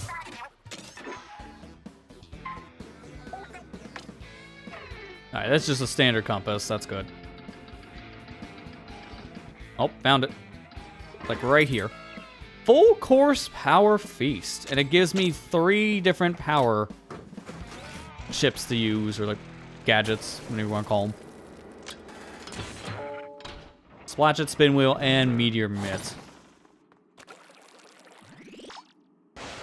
It's a time limit.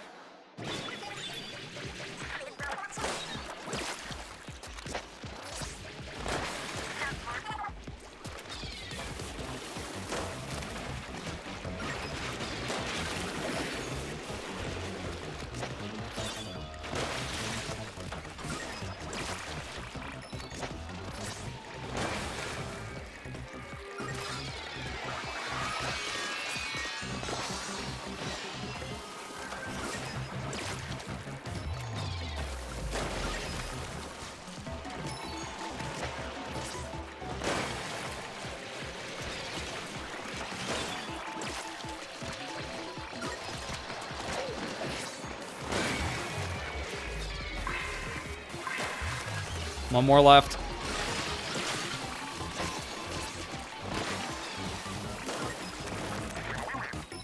And that's it.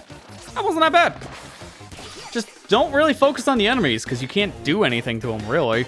Yeah, you can kill them, but they come right back. So just get them out of the way at most. And then from there, just pop the balloons. Simple as that. That gives you 3 skill points. So needless to say, you're gonna want those super spicy raids for the compasses alone. That's enough to not only level up 1 more of my weapon or gadget damage slots, but also, that's enough to get me the limiter. The final limiter has been reached. So that means I can max out my upgrades now, and I got 5 relic power slots in total. So now with that, I can just max everything out. And the first things first, get gadgets done. That is a priority here, because they are gonna take forever. Where's the next compass? Please tell me it's in an area I can actually go to. No. No, he's not. Because everything else is just material. This is the next one. It's level 57. If I can't do a level 47 version of one of these ruins, there is no way I'm doing a 57. That is just not happening. What's the max level in this game anyways? Because I thought it was 50. Because everyone I've been pairing with, at most, has been level 50. So that kind of raises the question of, if these are supposed to be high dangers of like 80s, and you can only go level 50, then how much damage are going to be starting to do at that level? Because that's kind of the takeaway here. All right, let's develop gadgets now, because I have the material. I gotta start unlocking more things. I was definitely wanting to get the shellacker, because that was a really powerful gun. And now we get to see what the final thing is for the power gadget at some point, right? Just not now. I could do this gadget, because jump bombs seem pretty useful. The propeller fan is kind of hit or miss. I guess it's going to depend on the level. Well, this seems good to get you out of pinch no matter what. I'm just wanting at least the basic mobility. And then I need shards for this, which I can get. I need another 3,000. Can I scrap enough weapons to actually get that?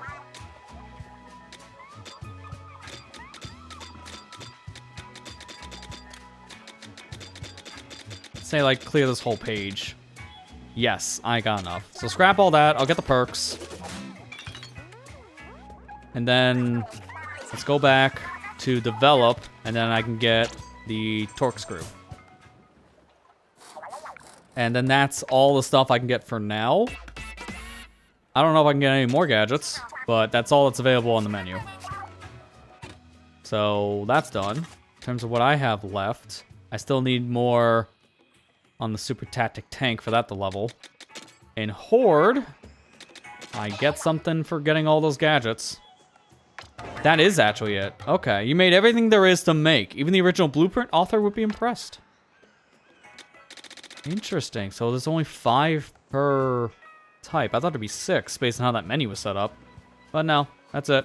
So we got all the gadgets now in the game. That's 100% on one thing. Impressive. In terms of what else should we do, it's gonna have to just be normal raids, because I legitimately can't do the harder ones. I mean, I can kind of do some of the harder ones, like I can do like this one, for example, but not any of the higher levels. That's just gonna murder me. I want to know how you do super spicies at one point then, because my teammates were annihilating the 47, so it's definitely just based on your gadgets and weapon damage at that point, if anything else. I feel like I want to attempt one of the hidden ruins, but not yet. I want to get more level and more gun before I do any of those, so I guess really at this point the rest of tonight's stream is really just going to be me going through levels and just doing some of the spicy raids at this point.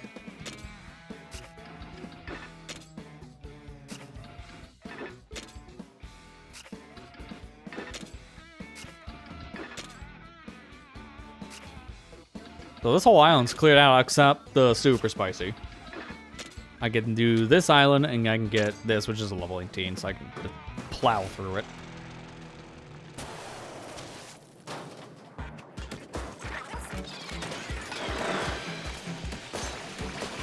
But yeah, now I'm excited just to play this game on my own time, not just have to worry about streaming it all the time if I want to play it, which has been the only real downside of streaming a first playthrough. That's why I don't do this all too often for new releases anymore, because I just want to play on my own pace.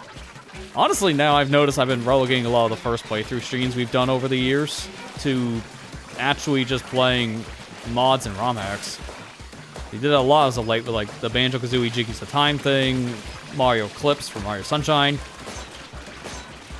So it makes more sense kind of like going forward for that kind of stuff to be first playthroughs more than anything else, but as I've been saying, that doesn't exclude some new releases for getting that treatment, and this game is the pinnacle example of that. I have a feeling I'll probably end up doing something like this again later in the year when the Ocarina of Time remake drops, because I want to see that game. I want to see what they changed in it, and the new content if they add anything new. We know it's gonna be in 2026. In fact, I believe Miyamoto had to reconfirm, yes, it's coming out this year, because they only announced it in June, and literally that. They haven't shown us anything since the announcement, so people are getting skeptical, which is fair. I still think they announced the Ocarina remake because of all the leaks and rumors about it, because it does kind of feel like it was something that was announced due to specifically all the issues that the leaks were causing for Nintendo. They had no secrets anymore. So I kind of feel like that was the whole reason why we got news about it to begin with. So I expect maybe something in September, if not October at the latest, for that game. Some kind of direct, a new trailer, something. I won't be surprised if we get it by around like September, October time. But I'm fine waiting. It's a game I played to death, so I don't really need to know anything else to know I'm gonna buy it, because Ocarina of Time's legit one of my favorite games of all time. And I'll definitely be there to see what they change for the remake on Switch 2. I'm just looking forward to seeing how it's going to be handled compared to last time it was a quote-unquote remade. Because the 3DS version is like half a remake and half like a remaster, really, if anything else. Because it didn't add anything new outside of the hint system that was introduced for like Skyward Sword later on in the year. Wait, was that like a low frame rate? Yeah, it's a low frame rate enemy, so you get too far away, they do the same low frame rate thing they do in Splatoon 3. I didn't know that, because this is the first time I've been far enough away from one of the Salmonites to see the low frame rate thing. That's done on purpose, because the game would obviously just lag out if things were loaded on screen at all times in their full frame rates. So, if it's a far enough away object, they can take away some of the animations from the salmon. It's not that big of a deal. It looks a little funny, because it's just all of a sudden like this weird choppy enemy, but it's not super jarring or anything. Yeah, to kind of go back on the talk, like, of like the first playthrough stuff. I've enjoyed streaming this. It's been a lot of fun, as I mentioned during the credits. This has been the most fun I've had with a Splatoon single-player campaign since 2018, with O.C.A expansion, because I still hold O.C.A expansion in very high regards. That's still my favorite campaign of the 3 Splatoon games right now. But now with this one, kind of hard to say. This might actually top O.C.A expansion for me. It's a little too soon to say. I don't want to commit to that opinion yet, because this is still relatively new. I mean, it's only been out now for like, what, 2 weeks? So I don't want to jump to conclusions just yet, because, again, it's still new. I'm still playing around with the new mechanics this game has, the gadget system, like the gears and all that. So it's still something I need to have more time in to definitively say, but this is definitely, at least so far, second favorite campaign, if not my favorite one. It's just that good. Splatoon 1, 2, and 3's single players, as I mentioned before, were never the focus. The multiplayer was always the focus. The DLC is where it shined, but I didn't really feel like I clicked as much with the side order DLC in Splatoon 3. It's just the structure of it. It felt like it got old a little too fast. Within like the first hour or two, you pretty much seen the entire gameplay loop. So that was kind of the issue I had with it. It just didn't have the same kind of impact to me as O.C.A expansion did. So as much as I like the side order, that's one of my weaker single player experiences with Splatoon, just because it was a little too repetitive. It's fun, but not the thing I would recommend people to start with. I would recommend people to start with either O.C.A expansion or just Splatoon 3's main single player, like the alternate stuff. I recommend that before side order.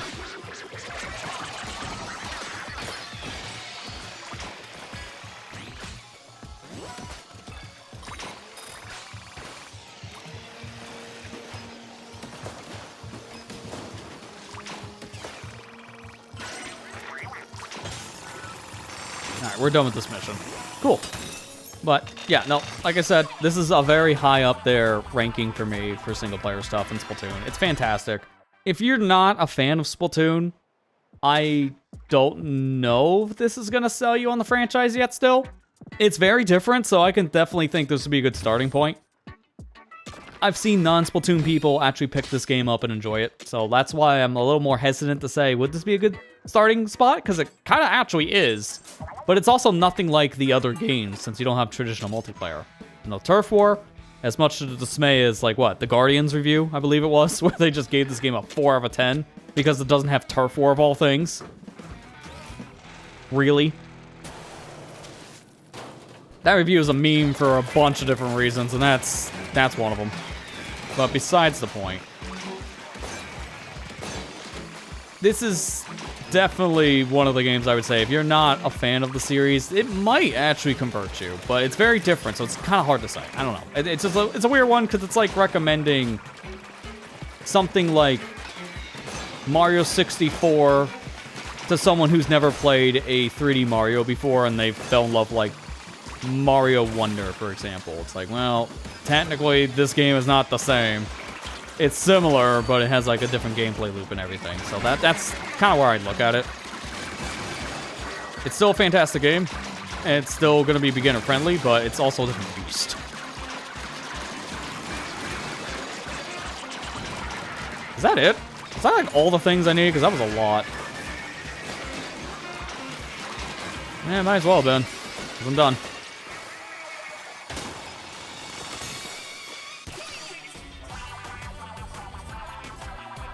I still think the best jumping on point for this franchise, in my personal experience, is Splatoon 3. If you want a good single player, I'll recommend Raiders more than anything else. But if you want a game that you can do more than just single player stuff, like have a good quality single player with a pretty good DLC, because as much as I put down Side Order, it's still really good. It's just not going to be everyone's cup of tea. That's really it. But either way, it's still a really good package, and the multiplayer in Splatoon 3 is the best of the franchise, in my opinion. So it's easy to recommend that game as someone's first in the franchise. This is like recommending Borderlands more than anything else to people, since it's kind of that kind of game anyways. It's a gameplay loop very similar to Borderlands. You replay certain sections a lot, and you're trying to find loot. That's a very similar gameplay loop that Borderlands has. And honestly, this is kind of doing it better than what Borderlands did, because the recent games really didn't change much from the 2012 time period. It feels like it's still stuck in. While this kind of game definitely feels like it's advanced. You can have some of the similarities to the other Splatoon games with new mechanics. It didn't just keep itself stuck in like Splatoon 3's limitations. Raiders is trying new stuff. Like the whole gear system is a very interesting take on powers for the single player stuff. I think this is the better way of how like Side Order was handling some of like the perks you get in between runs. This is the same idea, but more customizable to your playstyle that you can just keep. Side Order being a roguelike, you never got to keep a lot of those perks, since every run you get something different.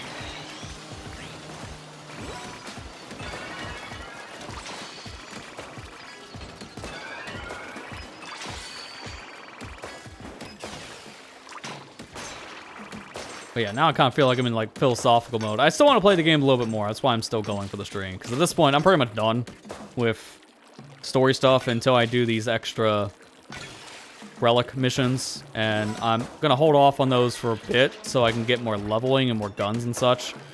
Because I'm definitely going to need it if these super spicy raids are anything to go by. Post-game is definitely a whole different beast compared to what we were playing so far. Because the super spicy stuff does not mess around. And I do know, like I said, the one thing that is a little spoiled to me, which honestly I'm not very minding that it was spoiled to me. I do know that there's an endless mode in this game of some kind. So that like gauntlet we went through in the very end of the game to get to the giant power egg. I believe that section they actually retool in this post game to make into an endless runner. So just keep on going through different sub-levels. And that, I know, is going to probably be the hardest challenge in this game by far. So if I want to actually attempt something like that, I'm going to need as many levels as I can get. So now I'm at level 40. Spin.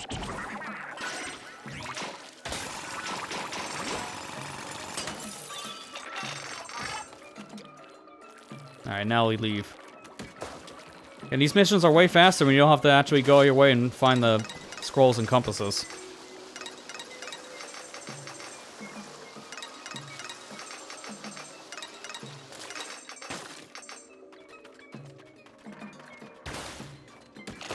But I do think, though, like, going next week, I'm going to have an easier week.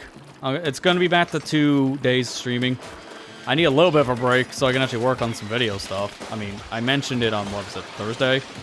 That I wanted to get an unboxing video out for the Splatoon Raiders stuff between, like, the physical release I have and then also the amiibo. And I haven't had time to even start editing that video yet, so I need to, like, focus on that stuff. And I have other things in the pipeline I also want to get worked on, because now that SonicGhost wrapped up on the O.P. League, I got a little more time to actually work on video stuff for my own channel.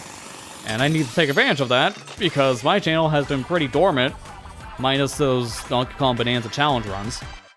It's been dormant since Pikmin 2 finished in, like, May.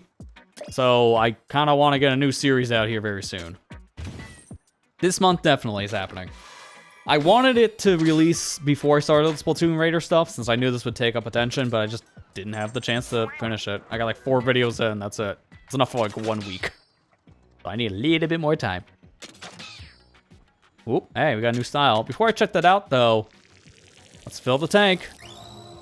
Because now our Super Tactic tank is now the Ultra Tactical tank. And that's all tanks upgraded. So now we can equip a power tank to this specific setup, which is cool. And in terms of styles, we got us this. Which is funny, I got that before I upgraded the tank. It's like, okay. Power all tanks twice. We'll give it to you for free, because we know you're going to do it anyway, so we'll just give it to you early. I like that outfit, that's not bad. I'm going to keep the one I currently have on, because I think I just like the color scheme more. I also need to unlock that final slot so I can actually use other relic powers. I don't know what they use for the tactic tank stuff, though. That's the only real thing I haven't really thought about at this point. I can do a power and a tactic chip, though. That's good to know. I can mix and match now. Maybe I'll do the same thing I was doing with the power. Where was it? Not that one. It was this one. Squid Endurance. So when I am... Wait, actually, was it that? Damage dealt reduced by 30. Yeah, no, it was that. That's how I don't just instantly die. So I'll keep that on.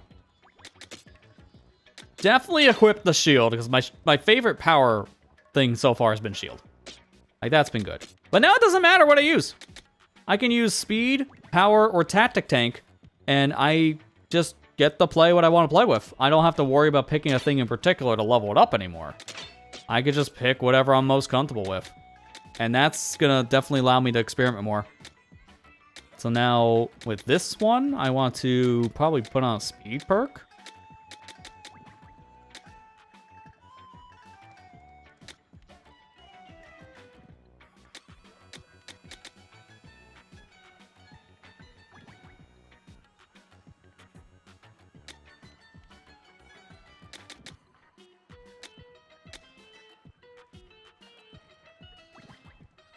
I think I might do Submerged Recovery for now. That seems like a good idea. And then finally, let's do a thing here for Speed Tank.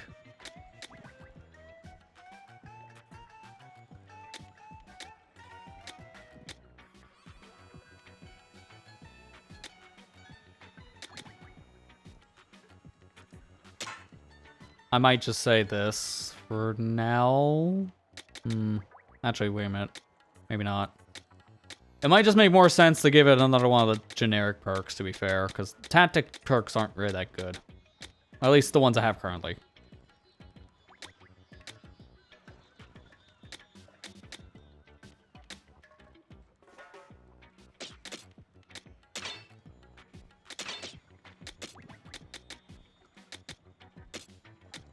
I think I'm going to go with the same recovery enhanced thing. I think that's just probably one of the better things to put on. But I think I'm going to use Power Tank, because so far it has my favorite assortment of different powers. In fact, I might even use... let me equip first. I might actually use the new gun we just got. I do need to give it some extra abilities, though. For now, though. I need 2 points here, so I think I'm going to hold off, because I want 40 part slots in total. I want those maxed. That seems to be the most important right now. I'll hold off. Increase movement speed. Shortens the cooldown based on the amount you have not filled. Okay. So if I don't fully charge a shot, then I can recharge it faster. And then, yeah, increased movement speed would be useful too. I'm not going to get anything else for now. I think that's good enough. Actually, no, I'll get range 2, because I can afford it. I wasn't going to pick this up, and then I realized I still have enough stuff to actually get another upgrade. And I got another outfit? What the heck did I do to earn that? Power up all tanks twice. What? Wait a minute. What? Wait. They just give me the same outfit twice? What? Okay. Sure. Thanks, game. I'll enjoy my 2 pairs of pants. Yeah, level 50 is the max. Once you hit level 50, this outfit unlocks, and that tells you can't go any higher. So, I'm gonna need strong weapons if I'm going into these higher rates then. That's all it is. I need to do this at some point. Swap or upgrade a weapon power. That's easy enough. I just don't want to swap out a thing to something I don't want, so I'm holding off. Upgrade 10 gadgets. Clear all on Super Spicy, dear God. I imagine a lot of things are going to be unlocked from Super Spicy. And then these 4, I just don't know about these. One of them is probably the Endless mode, right? Got the bet. Let me use that 5-star Platana. Can I? Actually, wait a minute. I think I can do one of those outfit unlocks now. Because we got Speed Up and Ink Pro and consume my weapons reduced by 15%. No, I don't want to touch that. It doesn't make as much sense to swap. Actually, no, never mind. We're not going to swap any of it. I need another 5-star weapon to do this stuff, because I don't want to change any of the things out yet. These are all really good perks to keep.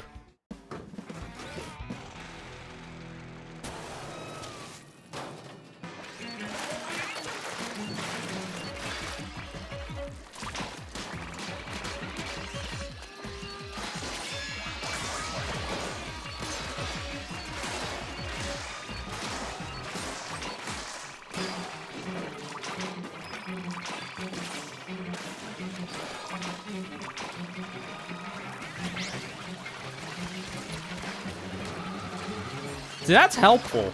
I don't have a long-range weapon for something like these enemies. Like, yeah, Splatanas are long-range, but not to the same degree as this gun. I didn't mean to do that. Pop the special. That's giving me my health right back.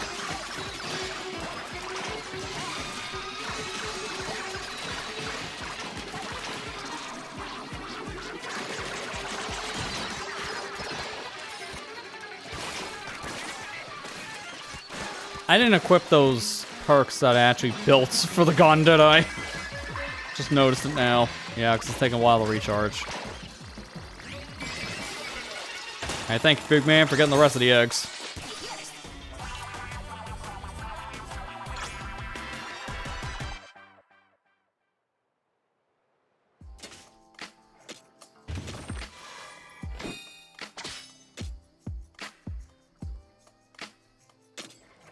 Definitely gonna want to put that new perk we also got on gun. So there's short charge, range up. Where was that one we just got? Hang on. Nope, got charge speed up. Okay, we're all good. Everything is equipped that I actually want. Yeah, I can see how much of a difference that makes. Like, let's refill immediately. Boom, 6 seconds. Halfway, 8 seconds. Charge fully. 10 seconds. Pretty big difference. That makes a pretty big difference indeed. Can I still do anything here? I think I still need those 2 extra points to do anything else with the orbs.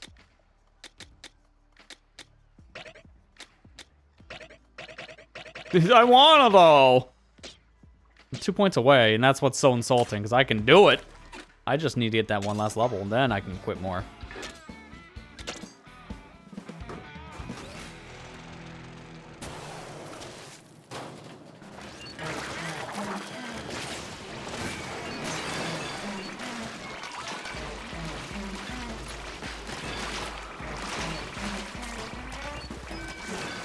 It's so interesting to do 1 slash to a steelhead with a Splatana, and it's just gone. Good luck doing that without the Charisco Splatana and something else.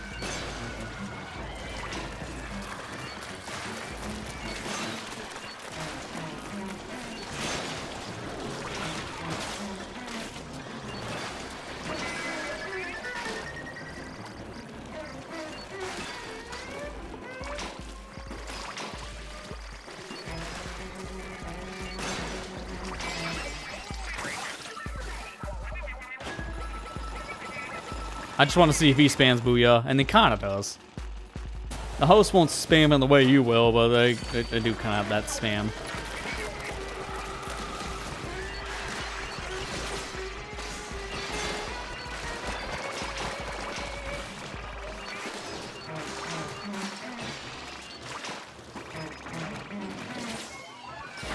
How did I miss? I was ready to pop this anyways, but I guess I'm popping the special a little earlier than planned.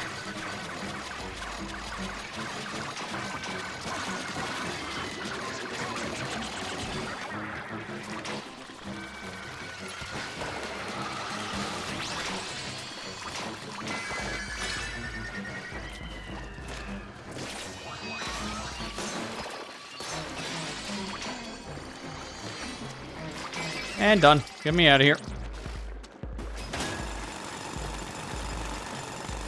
It's interesting, we can actually see how much damage enemy ink does to us now because we have a proper health bar.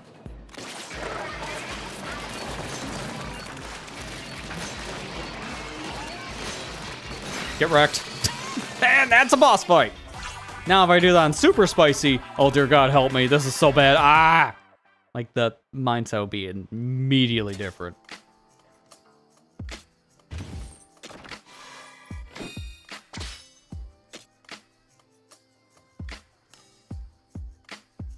Only a level 25. Oof. I need to do some stronger raids to get a stronger weapon, perhaps. Again, these minor ones aren't cutting it.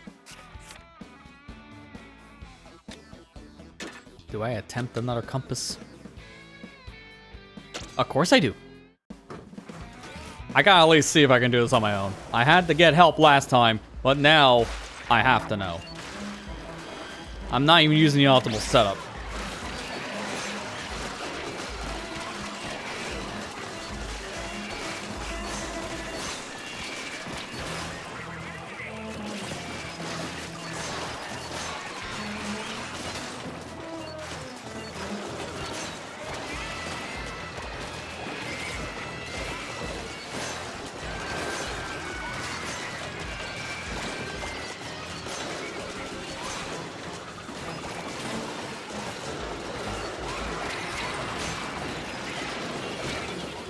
I think the answer is a hard no. Can't do this yet on my own because I am getting destroyed.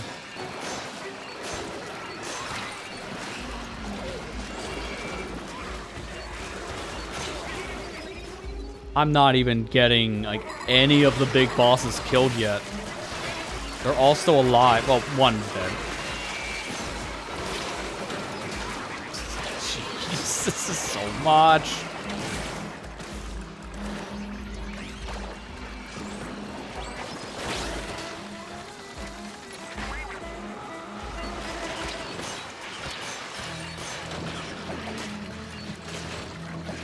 Yep, just go ahead. Just might as well drown. I couldn't even make a dent in the first floor, so yeah, we're not even close to ready for that yet. This stuff is just way past our expertise.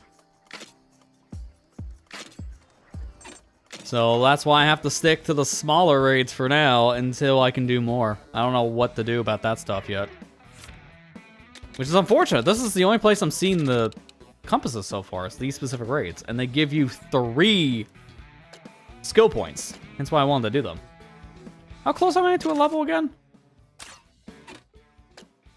Like, where can I check? Oh, now you can see the chunks you have. Okay, cool.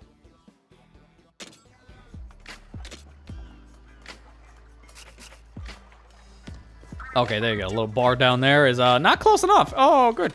Good. I need 1 more skill point. And the only place I'm finding compasses are in literal hell. Can I get help? Yes. Alright, I'm gonna do another one because I just want the skill point. I didn't know I can get it yet. I thought I still had to wait a bit.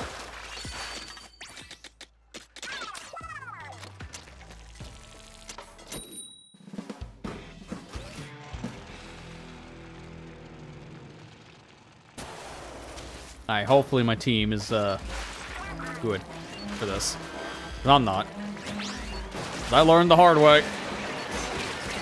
Shit, what is happening? I just walked into a room. I just walked into a room. Instantly destroyed. Oh, the problem is a Splatoon. I have to be up close, and that's what's gonna get me killed.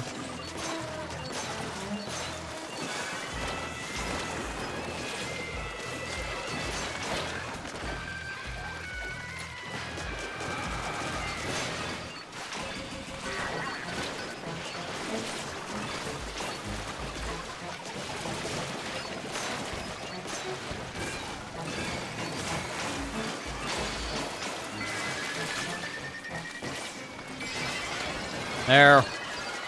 Sorry for losing a life in the first 5 seconds, but I guess that's an omen, huh? I shouldn't mind, I hope.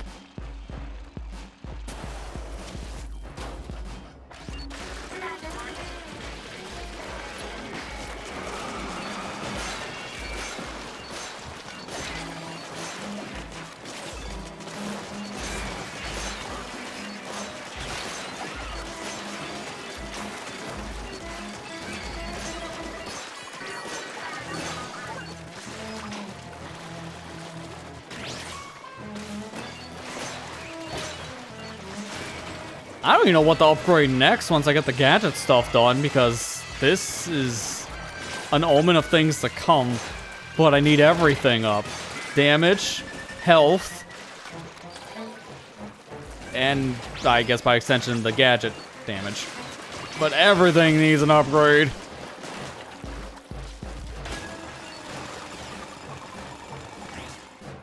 Fry's almost ready. I think the other 2 probably have their specials good. I don't.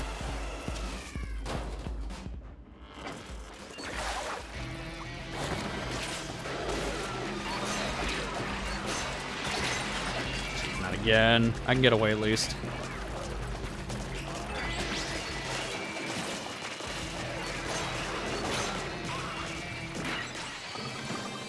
Well, I was over here trying to grind out eggs so I can actually help, and the other 2 just won. Thanks.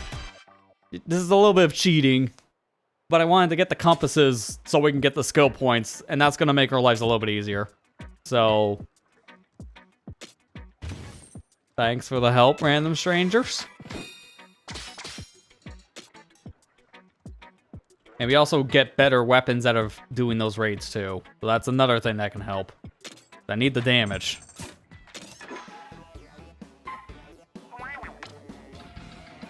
What compass is this? Because it's doing nothing.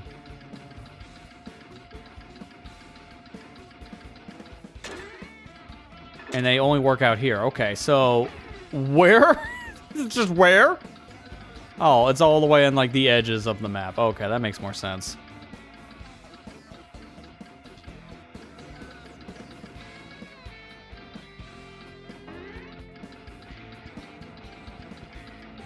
Oh, here we go. Full course tactical feast. So we've done the power and the tactic one. The only one I'm missing now is speed. Unfortunately, I can't do that by myself, as you've kind of already seen. So I'm gonna need another round of help. So I'm aiming for 2 balloons. Is this even possible to get with the finger shot? No. This is more of a puzzle level than anything else. I see what I need to do for this one. This is simple enough. I'm probably gonna have to do something similar for this one.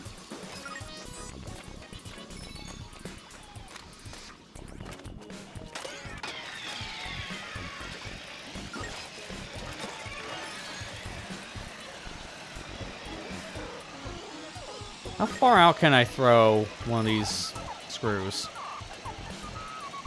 Not far enough. Help! I did not mean to fall. I'm trying to see if I can maybe throw this thing across the cliff. But it did actually work, but that's not gonna help me. So this is definitely gonna have to be a ricochet. That's what I'm worried about, because it's gonna be a little precise. And it's dart, so this thing is never precise. There we go. Final checkpoint, so this whole thing is just a giant puzzle. What in the world? Do I have to hit that with darts?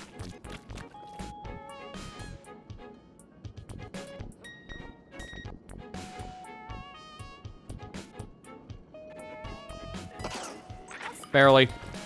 You have to wait for the opening and then you can go. Is this more darts? I'm just gonna get all the dart ones out of the way, huh? Yeah. You hit it when the wall's on a right angle. Now what is the angle, you may ask? Good question. I have no clue.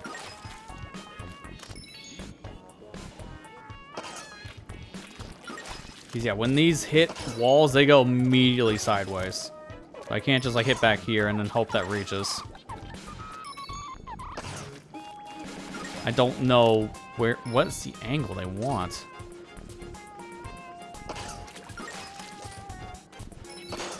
There you go. Just full on sideways.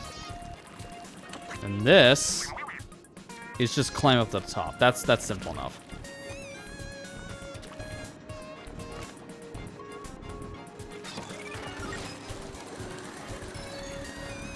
Dude.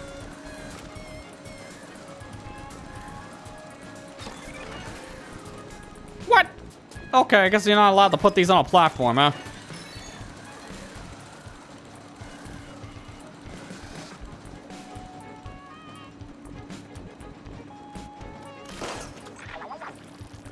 That one's inside of something. Which means the last balloon's over here.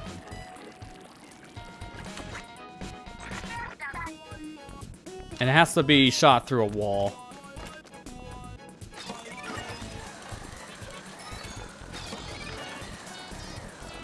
So, like here.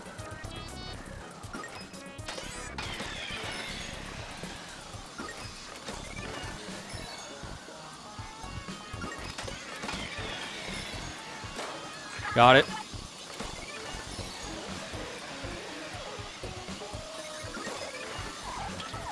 That wasn't that bad. It's just a matter of getting the right angle and then you pop the balloon with your laser. You don't even have to go all the way around. But what's with these? Like, I don't know what this is about.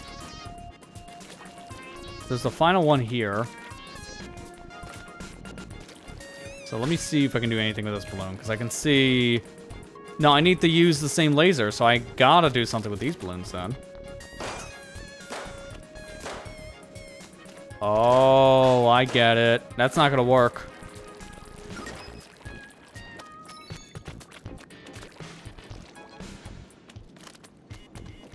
They're gonna respawn? Yes.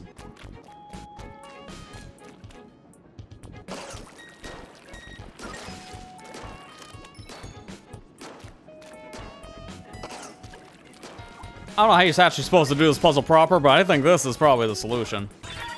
Good old cheese. And that's it. So now what? Oh, just get to the center. Okay.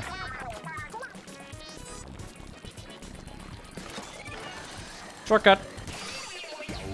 And that gives me 3 skill points, which will be enough to get the gadgets fully leveled up at this point. I'll have 40 slots to work with in total, which is the most the game is going to let me have. Not to mention, I can put more points into other things next. HP or damage? Oh, that's the question though, right? This is going to require 2 points to go to HP. So, I think I'm better off doing damage at this point. Wait a minute. If I go up from here, it goes 170. Is it just 180 is the max for gadget damage? That's interesting. Also, hang on. Let me do some math. If it's like this, where it required 2 points, this should be 2, 4, 6, 8. Right? I have 2 points now. We're at level 40, so that add another 10 points. Then the other skill point thing, that'll be 15. Is that enough? I think they just give you just enough points, just like a lot of skill trees, right? If I do this, 2, 4, 6, 7, 8, 9, 10, 11, 12, 13. Yeah, there should be just enough. I'm just gonna have to work for it. But I can use some of these points to other things. I just don't know what to do. Weapon damage or gadget? Weapons falling behind, so I should probably focus on this. Put me 160. So I need 1 skill point there. Because see, right now, 15 in total is what's left in the game. And we just spent some of them. So actually, let's do the math on that. Should be 10 points and then the 3. So that'd be 13 left in the game. Presumably. So then I take 1, and then 2 and 2. Then another 2, and then another 2. That's 9. So I should be fine. If I'm doing the math right. To max everything out, it should only be 9 more skill points total. Well, again, that's if I'm doing the math right. I could be wrong, because maybe one of these could be skill point required times 3. I don't know. But right now, I'm just going in logic that the last 2 upgrade slots are going to cost 2 points apiece. Because just to upgrade HP to max, I need 4 skill points, and then this is another 4. Then that would be another 4, it's 12, and then 13. Yeah, so that should be just enough. 13 left in the game, and 13 left to level up, so I'm not missing anything. I just have 1 more skill point challenge blueprint to do, which I think that's how we'll end it tonight. I have to wait now, unfortunately, because I want to get help.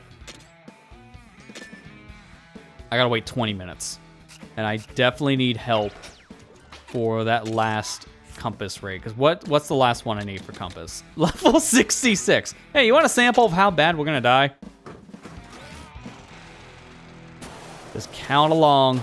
Count how many seconds it's gonna take. Not minutes, seconds.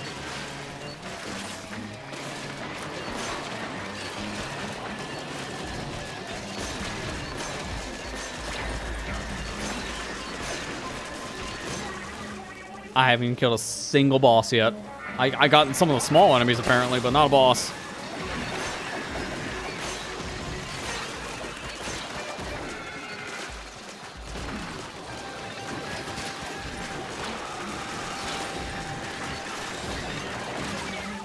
There's number 2 killing me. Last try. Still haven't killed a boss yet. Keep that in mind. No bosses have died.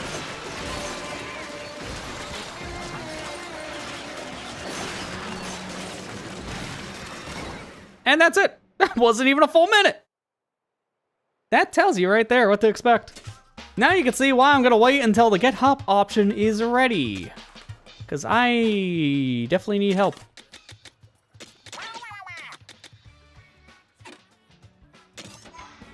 So I guess for now, we'll just chomp at the bit on the other things. Just do spices. I'm just kind of going level order that we played. If you notice a trend, I'm doing the spices based on what we actually played.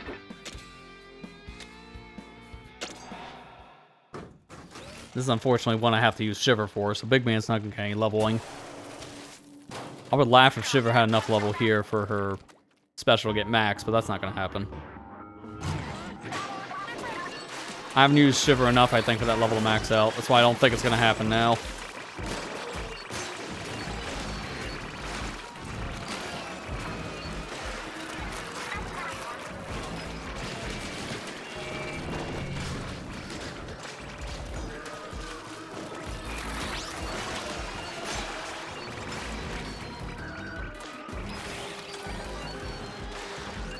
You stop running away from where I'm trying to slash you.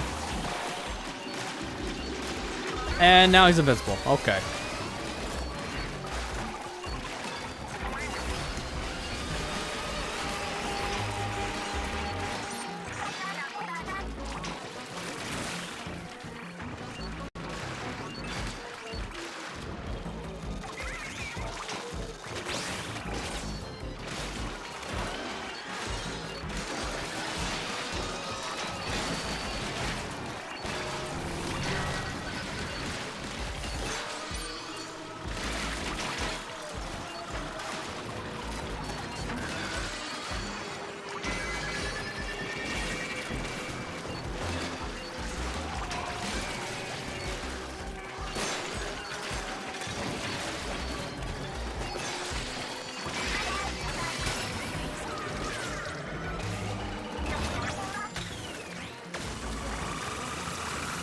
Where are you landing? Here.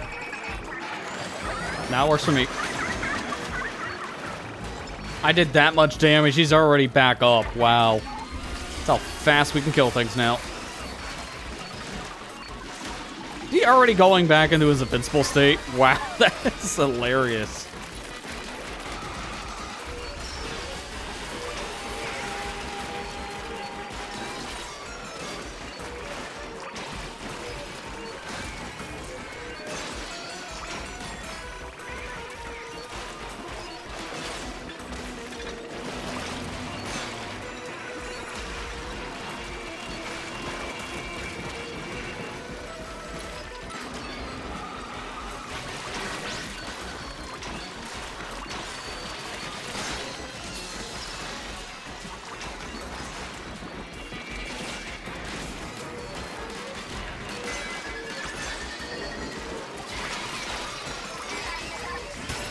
Hit with the drill.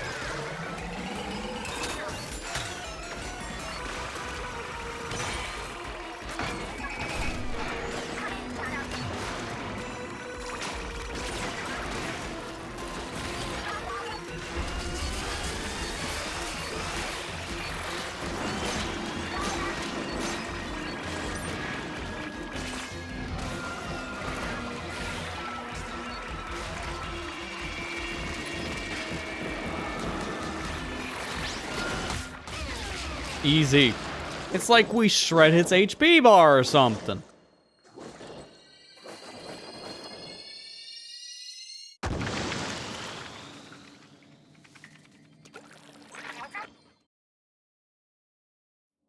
One unfortunate thing is every time I have to redo one of these missions for the spicy and super spicy stuff, I gotta skip a lot of cutscenes. So, unfortunately, having to do that every time is gonna slow these missions down a little bit.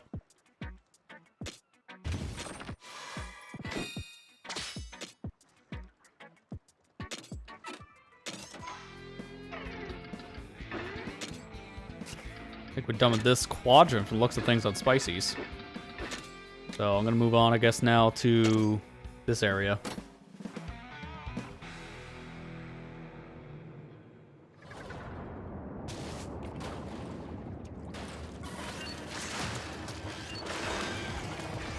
It's hard to believe I've already been streaming now for 5 hours, because it doesn't feel like it. Again, that's what happens when you're having fun. Time flies. Like I said, I wanted to at least just do the compass thing. Kind of just end on that note tonight, so that's why I gotta wait until I can get my raid done with others, because there's no way I'm doing a level 60 raid right now by myself. For the sake of time, I figure we'll just do at least the compass missions like that, because I don't want to do every mission without get help, and I've already done these missions anyway, so first clear is important to me to do by myself, 100%.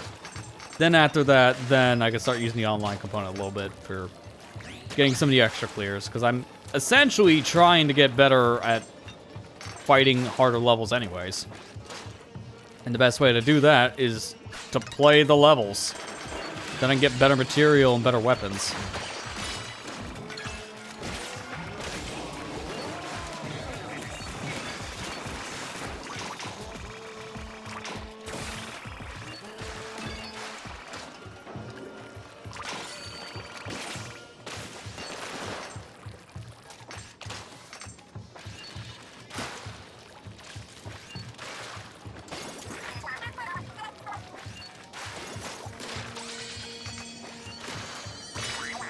Nice, just finding a random level 4 gadget piece just in a random box. Love to see it. I do also wish, though, I can get more than just the shards from getting one of the Sunken Scroll compasses again. It's kind of also unfortunate they aren't a thing in these levels anymore, because now I don't know where they're at. So if I'm playing with someone else that hasn't found the scrolls or the shards, or the compasses, excuse me, then I won't be able to tell, because mine are just shards.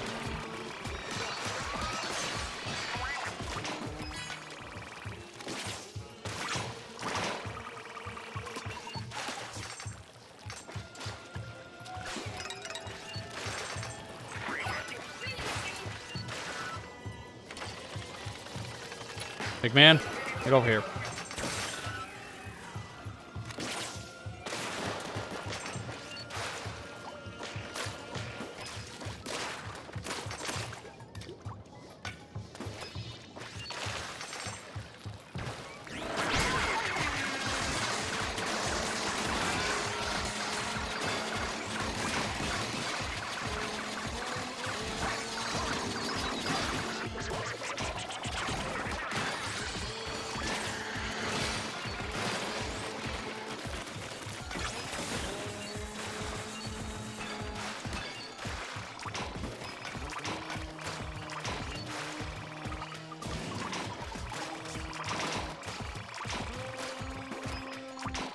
Yeah, that's almost enough for another big man showstopper.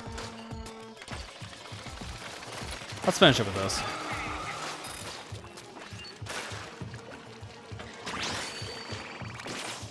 I have an idea. Drill?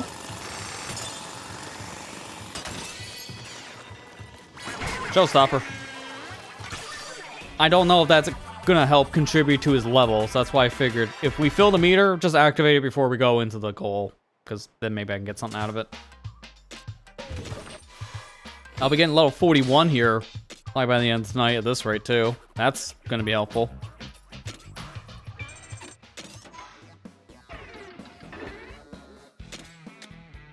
Actually, no, I'm gonna take a side quest here, because this is only one level, so this island's gonna take no time at all to clear. Again, I'm not going to be doing all the spicy raids on stream. I don't think there's a point to that, because it's just the same level I already played, but now it's slightly harder, but it's really not for our level at this point.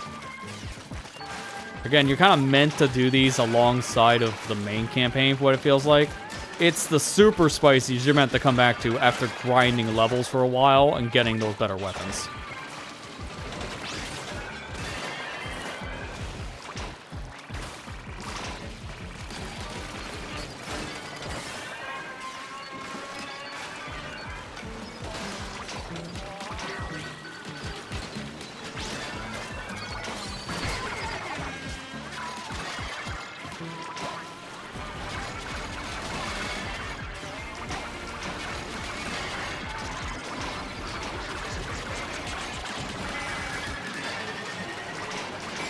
Done.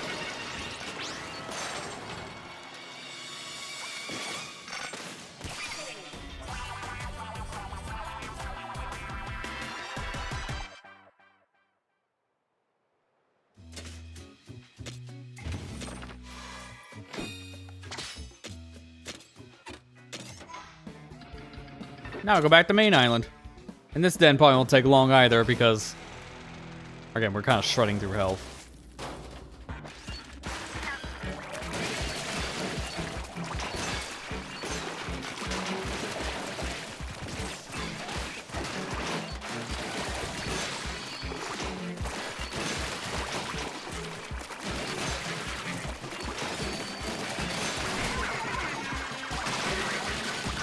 This is just a perfect farming spot.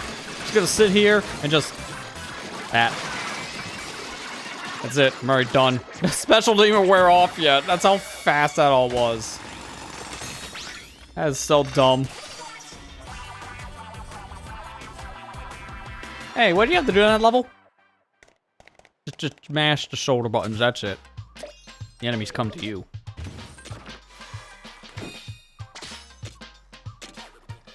I could use that skill point, because that will get me weapon damage. So I should do that now. And now everything just needs 2 every level, so I need 8 more skill points in total. No. 2, 4, 6, 8, 10, 12. So 12 more skill points.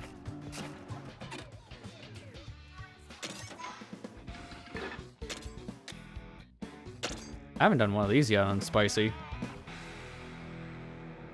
Well, I have, but I haven't done one of these yet tonight, is what I'm saying.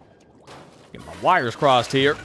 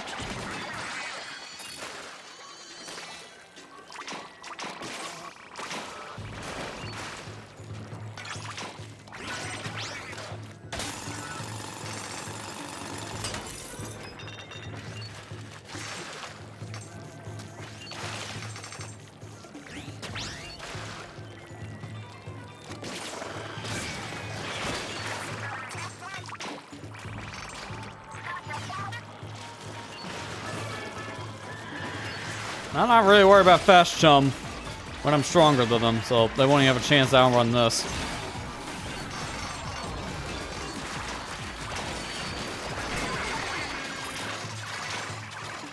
Well, I can just now wait around for this to end, because I can't drill if there's no one in the bot currently.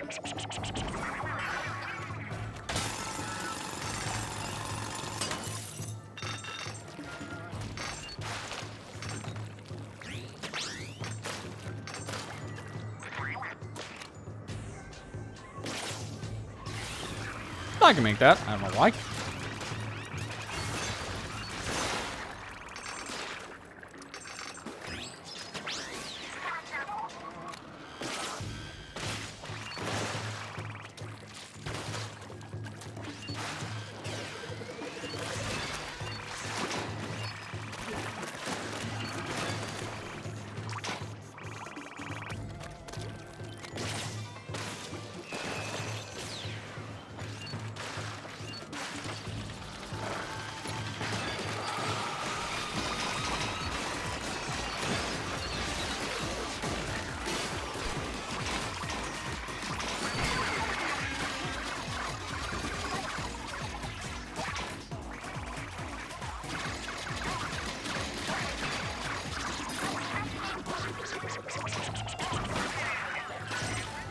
Alright, that's halfway to the yield. I still want to do the full thing.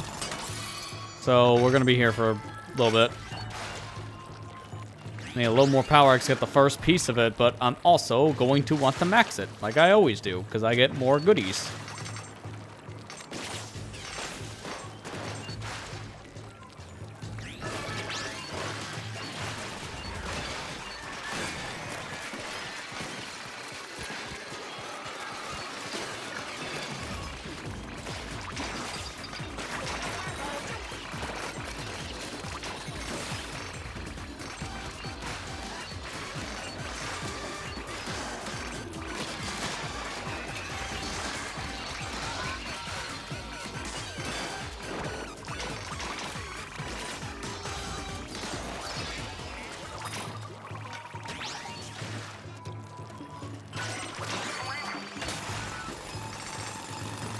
Where else can we go?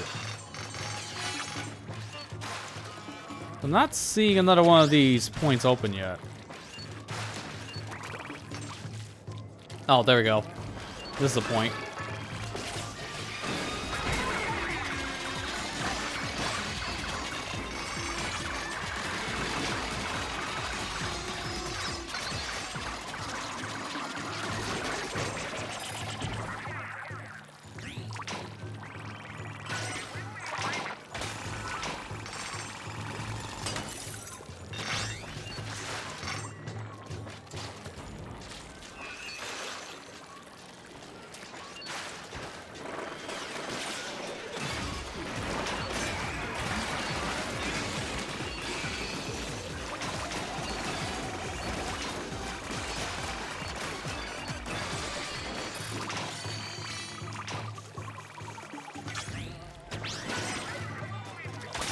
I grabbed that.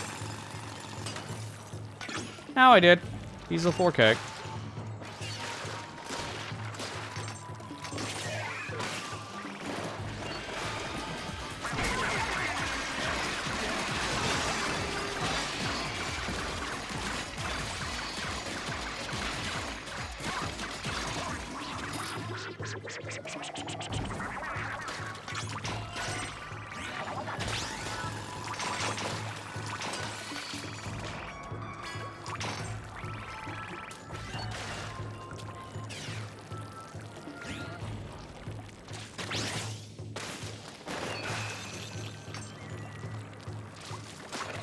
It's on the way, so I'll grab this red crystal.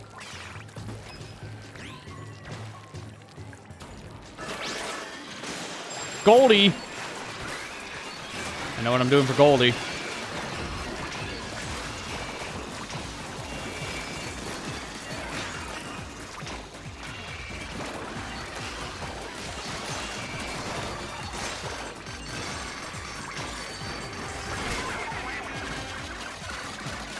Get wrecked. That's exactly how I expected that to go. I knew, just save the special for Big Man, and he can just annihilate Goldie. Because that damage output is insane. Not got anything that amazing, though, unfortunately.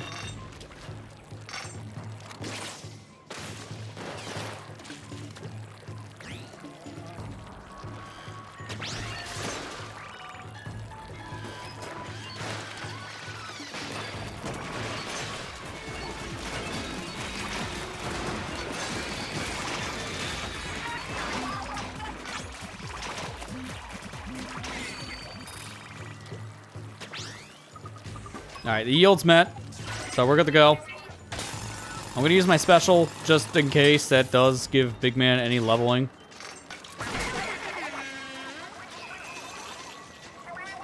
Big Man, we're gonna die together. But that does cancel the special, which is actually good, because I don't want to use it right now. That was optimal.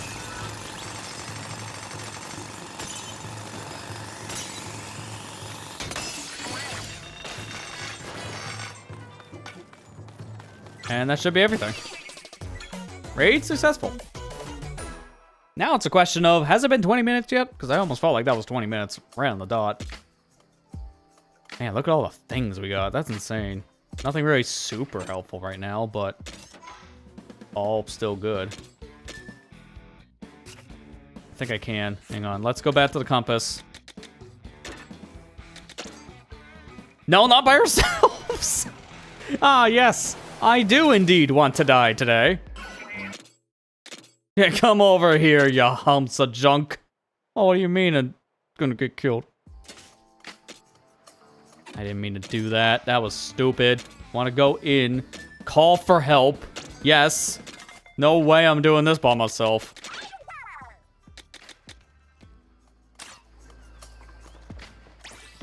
I'm also, at this point, I'm gonna swap probably to, like, Mitt or something. But I'll leave it for this mission, because I need something long range. I can't really think of anything else right now. So when I'm blanked, I don't want to wait here too long. My teammates are going to do most of the work anyways. I already know that.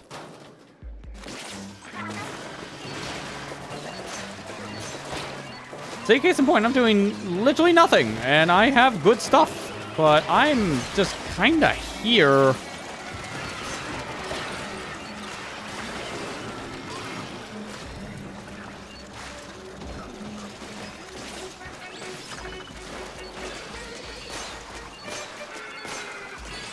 That's why I keep on using this specific weapon with the freeze ability, because I can't do much, so I might as well get the freezes.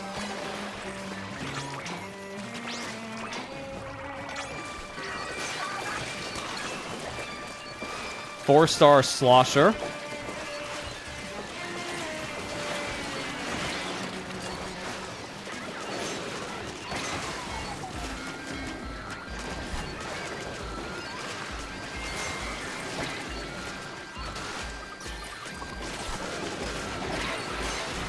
Get out of there. Get out of there. I couldn't move. Two of us died right then and there. We're already down to 2 lives? What happened to the first one? I'm kind of worried. We got to be extremely careful because we might be able to make it time-wise, yes, but lives? I don't know. This is going to be really rough.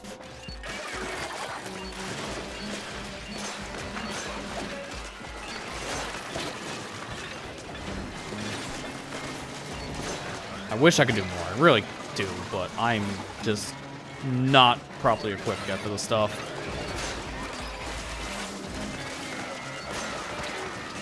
So if I can help my teammates by at least getting some free stats, and then they can take advantage from there, then so be it. That, and also I'll be the one getting a lot of the power eggs, because I can easily do that.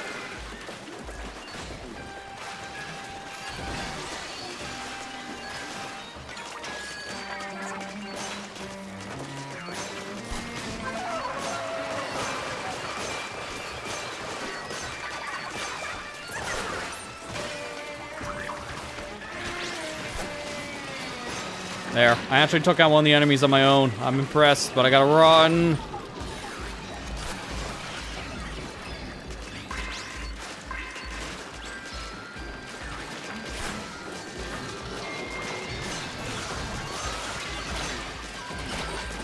Oh my god, I'm gonna die here in a second. I knew it. I couldn't get away. We have 1 more life left. Oh boy. I had a feeling. The second I revived, too. That's so stupid. I gotta wait another half an hour to try again, because unfortunately, you can't... Yeah, I won't be able to bring back any of that, and we got 4-star weapons. No, you can do it again. Oh, good. I could just continue trying this until I'm just not able to anymore, essentially. Good. I was kind of worried that I wouldn't be able to do that again. Just like a success, you'd have to wait. I was afraid. But no, we're good.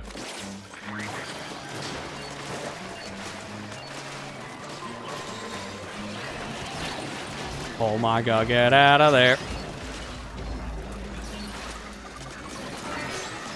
I'm hearing a bunch of shields being broken.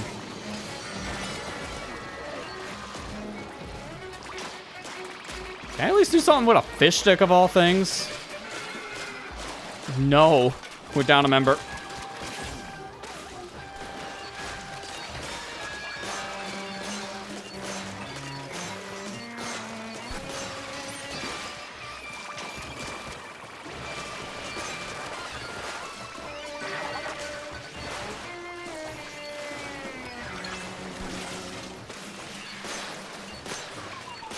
Freeze, come on.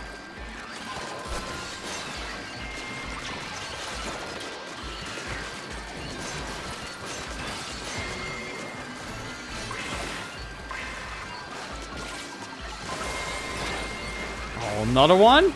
I'm in danger too, so I gotta be extremely careful here. Alright, we're good.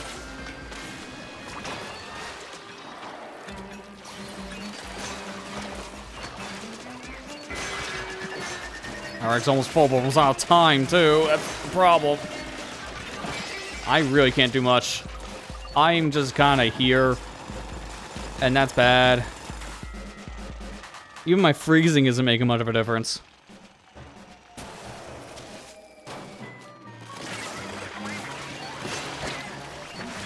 God, Lily, just the first thing. Almost down to no health.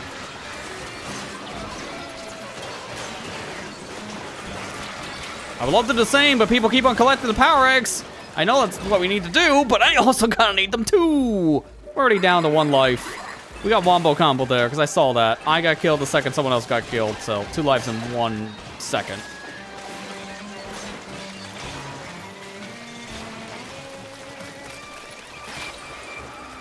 Couldn't even react to the mauls. Come on, come on, come on, come on, come on. Good. Oh, I got a level somehow after all this. That stuff I at least keep. Oh, crap.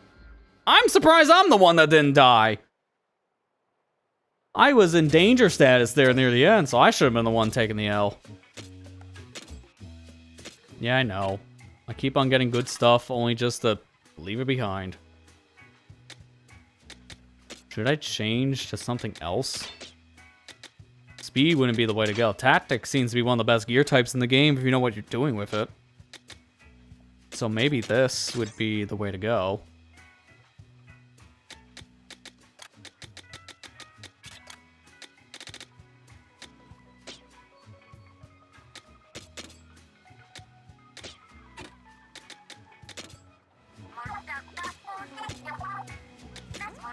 Multi-laser is a definite must.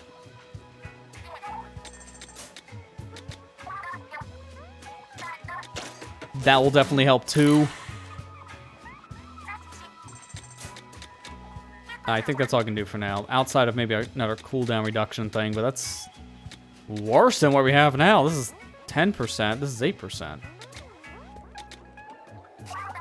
So I'm good.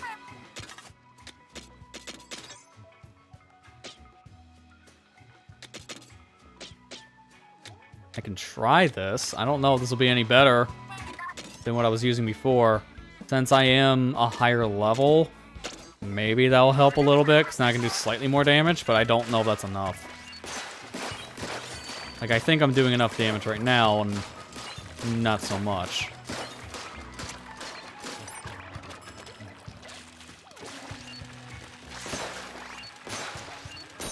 I'm not the only one struggling here, based on how I just failed 2 of these in a row with teammates. That's telling you a lot.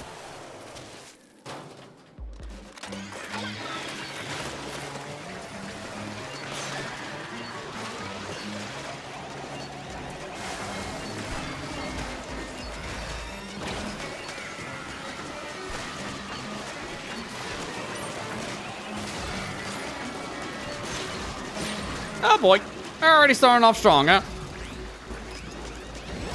Yep, I couldn't move. I'm surprised the big shots what killed me, not the maws.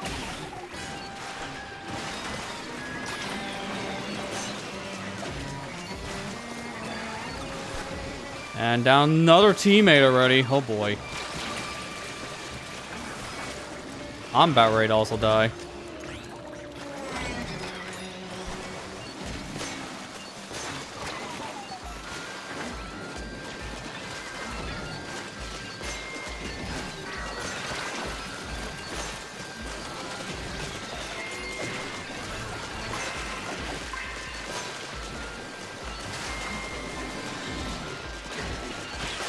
There's a channel I'm following that decided to do a splat lock of this game. Essentially a Nuzlocke for Splatoon. How in the world did it get even have weapons if they're doing this stuff, is what I would wonder. There's no way. Like, we already failed. I can literally see it based on time. There's no way that we succeed here. We failed just on time alone for once. It wasn't the fact that the entire team got wiped. It's just the time. Yeah, I don't know what to do here. No matter what I'm picking, I'm not really using anything that's strong enough at this point.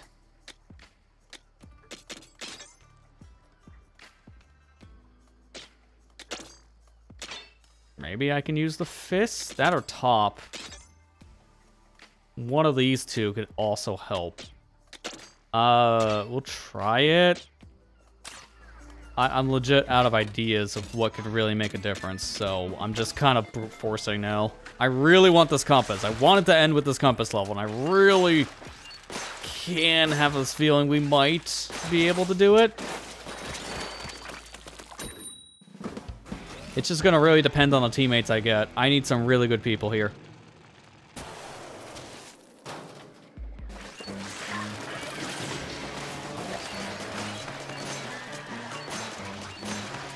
My job, mostly at this point, is going to have to be egg collecting, if I can contribute. That will also give me a special.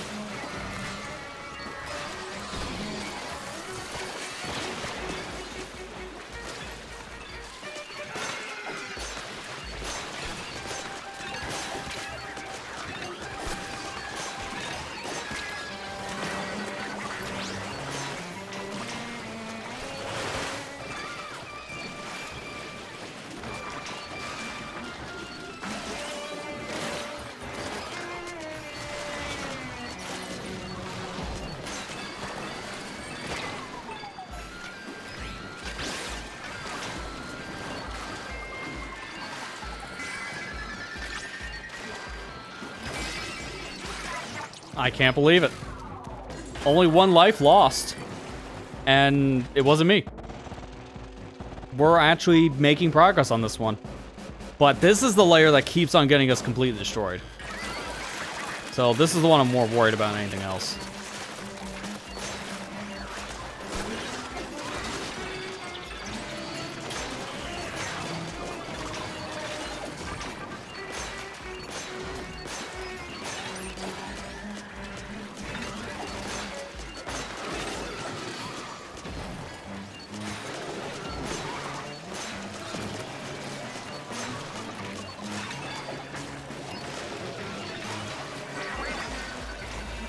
%. Good. Hit it. I don't know how much Fry can help me.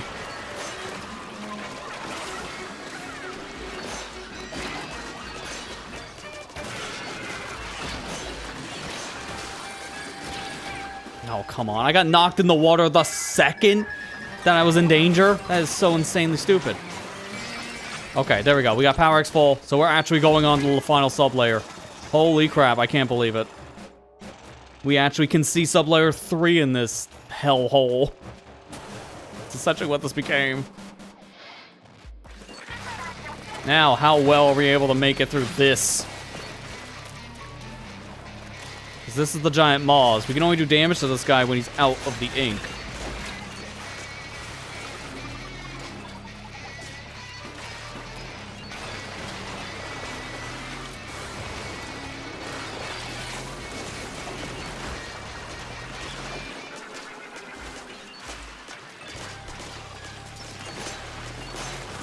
I gotta help because I have the freezing property, so I could get this guy frozen when he comes out of the ink. Like that. There you go, we did it! We actually did it! Thank you! Thank you, random strangers, because there's no way I would have been able to do this on my own. This would have took probably hours of grinding to get this final compass unlocked, so I'm able to do it now. Holy crap, that was awful. I got 7 eggs. That tells you a lot. Alright, let's see what our final compass level is. At least the final one I know of for now. And it's the hot cold thing, where it's like, hey, ping over here or there. I already found it. Full course speed test.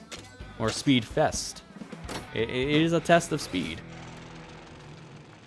And what are the 3 you give me?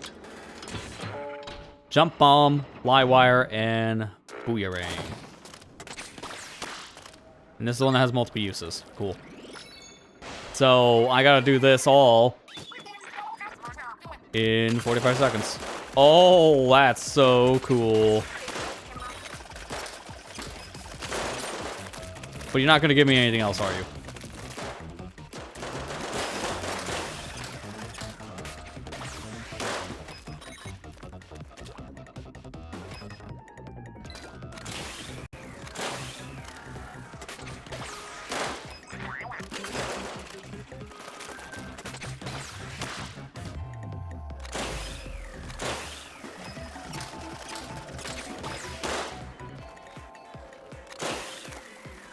They're not giving me any recoveries, though, I'm noticing.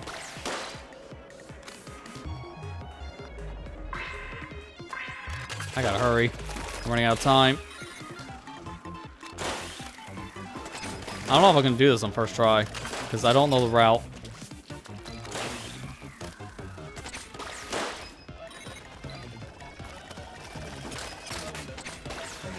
I don't know what the heck I just grabbed.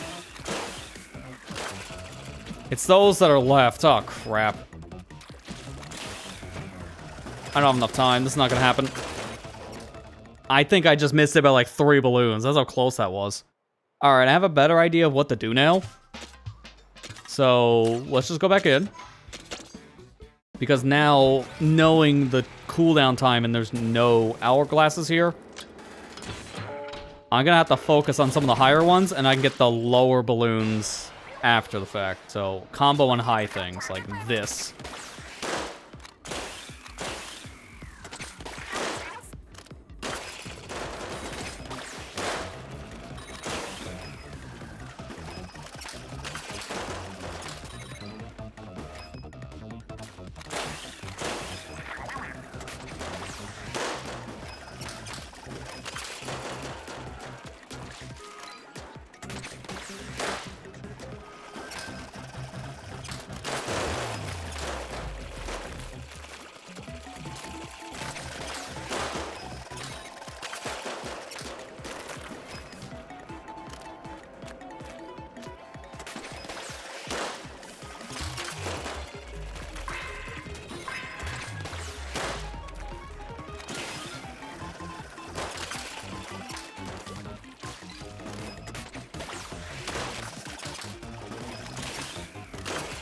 Got it.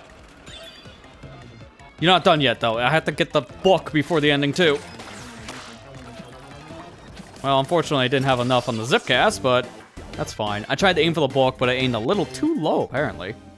So that should be the final skill book, which means now I'll have 4 skill points? Or 3? No, I spent the other, so I should have 3. I can only get 1 thing unlocked, then. Because as of right now, because of the skill point distribution, all I can do is one of these 3 different perks. HP, weapon, or gadget damage. I think the better call is gadget damage, because I can get higher leveled weapons for damage. So I'm going to put all my stock into this. I didn't realize I had 4 points. I had 3. So now the gadget damage is leveled up to 200%. So that's the max. Alright, well, I guess with that, this is the strongest kit of stuff I have. At this point, my actual strongest weapon is probably going to be these dualies now, along with, like, this blaster. And I can level them up, which I might have to start doing. But that is a good stopping point for tonight. The main game is done, which was the main objective. And now I'm going to start playing this game on my own time, just so I can get some of the other things unlocked here, because I have a lot of just standard old spicies to do. I'm going to do the spicy missions on my own, because as you can see, you get these materials in particular for doing the missions, so nothing in particular you haven't seen me do at this point. I played the levels, so I'll just play these off-cast and just enjoy the game myself. Super spicy raids! I don't know how I'm going to handle these. honestly. We're probably not going to show them all on stream, just based on how this is going. I just want to do the main big stuff, the story significance. So there'll probably be another stream, maybe 2, depending on how this game goes. For other things, since I have to do, you know, these, obviously. So the Hidden Ruins, I will be returning to.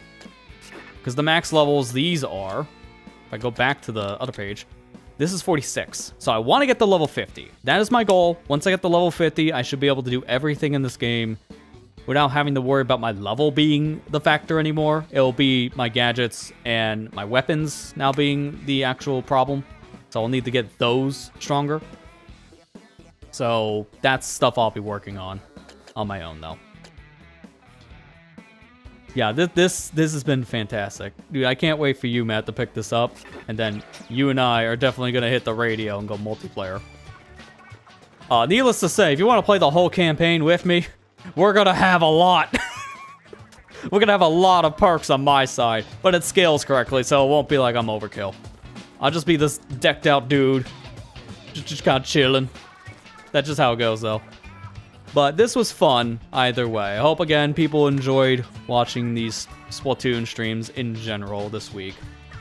So, with that said, I'm not sure when the next one of these will be. I want to do one for this upcoming Tuesday, but I'm going to play that one by ear because I want to play through this stuff, as I mentioned before, on my own, like the spicy raids and such, and grind out some things. But I gotta make sure I have time to do all that, because I still have some other things I gotta take care of this weekend going into the upcoming week. So I don't know how much time I'll dedicate to Raiders. So I'll see. Because if not, then I'll just probably play something else on Tuesday and come back to this the week after or something. Either way, I'm gonna be starting an actual new project this upcoming Thursday. So for people who are not interested in Splatoon, there will be non-Splatoon related things happening next week at the very least. And yeah, no, this has been a lot of fun. Like I said, a fantastic campaign, but I'm not fully done just yet because I still have this post-game stuff to do. And I'm going to leave the other tasks in the post-game for the streams. So those extra ruins and whatever else unlocks after the fact. As we got told, based on how the ending went, there's still some more stuff here on the Spirelight Islands to do.